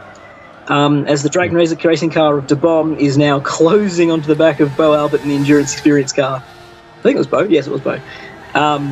Dom reporting that GTP Kane is now in, and he suspects SSR will be in the next lap. We'll see how much fuel they take, because their fuel burn has been very much the same with tyre wear. We will see if that makes the difference. Yeah, I was just about to ask, because SSR so far has, I think, been pitting on the same lap as Inferno, or one lap apart. Yeah. GTP Kane has put in 3/4 of a tank of fuel. Okay. That's very interesting. The lap counter has updated to 153. There are 20 laps remaining. Yep. This is interesting. I'm sure if RCB realised he had a problem, he would start fuel saving and probably work into that margin. He wouldn't just run flat out until it ran out. He wouldn't. I mean, he's a quality driver. He wouldn't make that kind of mistake. I know. I'm just trying to think. Half a tank of fuel for 20 laps. That's a tough feat, I think. That's 2.5 per lap, and well, they've been doing. That's 40 laps, which is 80 minutes. No, that's not right. Hang on. That's not correct. I mean, I don't think they can do 80 laps. That's definitely not right. So I think RCB is short of fuel and he'll have to save. SSR is indeed in, and they've put in 3/4 of a tank. Okay. So this could be, my guess, is RCB is going for one more stop to the end, doing 10-minute sprints. Why? I'm not sure. It seems excessive. Yeah, he's got 1:20 lead. Why would he want to put an extra pit stop to bring that down to 40 seconds? Then he gets damaged once, and then it's all over. I mean, right now he's in a cloud of cars going down into turn 1. Yeah, I'm not sure what he's doing. I can't see what's going on. We changed cars. He'll probably have worked it out. He'll tell us afterwards it was all part of the plan. But in the comms box, we're scratching our heads and a little bit confused and very worried to an extent. I mean, I'm extremely worried. This is my team. I know you're worried. I shouldn't be worried. I should be happy, but at the same time, I'm like, I don't want to see mistakes. Yeah. Danger Zone is apparently in the pits for his final stop to do the last probably 19 laps for GT300. Just under 3/4 of a tank. Yeah, everyone's taking 3/4 of a tank except RCB. Maybe he's got some special fuel save technique that we don't know about. I don't know. Dom, if you're... Sorry. Dom, if you're still listening into us, could you see if RCB is lifting and coasting or switching up early, or is he actually pushing flat out? Because that'll give us a good idea of what he's planning on doing. He could have just worked out the Midweek Motorsport crazy fuel save technique that we've been using in LMP3. And Dom is reported staying flat stick, redlining it. So he thinks he's good on fuel. He thinks he's good. He's now chasing Alpha Vanti to try and put him another lap down on the exit of Spoon. So I think he's doing 10 laps in. We're not sure. Actually, the way the regulations work is when the checkered flag is shown, that's when the pit lane exit is closed. Because it is a lapped race, the leader has to cross the line to get the checkered flag. So he could run out of fuel and then pit and still be okay and not accidentally get caught out over the line. Interesting, yeah. So where the old problem was, if the timer went and you hadn't got a tank of fuel yet, you were in trouble. But because this is now a lapped race, he cannot find himself unclassified at the end of the race. So it isn't necessarily as bad running out of fuel at the end of the race. He can still save it and bring home a result. But at the same time, I don't think he wants to be losing that lead to SSR, say, if he runs out during the S's. Who knows? That would be brutal. He would surely notice that he hasn't got enough fuel and bring it in early. Yeah, I'm looking forward to the next 10 laps to see what he does. Because if he's pushing flat out... endurance experience also in putting in 3/4 of a tank, which seems a little bit excessive now after we've done 20% of the running since we were discussing these pit stops and fuel loads. Apparently Warrior's also pitted, so maybe not going to the end. So he and Dangerson will continue the battle. He's also gone under 3/4 of a tank of petrol. All right, yeah, this is very interesting to see what exactly they're doing in the Inferno Racing squad. Some guys don't know how far is the finish. They're just chucking in lots of fuel and not worrying about it. Yeah. As RCB gets right in the slipstream behind Alphavanti. Alphavanti covers, and we cut away as they're going into Spoon. Oh, I thought RCB was going to try and cut back to the inside and pull off a great move, but unfortunately not. Chris W265 in the HSV apparently has damage, according to Tanky. Major damage. As this is side by side.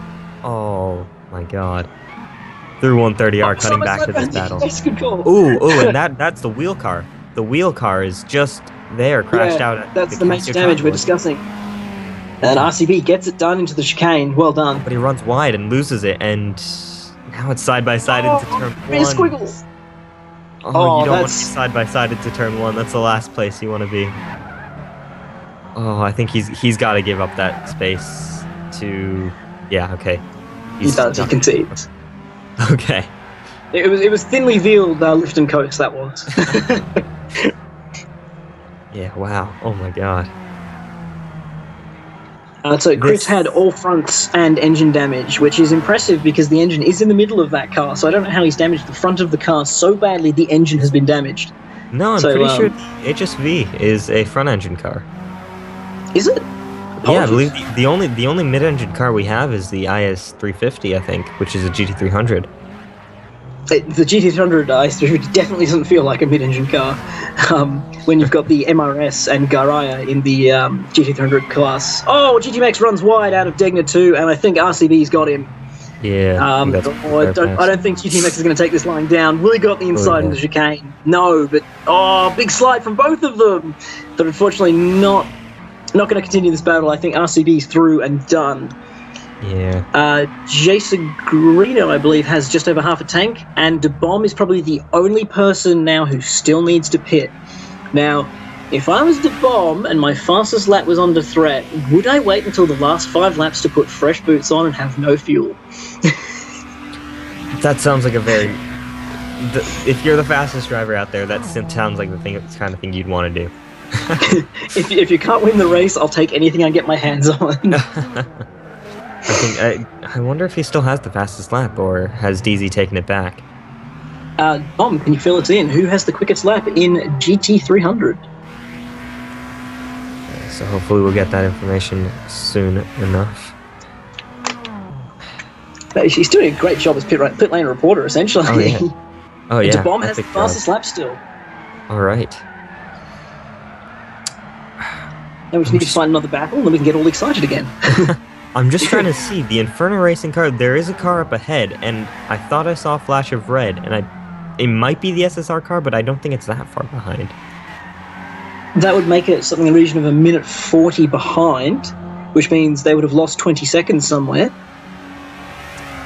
Oh, it is. According to AJ, it is the SSR car up next on the road, so RCB could be going for that extra stop because he can afford to do it. Yeah.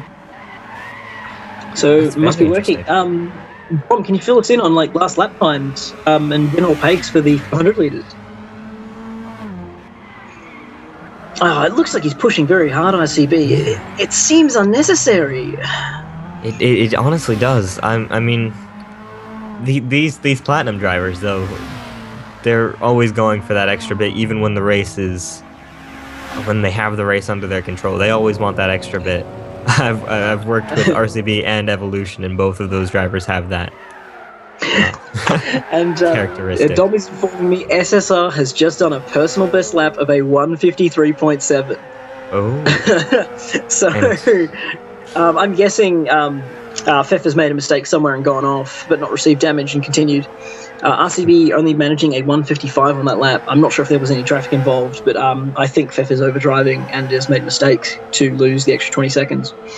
But we may think he's overdriving, but from his point of view, he may be completely, perfectly under control, just relaxing in the cars, just under his little finger sort of thing. I mean, I remember Silverstone, people were saying, "Oh, 62's pushing way too much," and I was sitting there going, "What?" Yeah. Oh wow. Yeah, this is very interesting to see how this is going to work out. As again, I think we're waiting on the lap counter to update, because I don't believe we're still on lap 154. I think we're further along than that. And Danger Zone has once again closed on Warrior, and we're about to see the BRZs start duking it out again. I think Danger Zone will have 2 lap better tyres, which outside the world of Pirelli is pretty much meaningless. Apparently, Danger Zone did a 2-minute flat on the previous lap, so he's in the 2:00s. Warrior also in the 2:00s in that last lap. So those guys are going flat chat with less than 20 laps to go, probably 15 actually. And they're both chucking in green sectors, so they're both hitting PBs with 15 laps to go. I think there is a lap between them, or maybe even 2. But that's not going to stop these 2 drivers. Like, at the end of the day, they're still race drivers, and they're going to go help them for every last bit of road. Boab with a 202 and Jay Sagrino with a 203. So the RX-7's still not got as much pace as the BRZs, even with the extra 10 horsepower they were given after qualifying. So I think this is a BRZ track, though. You just need a stable and balanced car, and that's exactly what the BRZ is. It also helps that Suzuka is a power track. And I'm thinking coming into Spa, potentially we may need a little bit of an adjustment to make sure the championship can indeed be won by all of them. Yeah, I mean, that makes it much easier because you're expecting for one track. Someone's probably conducting science for a Spa BOP. Yeah, I'm sure someone is, and hopefully we'll be seeing even lap times from everyone around there. And except for apparently DeBomb and Danger Zone. Oh yeah, those guys will be. Oh, that's assuming DeBomb. No, DeBomb will be in a GT3 car. What am I saying? Yeah, he's got the GT3 championship to worry about. Yeah. TW apparently have pitted and undercut with just over half the tank. So I'm not sure who come out ahead. DZ went wide at Degner 2 under the bridge. Yep. Run wide, spun across the track. Yeah, he's pushing hard, and I believe Warrior wins this round. Dom reporting SSR has another PB on that last lap. Who's the fastest lap overall, Dom? I believe it might be Pfeffer. But let's get the I think we saw maybe not. Apparently it's 5 Zygon who has the fastest lap overall, so there's probably sort of inter-SSR battles for fastest lap. Zygon's lap was a 153.3, and I believe Pfeffer is at 153.5? Yes, 153.5, just as I say it. But, so Pfeffer is really pushing right now. I'm if he not comes sure. in the race, he has to at least beat his teammate. Yeah. But I mean, they're pushing and they're closing, 2 seconds a lap to the Inferno Racing car? It's too late, though. I mean, there's 50 minutes left, that's 30 seconds, plus the pit stop. It'll be a short pit stop, too, so it'll be only a minute. It means the gap will be down to 40 seconds, but it requires a mistake from Inferno. Dom, did you see if Danger Zone got any damage during that spin or has been to pit lane? This will be a very interesting battle. I think we might be seeing... If Pfeffer is closing in at that speed, I don't know. Yeah, I don't know. I honestly don't know what's going to happen until we see that checkered flag, so...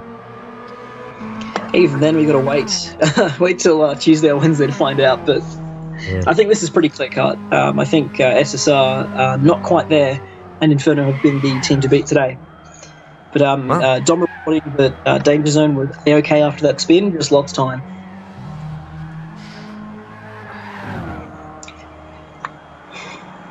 So, do you want to do a rundown of the current order and potential championship implications? Sure, why not? Well, the 29 leading the way, but those guys, this only being their second round of the season, really don't have a spot in the championship. Just there to sort of throw a spanner in the works. But the 28, the SSR Motorsports car, only 4 points, I believe, behind TWR coming into this round. And coming out of this, I believe if they stay in the position they're in, we will see them crowned champions over Team Wise Racing. However, TWR Seb will indeed take the Drivers' Championship. So once again, just like the TCN class, the Teams and Drivers' Championship are shared by two different entities, essentially. Yeah, that's very true. We're reporting Bob in the pits before we carry on. And just have a heart attack. Anyway, as you were. Yeah, and then going into GT300, obviously not being decided this round, but Lightning Speed Motorsport will lose a huge chunk of their lead to Race on Oz and Swift Autosport. And with Lightning Speed Motorsport not taking part in the Spa 24, it's all open for that GT300 championship coming up, and boy, am I looking forward to that race. That is gonna be something else. Apparently, Danger Zone is in the pits, so maybe he did have some residual damage that didn't show up on Dom's end. Interesting. No, and the board is updated to lap 161. We have 13 laps to go now. We're discussing how RCB's pushing. If I'm not mistaken, the Inferno car has 3 warnings already for various incidents. If he did happen to push and get a track limits warning, that would be absolutely catastrophic. So you should probably get on the phone to that man and make sure staying within track limits so nothing can go wrong. Yeah. Oh man, that's. Yeah, I'm interested to see what he's doing. I don't think I can get to him right now, or contact him, which is slightly worrying. But it looks like he's taking care of things, though. It would be absolutely catastrophic for that. Actually, it would put the race to become a 2-horse race on track for the last 5 or 10 laps, which would be amazing. But at the same time, we don't want to see races decided by stewards. Late in the race, because I believe this would actually be a post-race, and post-race penalties get converted to laps, and that's heartbreaking. Yeah, that is. Everyone's got penalties somewhere, and it was post-race, and it's hurt. Everyone's had it all season. That's the best thing about those 50-50 calls that doesn't go your way. Eventually, everyone cops one. Yeah. As now RCB's chasing down TWR Seb. He must win by more laps. Yeah, I mean, how much fuel has he got left in that tank? Because we're approaching the halfway mark we're approaching 10 laps now. There are, I believe, 12 laps remaining, and Dom will get back to us on fuel. So he had to do 25 laps, if I'm not mistaken, on half a tank. If he has only 10 litres left, he will need to do an extra pit stop. Apparently the hour 5 results are up, but I was just opening that up. He has a quarter tank, so it seems he'll get there quite comfortably. That's interesting. All right, I think he's gonna have to do some fuel saving, definitely to the end, but that's cutting it close, like very close. Yeah. It's very risky. I think overly risky, if I'm completely honest. But I mean, I'm not gonna argue with the guy. He's. I think he knows what he's doing. Anyway, we'll see. Yeah. We'll see. And SSR apparently have half a tank, which is probably way too much. Obviously, these aren't particularly precise measurements because we've only got 4 data points, essentially. Yeah. But apparently Fefa has better tire condition, according to Dom. So if for some reason RCB had a problem that became an on-track battle, it could be a very tight finish. But we're not hoping for anything like that. We would much rather it be solved by the 5 hours of clean racing that had happened prior. Yeah. I mean, if I know RCB, he's going to take it so that he runs out as he crosses the line. And I think yes, that would be the fastest way, but it would also be ridiculously risky. Yeah. With the Hour 5 update, the GT300 order has indeed changed to show that Race Honors Racing are leading and Dragon Razor Racing are now in second place. So I think that keeps them in contention to potentially win the championship. They'll need a lot of things to go their way in Spa, but potentially still in the race. Third in class is the number 68 Swift Autosport car, so they've also profited from the number 64's demise, being the disconnection from Bo Alberts in the Endurance Experience car. And bringing up the rear is still the Lightning Speed Motorsport car, the number 65. That's going to hurt their championship bid immensely. Yeah. Like that class is going to be ridiculous going into the final hours of the Spa 24. I'm just trying to think. RCB, I could have sworn a few laps ago was right on the back of the TWR car, and now he's just coming back up on them again. So did he make a mistake?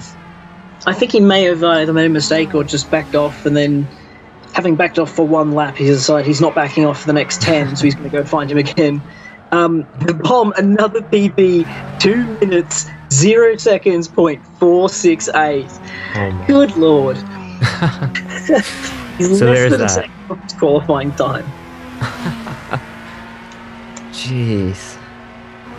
Apparently, Seb was quicker than RCB on the last lap, as was Kane. I think that's leaders plural, including the SSR car. So, Dom feeding us very interesting live timing info.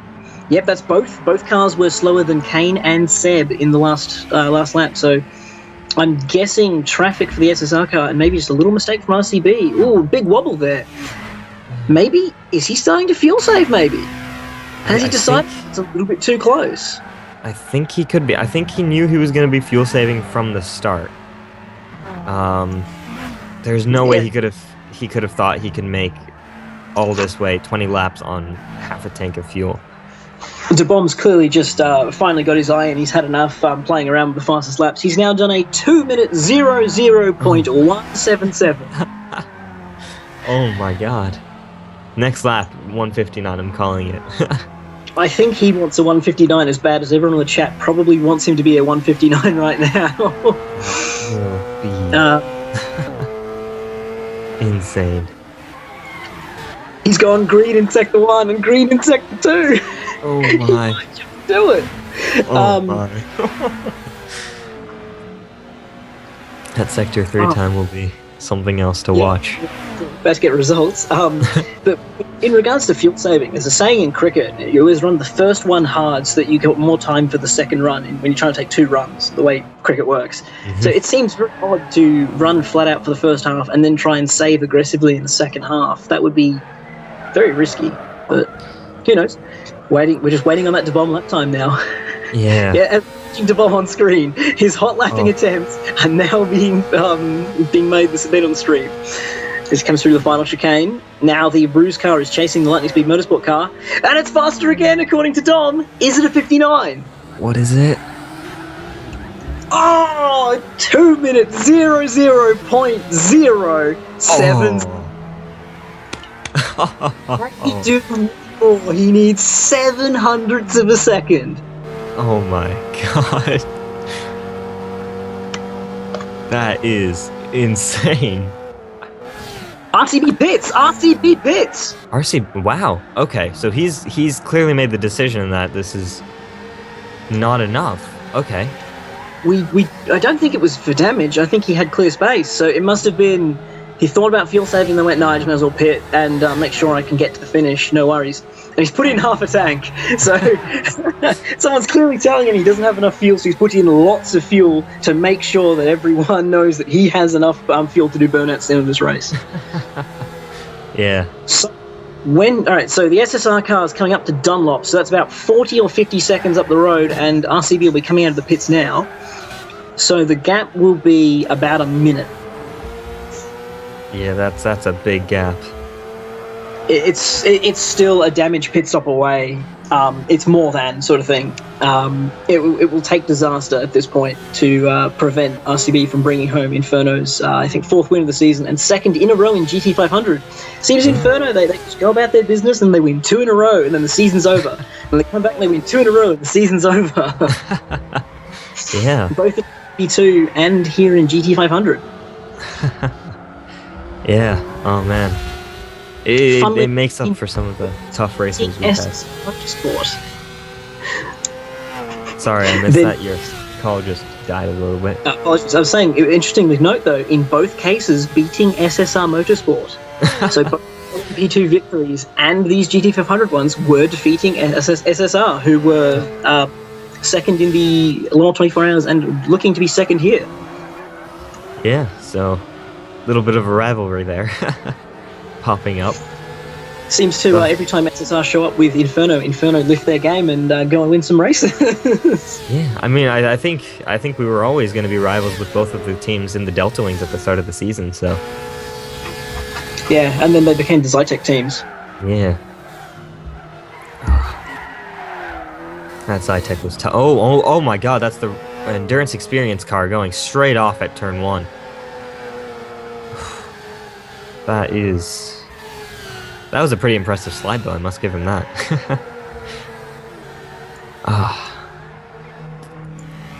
As we're now watching the Race on Oz car, as we switch over to the TWR racing team in that Lexus SC430, chasing down the SSR car, but I believe they might be a few laps behind. Yeah, that's probably it.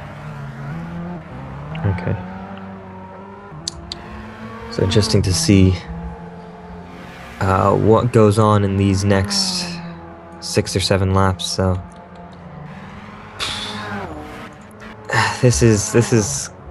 I think we have a very close field right here, right now.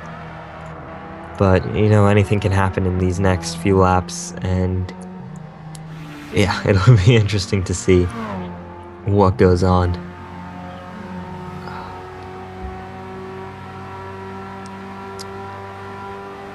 All right. Just again watching that TWR car, it's a good looking car. That, I mean, all these GT300 or GT500 cars are very nice to look at from here. Yeah, so I mean, GT500 coming to an end, and SSR looks like the favorite to win the championship here. Doesn't look like TWR has enough time or the pace. Well, I mean, they are closing into SSR a little bit, but they are more than a lap down, I believe. So I don't think they have what they can do to close that gap up. So it looks like it's going to be, I wouldn't like to jinx anything, but SSR is looking very good for their championship bid, with Inferno Racing looking strong to win the race.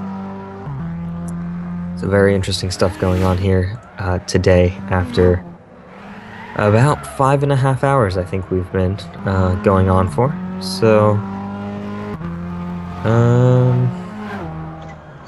we're getting reports that RCB has set his fastest lap with his low fuel and new tyres, a 1:53.855. Oh wow! And the TWR Seb is absolutely he's quick. I think he's quickest man on track other than RCB at that moment. He's closing on the SSR car comfortably, according to Dom. Sorry, I was muted for a moment there. So you probably covered this. Yeah. So okay. So the TWR car looking very quick right now, but again, they lost a lot of time during the race, and there's not enough time to make that back up. It's not over until it's over. It's not over until it's over, I agree. But as I think that's tough. The Reaper car closing on the GTMX car. It is, that is true. And is that for position? No, I don't believe it is. Yeah, I'm not sure what happened to Reaper to be laps off the pace, but okay, so that's the train of cars. So GTMX followed by Reaper, and then RCB in the background. RCB will probably catch these guys, and it's a question of, does he want to try and get past them, or does he just sit back and take the win? I think RCB will try and overtake them. Yeah. He's an aggressive driver, and I think when you see cars in front of you, no matter how many laps up you are, you want to pass them.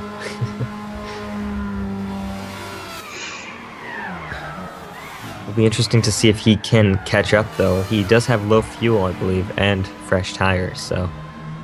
Dom telling us that last lap by Kane was a 1:57.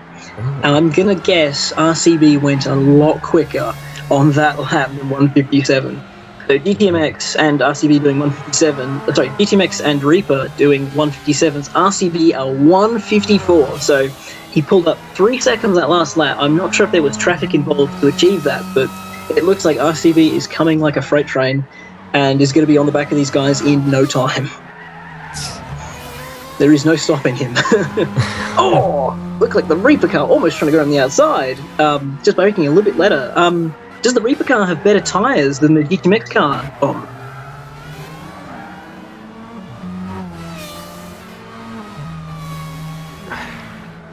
Chris W265 again in the pits, so I'm not sure if that's fuel or damage, but a bit of a torrid finale to the race for those guys. Front right damage, there we go.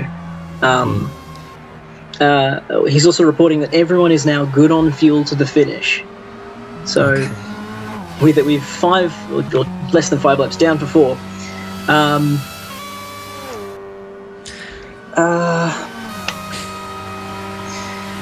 So the Reaper car, and once again in the slipstream of the GTMX car, I think he's got to run. Maybe it's just the camera angle. It appears he's got more speed. No. Is he going around the outside to 130R? No, he tried the switchback down to the chicane. I was going to say, you can't hold that. And here comes RCB joining them. Oh, you don't want to be there. You just don't want to be there. Oh, and there's a little 300 car coming up as well. I believe that's the race on Oz. Oh, the Ruse car is going to get right in the way. This is going to be... Not comfortable. Oh, GTMX defending down the pit lane. 5 laps remain. If those 2 cars in front of RCB collide, that could be race over for the number 29 and those 2 as well. It could be a lot of damage. Yeah, it's just not worth it. Just stay out of it. Apparently, the Reaper car and the GTMX car are equal on tyres, so the Reaper car with, I believe, GTP Kane at the wheel, just quicker at the moment. It looks like they've been on a comeback drive all day long. And I don't think he's going to just let RCB through. As the Bruce car goes wide, it's Dunlop kicking up dirt. Boy, wow! That's now 4 cars go. Okay, through Tekka. The race on Oz car has some sense and lets all those fast 500 cars by. That's a little bit of relief. Very little. And now we have this 3-way fight, and I don't even think they're fighting for position. It's just for pride. Who comes to see that checkered flag first? You know that after the race, the Reaper Online Racing guys have had, they're not going to settle for an extra lap down. They're going to fight for that position till the end of this race. That's down the inside at Spoon, and RCB goes down as well, so GTMX losing out massively there. Well driven by Kane to get the over and under in, and RCB very opportunistic, but it was clean. Well done. My only thoughts are, why the risk? And is that the GTMX car getting close behind RCB? Oh, wow. Alright, RCB is now in the middle. What does he do? Be there. He sits back. Oh, the GTMX car gets so close through the chicane! He wants to get back battling with Kane. Oh. Absolutely! Oh my god, that's massive straight line speed from the GTR there. Yeah, I think somehow, oh wow, he's just gone clean up the inside, no worries, and GTMX is right on the back of the Reaper car now, up the inside through the second corner, but it'll be on the wrong side for the sweepers. We're now into another 3-way fight in GT300 and GT500.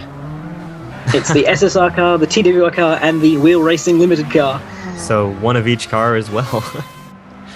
This race just doesn't want to end. Can we make it 6 hours again? I like the sound of that. And it is indeed, as AJ points out, first and second in the championship, or second and first in that order. I don't know if this is position, but I know Pfeffer's going to treat it like it's for position, because he would be utterly devastated to have lost the championship in the final 5 laps. So he's going to fight with this hammer and tong. Oh yeah, you can definitely bet that. And I mean, Seb's been looking quick in this stint, and he's going to want to find a way past as well.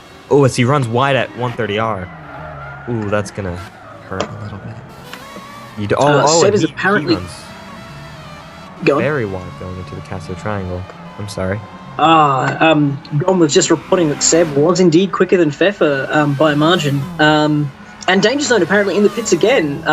Not sure if it's for damage, but it has to be. Like, he had good fuel, so. Yep, right. What? Rear left corner and engine damage. Ooh, yeah, yeah, you don't want that. So DeBob might have to do another stop to defend his fastest lap because Danger Zone's about to have no fuel and all the tyres. The fastest lap duel isn't over, and the Reaper Online car has spun coming through 130R, and that's before the chicane. Has he got damage? I don't believe so. He's coming through, just standard through the chicane I saw. He looked fine. He's cut away. We'll find out from Dom if he's in the pits or not. That's No, the wheel he car. stayed out. He stayed out. We go back on board the TWR car as it now chases down the Wheel Racing Limited car and then the SSR car once again. Well, this is great. You're getting to the end of 170 laps and guys are still giving it 110%, no holds barred. This is how endurance racing is. This is modern endurance racing for you right here.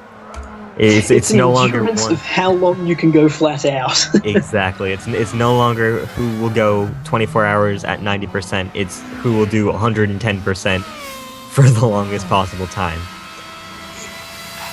Oh, that's fantastic. So we've got 3 laps remaining. I'm not sure where RCB is on track, but I believe he's now clear of the battle pack he was in, so not really much for him to worry about from here. It should be smooth sailing. There's nothing left for him to be concerned with. Apparently he's at Dunlop, so we have roughly 5 minutes left in this race Spoon. So less than 5 minutes, 2 and a bit laps. Seb again closing rapidly on the SSR and Wheel Racing car, so I'm not sure why Pfeffer is... Oh, I guess he's not losing much ground. Apparently RCB has gone green in the first sector, so he's going to win the race and set the fastest lap on the final lap, apparently. Well, let's see. Green isn't purple. Let's see what he's able to do. Oh my, how's DZ's lap times going? He's on the out lap, and we'll find out. He'll get 1 crack, I think, at it. But no, potentially 2. He might get a second crack at a fastest lap. We'll hear if he's running green sectors or not. It's 2 laps remaining. Not sure where RCB is for that to be the case, but I'm guessing he's closing in on the finish line. Maybe my stream isn't up to date. Anyway,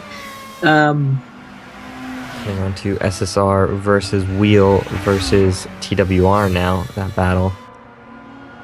yeah, after his blistering lap times on new tyres and low fuel, Pfeffer seems to have really fallen off pace. Potentially the balance of the car not ideal on low fuel. We've definitely had that before, where the car goes away from us on low fuel, which is very counterintuitive and incredibly irritating. Yeah.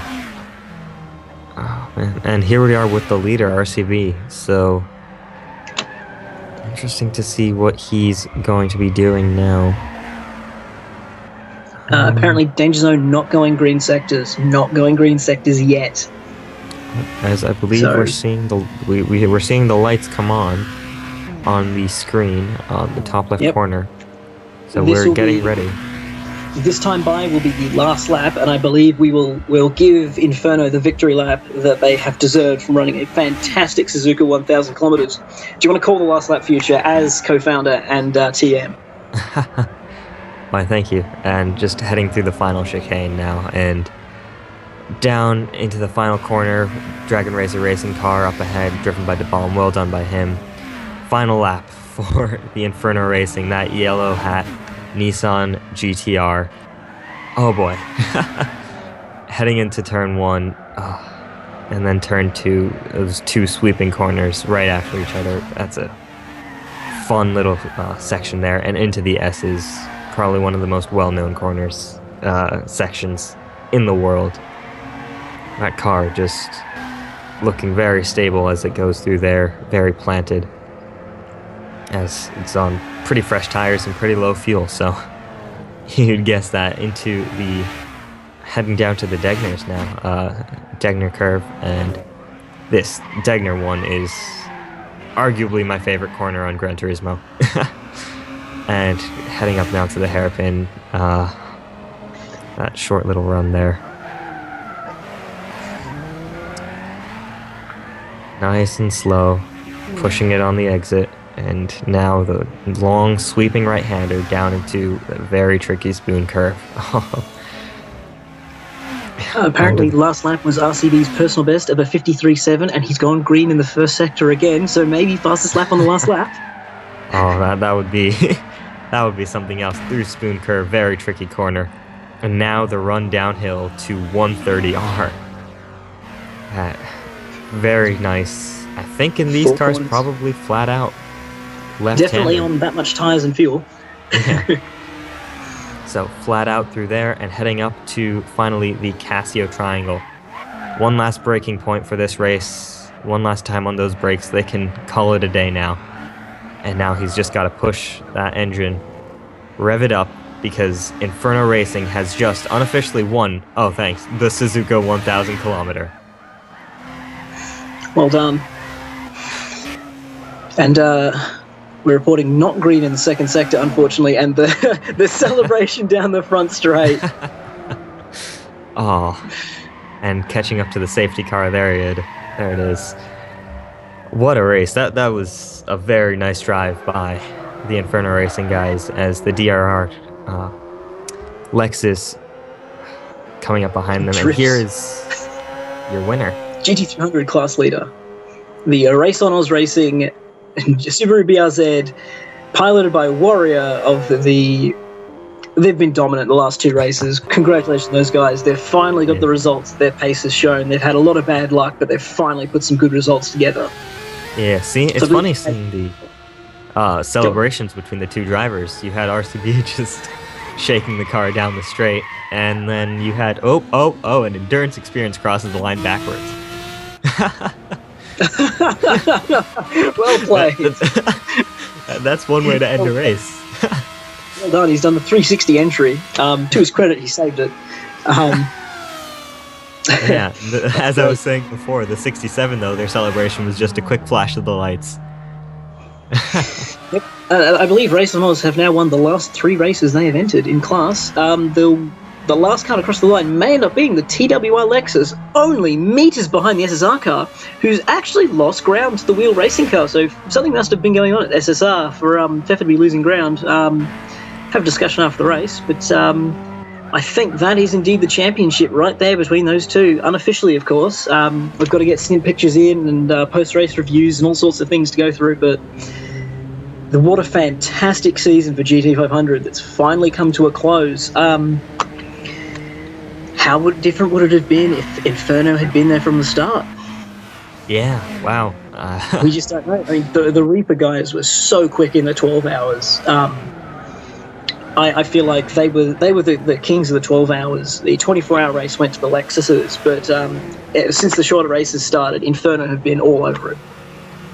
Yeah, no, I think Reaper is a very consistent team and very fast as well. So those guys are very good during those long runs. I think we're a bit more aggressive, and that helps in these shorter races. So, and it certainly helped today. So it's not 110, it's 115%. Yeah, there you go. And Bomb constantly flashing his lights in the background there. Yeah. He's well happy done, once again. He used to say, I was the fastest man in class. But, a fantastic second place for them, considering they, I believe, qualified on pole, but then had to start rear of grid.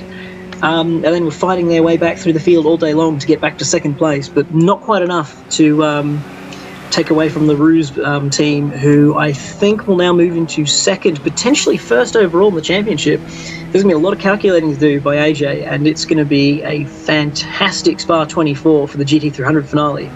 But between now and then, we have next weekend the Monterey Sports Car Race. We get to watch the finales of LMP3, GTE, and GT4. The GTE championship is already sewn up by TWR. They were unable to get their second championship here today, but both team and driver championships available in, I believe, both LMP3 and GT4, as results are not set in stone yet. Yeah, that will be one hell of a race. It's going to be a very long day for all the Australians, starting with that race, and then, of course, following on to the Bathurst 1000, and then there's the Fuji Sports Car race, and then there's the Formula One, and everything's on that weekend. It's going to be a great weekend of racing. Yeah, it's going to be fantastic, and I'm looking forward. I'm going to be driving in the next two events as well, so I'm going to be looking forward to getting back behind the wheel after an absence from these rear-wheel drive cars, because I'd prefer not to mention that Team Aqua Scirocco. It only counts if someone else can tell you it happened. Anyway, so final provisional results in GT 500. The winners, the number 29 Inferno Racing. Second place, the number 28 SSR Motorsport. In third place, the number 24 GTMX. It's going to be a GTMX team in the Lexus. In fourth, in GT 500, the number 25 TWR Lexus, not quite able to take home the team's championship, but TWR Seb will indeed take the driver's championship. Fifth, the number 23 Wheel Racing Limited car, put together 3 days ago, and they've driven fantastically to keep it all together and end up finishing ahead of their much fancied teammates, the number 22 Reaper Online Racing car. Yes, and I believe we are... Do you want to do GT300 first? Yeah, yeah, sorry, I forgot about that. GT300 provisional results. It appears De Bomb has gone for a bit of a donut session, and AJ has told him to stop. So, as he goes whipping through shot in reverse. Speaking of GT300, the provisional class winners, number 67, Race on Oz Racing, they've been, I think, ever since the Dragon Razor guys started rear grid, they've been untouched from the front. Second place, from their a bit of a rough start, the Dragon Razor Racing guys have finished second. In third, the number 68 Swift Autosport car with Danger Zone pushing very hard at the end, trying to take the fastest lap away from the bomb. In fourth place, we have the number 64 Endurance Experience car. They were up in contention until a late disconnect. Bo Albert robbed them. And then the championship leaders before this round, the number 65 Lightning Speed Motorsport car, will not be in Spa for the 24 hours. And of course, DNFing with horrible connection issues, the ORA Racing car, which is really tough luck. But anyway, as you were... I was just about to say, we are, I believe, about to be joined by the winner of the GT500 race, or one of their drivers, RCB929. Let's see if he can join us any second now. Brian, are you with us? Yes, I am. Congratulations on an amazing victory provisional victory by you and TRL White Knight. Thank you. It's been hard-fought one for sure. This was not an easy victory at all. Okay, we're all dying to know. Talk us through the pit strategy at the end there. What was going on? I was debating whether or not, once I had found out, or AJ had informed us that we were going to finish it by the amount of laps, I was trying to figure out, should I do 2 stops from this point or 1 stop? And I ended up doing 2 stops just to go a bit more conservative. And yeah, that's why. Right, I'm kind of regretting it now, but... You got some good fast laps at the end there, so totally worth doing. we were very concerned when we heard that you had a lot less fuel than everyone else with 45 minutes to run, and we weren't seeing you lifting and coasting or managing fuel. We were very concerned you were going to do something very silly by not paying attention, but good thing you're on top of it. It was very concerning in the commentary box. Yeah. Oh, wow. But well done. I think you were only 3 or 4 tenths off the fastest lap of the race at the end there. Think about, I see it on my TV set right now. It's about 2 tenths, a little under that. What did you get down to in the end? Sorry? What was your fastest lap in that little sprint at the end there? It was a 1:53.720. Okay, we have Pfeffer at 53.5, and apparently earlier in the race, TNR5 Zygon did a 53.3. But I don't have access to that information until after the race when AJ puts it together for us. Yeah. So, interestingly though, both SSR drivers quicker over 1 lap, but not over the race. I mean, that comes back to the argument of 1 lap pace isn't everything. Yeah, no kidding. It's all about consistency. Yeah, So, I mean, yeah. Personally, I'm a better racer than a qualifier. I've never been too strong when it comes to 1 lap pace. But no, I really, I'm pretty happy with that at the moment. We've all seen that and we've all stopped. Oh my god. And the move of the race goes to Bo Albert for that moment right there. Radio. But congratulations once again on a fantastic drive at the end there. You had us very worried on that strategy, but well done in the end. Great lap times, great result from Ferno. You guys have you've been strong all season, all throughout the 2015 season, but you finally have been getting those results coming together in the back half of the championships you've been contesting. Yeah, definitely. 2 out of 2 in GT500, which I still can't believe. I didn't even know we were going to have a GT5 franchise, 2 weeks ago? So it's just... Yeah, that's come in with fresh eyes and just gone and brained everyone, so that's pretty solid. I mean, the Reaper guys have had since, I think, February to work their car out, and the same with the SSR guys, and you've just come in and driven absolutely fantastically. Well done, man. Thank you very much. Again, just a great day for us. I am exhausted, though. I'm covered in sweat, and I'm hungry, so... Yeah, go get some dinner. I think you deserve that. I think AJ's giving us the hurry up. Yeah, he's just switched off the screen. So, I mean, that was one hell of a race, no doubt about it. And it was a joy talking to you. Thank you so much for allowing me to step out and come back and actually have correct internet to get this done. I love commentating on this stuff with you guys because the racing's fantastic, the commentary's fantastic. I'm having a great time out here, and thank you all for tuning in and listening to round 22 of the 2015 GTPlanet Endurance Series with the Suzuka 1000 kilometers featuring GT500 and GT300. Your class winners are Inferno Racing in GT500 and Race on Oz Racing in GT300. The GT500 Championship is apparently sewn up with SSR Motorsport taking a provisional championship win and TWR Seb taking the provisional Drivers' Championship overall. Congratulations, everyone. It's been a fantastic race. Good evening brilliant. and good night. Yeah, brilliant driving, and we will see you all at the next round at Laguna Seca. I look forward to seeing you all there. All right, good night. Good evening and good night to everyone. Bye, all.